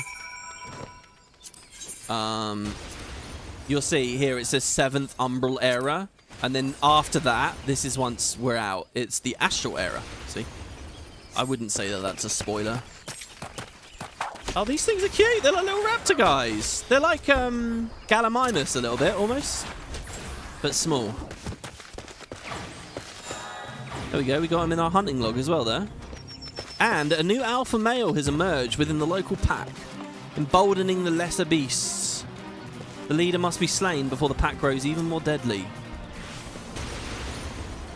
Well, there's an egg here. I've got to grab these eggs for the quest, really, don't I? I only needed 1 egg. So since we're in range of the Fate here, I can't see my main quest. I think we've got to climb up that cliff. So let's run up. So these enemies, you see I've got these red icons. That means they're going to aggro on me. So we want to, like, keep aware of them. And, like, we can back up, right? We can immobilize him with this. And then we can just slowly back up. And back up. And back up. And auto-attack him down. So it looks like someone's fighting the boss up there. So I want to get up and get a tag before it dies. So let's try and poison it. There we go. And the alpha is much bigger. Look at that thing. Oh, my lord. Oh, that's a Gallimimus there. So can you see how I could press Raging Strikes in the middle of my global cooldown buttons? That concept there of always hitting the global cooldown, never slowing down, always just click the next one, just always be casting. But dotting these other skills into the middle, into all the little gaps. That's weaving, basically. It allows you to press all your buttons without ever really slowing down. There we go. That was a good amount of XP. Our food ran out, apparently, already. Oh, my God. I think food lasts like half an hour by default. I feel like I only just equipped it. Equipped it, ate it. By the way, there's cool animations as well when you eat. Here, ready? So here's the braised papyra. We got more. So see, we're actually eating it. It looks like that was a fish in our hand there.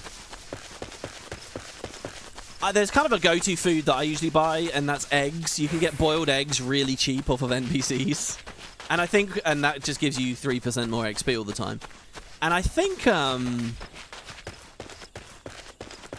love how those two are twins. That looks so cool. I think it actually shows an egg in your hand as you're eating those. Hello, Pauline. Ah, you've returned. Now my brothers and sisters continue their meditations undisturbed. You have my thanks. As for the egg, may I ask you to deliver it to the guy? They're both large and filled with nutrients. The perfect meal for a soldier. Yes. I'm a soldier. I expend a great many calories fighting for my king or my country or whatever, and I'm given an egg. Mind you, it's a big egg. And if you told me there was a bit of cheese with it, cooked together into like some kind of delicious omelette, I mean, I wouldn't say no. What are like the biggest eggs people buy and just eat IRL? Ostrich eggs, right? Is that normal or is that like bad? I feel like that's a thing, isn't it? Ostrich egg? And they're huge, aren't they?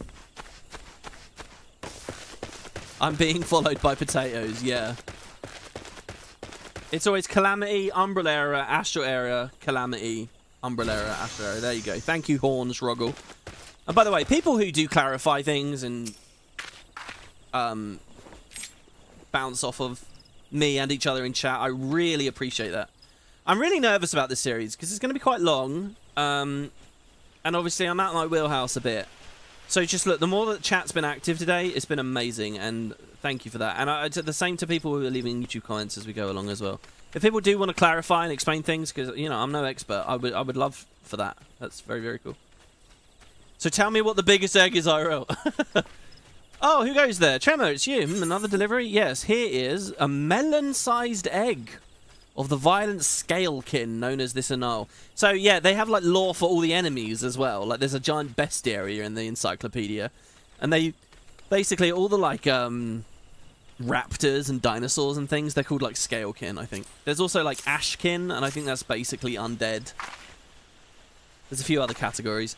I'm not certain I should be the one to. By Nofika, that's an egg. The troops would be glad indeed to see one of these at the table. And you say Pauline sent you on this errand. Wow. They're very dangerous. Your skill and bravery surprises me. So I'm going to take money again. Oh, no, that's a side quest. I was going to say level 5? I thought we were higher than that. So we get the achievement Storyteller. So Galfred, thank the gods you've come. Tremor, we have a potential crisis on our hands and I would appreciate your assistance. So Spirit Hold broken. We need to investigate a place called Spirit Hold. Listen well, for it we haven't much time. To the southeast of here lies a dungeon known as Spirit Hold. It was all but destroyed during the calamity. So in 1.0 there were dungeons as far as I understand it. They were open world dungeons where they were just areas. There were no maps before. It was all one contiguous massive world. And there were like, so you could go run in like with a zerg of players, I think. Maybe this was one of them and it got destroyed. I don't know. Desiring to off, but basically there are some dungeons in this game that there are loads of different versions. There's like the 1.0 version and then this game's version and then a remake that's happened later. Well, like a lot of them got streamlined in the most recent year, I think, or maybe last year. Desiring to offer the ruins back to the forest, a hearer ventured inside to carry out the rite of returning. Alas, it would seem something has gone awry. Word arrived just moments ago that the hero and his guard have been attacked by a towering shadow. Ah, you heard me, true. A shadow. On any other day, I would dispatch my best quivermen to provide support, but I sent them to repel an Ixali incursion in the West Shroud, near Belago. So each area of the forest, the Black Shroud is like... So there's the West Shroud and the East Shroud and the North Shroud and the South Shroud. Each is a map, basically. The timing of these events cannot be mere coincidence. I fear the Exile somehow caught wind of our plans and are attempting to disrupt the rite in an effort to weaken the bond between man and elemental. They must not be allowed to succeed, and so I bid you go to Spirit Hold and do whatever is necessary to resolve the situation. Please, say you will help us. Okay, I will. The Green Archer is on it. I knew you wouldn't let me down. You'll have all the support I can muster. Now, we are racing against time, so you'd best make haste. Haste makes waste! Okay, so we got to kill a ghost. Speaking of Ashkin, I guess our first little thing with undead is coming here. Spirit Hold broken.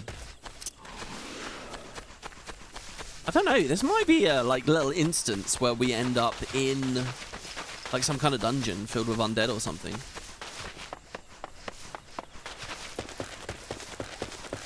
The Chigos look amazing, by the way. Look at this thing with its massive, massive long... What is it? Is that a proboscis? Ugh. Ew, look at his, like, back as well. Gross. That's what the, like, snouty trunk thing is on a bug, right? A proboscis. That Treant is level 17. He doesn't have red eyes, though. Look at him, though. I mean, he's got all these roots coming off of him and stuff. Oh, look, he's eating. Did you see that? He just grabbed something off the floor and put it into his mouth. Oh, man. Man, you guys are able to anticipate every time where I'm going. Oh, I'm guessing you're just doing the story, but clicking through the dialogue quickly so you know.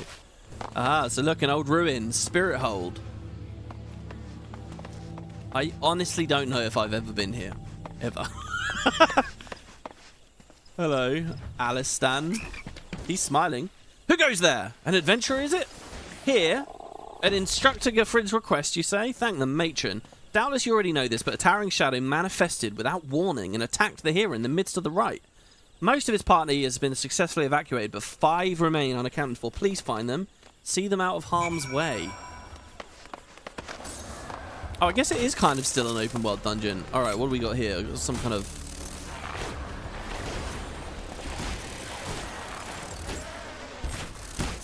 bugs.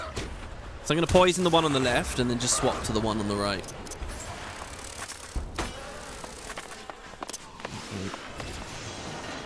Gate opens. It's not much of a dungeon, really, is it? It's just like a keep. This is a bit like a fort ruin in Oblivion or something. Oh, a great shadow towering over me. What in the 12's good grace? An adventurer, please. You must save the hero. I'm moving over. It's this thing where the NPCs stand up and they walk off, they fade away. That's kind of how the game gets around moving NPCs a lot. And when we're at the point where we've kind of got like main characters with us, you'll see them doing that all the time.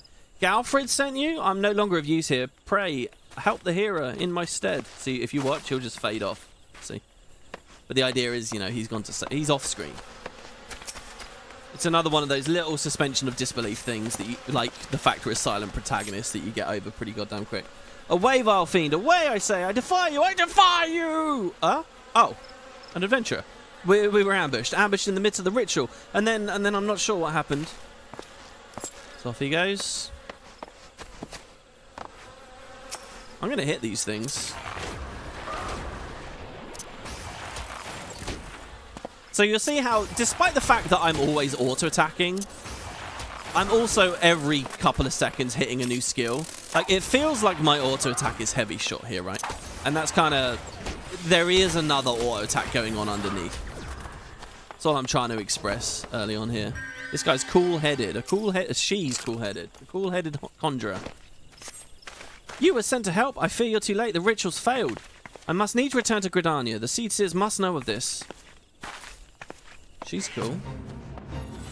Oh wow, there's a fate in here. Oh my god. Confused conjurer. I'm being attacked by something. Oh.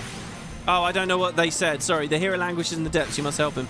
I right-clicked in an attempt to kill this thing because it's a part of my hunt log.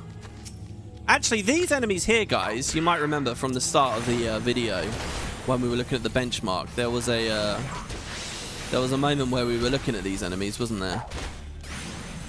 Even he's got quite a lot of detail. He's got like earrings and stuff on. It's weird. Every time I was auto-attacking him, it was like doing like a frost attack, a frost animation. So this is weird. I guess a fate turned on, or because it's nighttime, these imps have spawned here, even though they weren't here before. Or maybe the player that's with me here had cleared them out already. But I mean, I'll kill 4 of them or so if it means we get another thing in our log. Oh, why not, right? I was anticipating to end this episode at level 9, on story step level 9. We're actually nearly level 14 at story step 9, so we're quite ahead already. Aha, look, we're in. Oh, the fate failed. Okay, hello. Duty calls. They cast ice spikes on themselves. Oh, do they really? Oh, he has a buff that retaliates with ice. In part 2, when I have my UI on, we'll be able to see their active effects and stuff. Oh, look, it is. This is the guy with the mask. Oh, no, is it? The mask before was red, wasn't it? I don't know. What is this? O mournful voice of creation, grant ye this humble stone a soul, so that it may wake to life. Uh-oh. Those rocks are not looking good.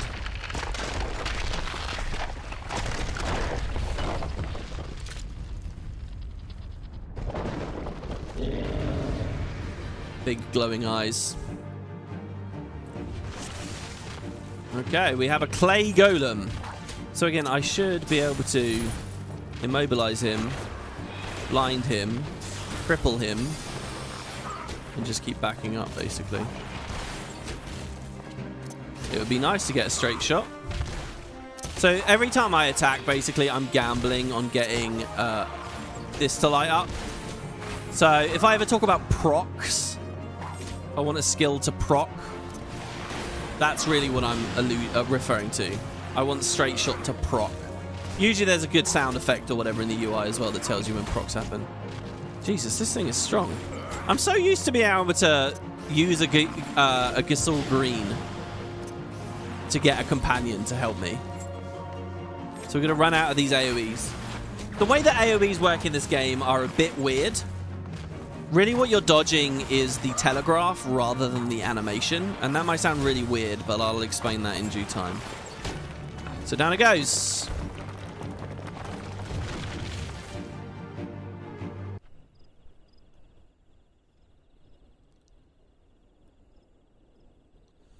That the golem could be vanquished. That man is no ordinary adventurer. Really? Oh, and he's gone. Hey, that was quite good, actually, the way they just flick the camera back and forward like that. Huh. So who is this mysterious person? Riling up the exile? Summoning golems? And there's these two again. Damnation! He has eluded us yet again. Oh, fancy meeting you here. How are things? It's okay, I don't have to try to do a good voice for these guys because they don't have very good voices right now anyway. So...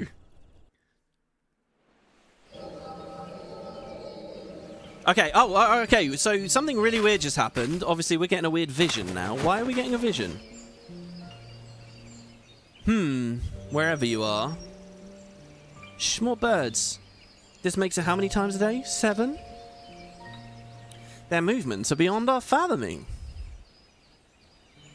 Do you think maybe they're trying to summon their primal?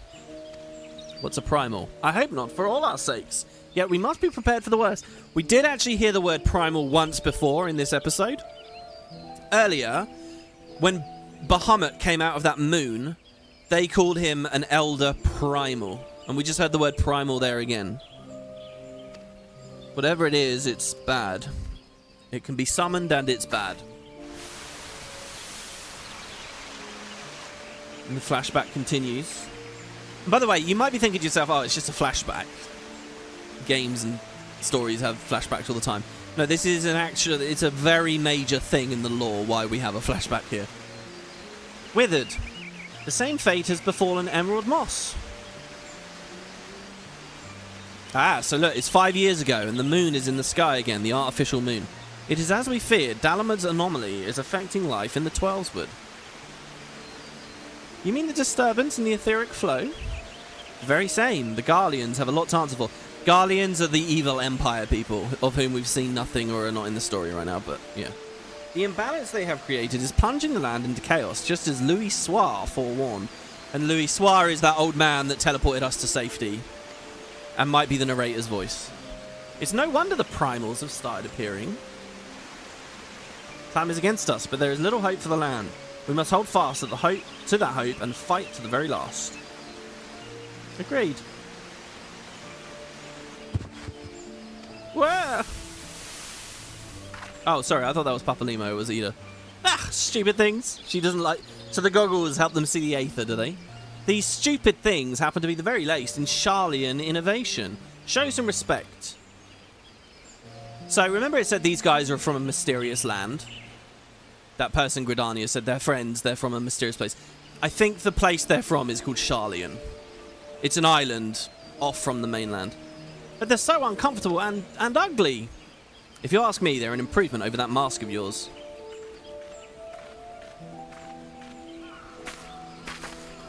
It's hard to believe it's already been 5 whole years, isn't it? Already, 5 years is but a heartbeat in the life of a planet. Oh, guys, I shouldn't have done this Let's Play for 5 years. Would anyone want to wait another 3 years? Well, think about how good this dialogue would be right now. I suppose you're right. Now that I think about it, the Twelveswood's barely recovered at all, and the Gridanians still have the same old problems. Aye, along with some new ones. Just in case the Exile and Garuda weren't troublesome enough, the Sylphs had to go and invite Rama, didn't they? Do you ever think about those adventurers who fought alongside us? I do, and then 5 years seems like ages. I wonder what became of them. Obviously referring to the 1.0 player base there. It's amazing how integrated into the original plot all of this is, actually, knowing that no one will be able to play again. Ida, look! I cannot get over that Splinter Cell sound effect. Golly, and this is what exactly? Yet another disturbance in the Aether, freshly manifested at that. It seems to be emanating from the life mate, the stump. Let's go. So that was moments before we met them, remember? We saw them over at that stump. So we just, like, saw into their past. Look, and our character's got, like, a headache and shit. He looks really annoyed and upset with that. That's not nice. Are you alright? Your eyes glazed over for a while there. Look how much taller I am than her. The good news is that the hero is unharmed. Somewhat dazed, yes, but the whole of mind and body. The bad news concerns everything else. Lest you forget, the 12's Wood is in the domain of the elementals. It is by their leave that man abides in the forest and avails himself of its bounty. The ground which the dungeon occupies is no different. Having no more use for the dungeon, the Gridanians sent a hero to offer the place back to the elementals by way of the right of returning, which is essentially an expression of gratitude. Alas, he failed to complete the ritual for obvious reasons. While the poor soul cannot be blamed for this, the fact remains that unless the elementals are given their due, they may well consider it a slight. And the very last thing the Gridanians can afford to do in these uncertain times is risk alienating the 12's Wood's eternal guardians. I really don't know much about these elementals, guys. But you have more than done your part. We shall see the hero to safety and send for his peers to finish the rite. In the meantime, please make your way outside and report to Ailstan. Ah, but where are my manners? I'm Papalimo, and the tactless woman beside me here is... So hold on, guys, if I started in Uldar, or if I started in Limsa Laminsa, on one of those other classes, would I not have met these guys early on? Because I swear my early story was all about Thancred before. Who's another one of these major characters. So, do you kind of have to do all 3 original plots to meet all of the Scions in, like I'm going to be basically skipping bits, really. The tactless woman beside me here is... Ida. Papalimo and I are surveying the 12's Wood together. Pleased to meet you. Ida, give me a hand, would you?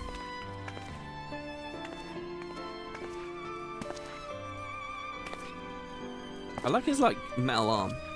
Wait, there's something familiar about you. Could it be that you are... Never mind. Doubtless my eyes are playing tricks. Till we meet again. So I think that's a little suggestion that we're the same guy as the hero that you could have been in 1.0. Maybe that dialogue would be different if we literally were a 1.0 player and we had the tattoo and all that. I don't know. And that's kind of an interesting topic when I think about where the story ends up going, but... not sure there's anything too much deeper about it there. Yeah, you do get Thancred if you start an older. Yeah, I feel like I had loads of Thancred story. I feel like I never really knew these two very well. Like, I never interacted with them very much. I never really knew them. So it's kind of cool to see this, actually. Because not all characters are in the story the whole way, obviously. Gonna sort of talk in circles here. Not be spoilery. Looks like we've aggroed these imps. I'm not going to be able to get away with it, so... Let's just make sure that guy's already poisoned. Let's just swap to this target.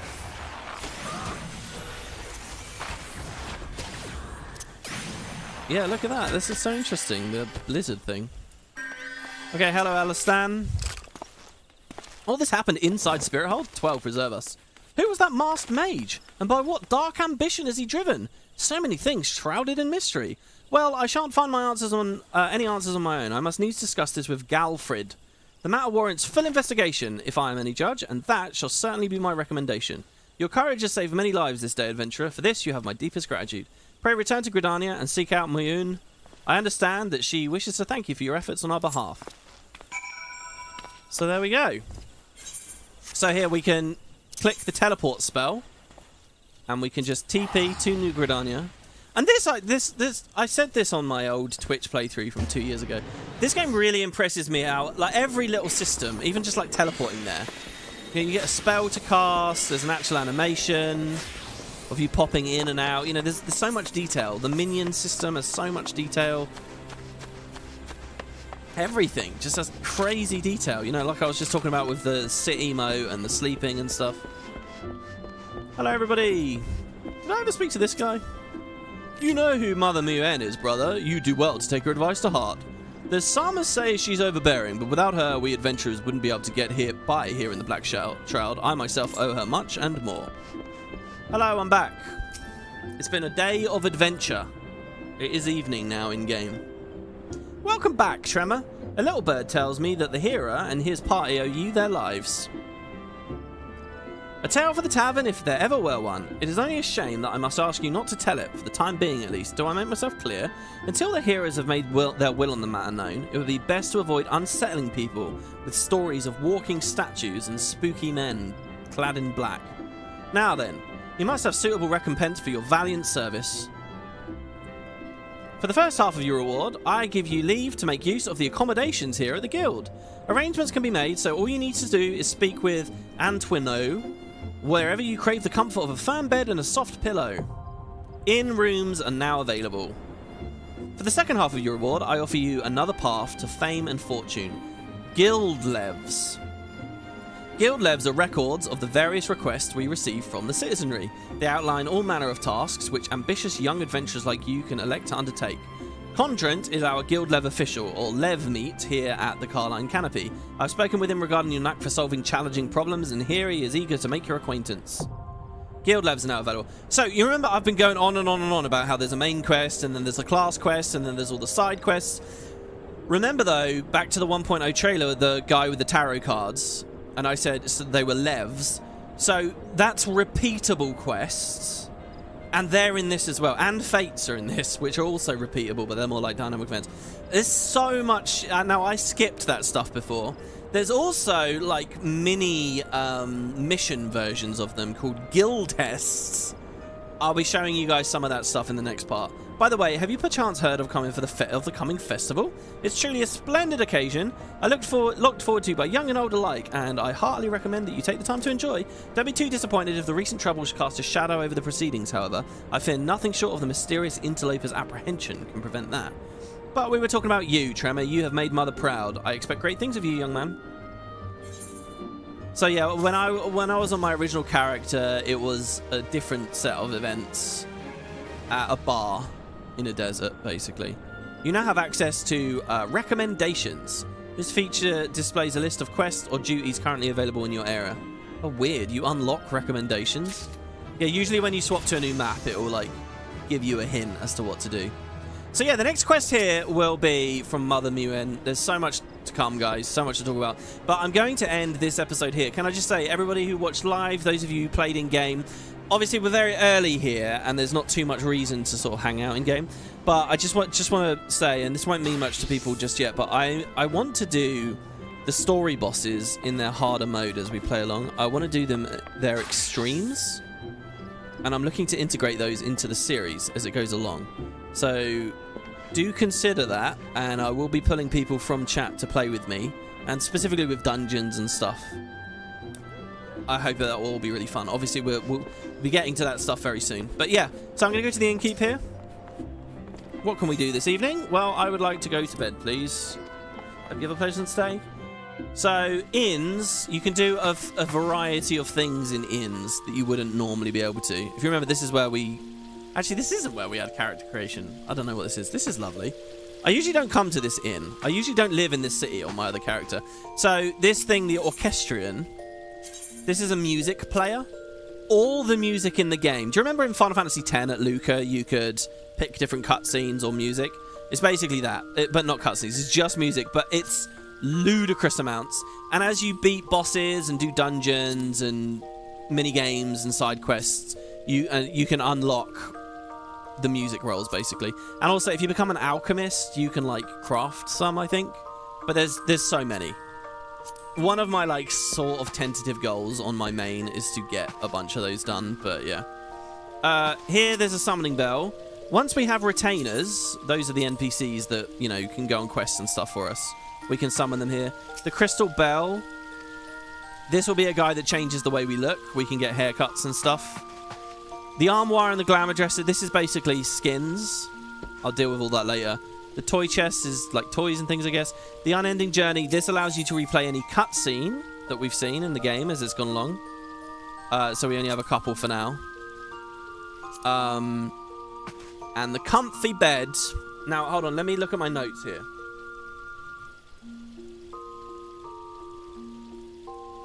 Yeah, I don't know. I don't have anything else, really. The comfy bed is... Wait, dream fitting? Try online store gear? I don't know. So if we log out, okay, we will get in this bed, and next time we play the game, we will actually look at this. Like, look at the whole animations for this and everything. We'll wake up in this bed. On the sound effect there as well, and we will continue the adventure. So I thought that'd be a good place to end it. There you go. That's A Realm Reborn Part 1. Just sort of getting started with the game. Thank you very much to everybody who watched. Thanks for any donations or members. Please, I do encourage people to use the regular YouTube comments if you want to catch my attention on anything, and I might put them at the start of the next episode. Yeah, I think that's it for day 1. I'll see you guys in 2 days. I might try and premiere again. We'll see. And yeah, that's it. Thank you guys. It's been wonderful to have some company. And I will see you for the next time very soon. Take care, guys. Thank you all. How do I outro this? Oh, here we go. My classic outro.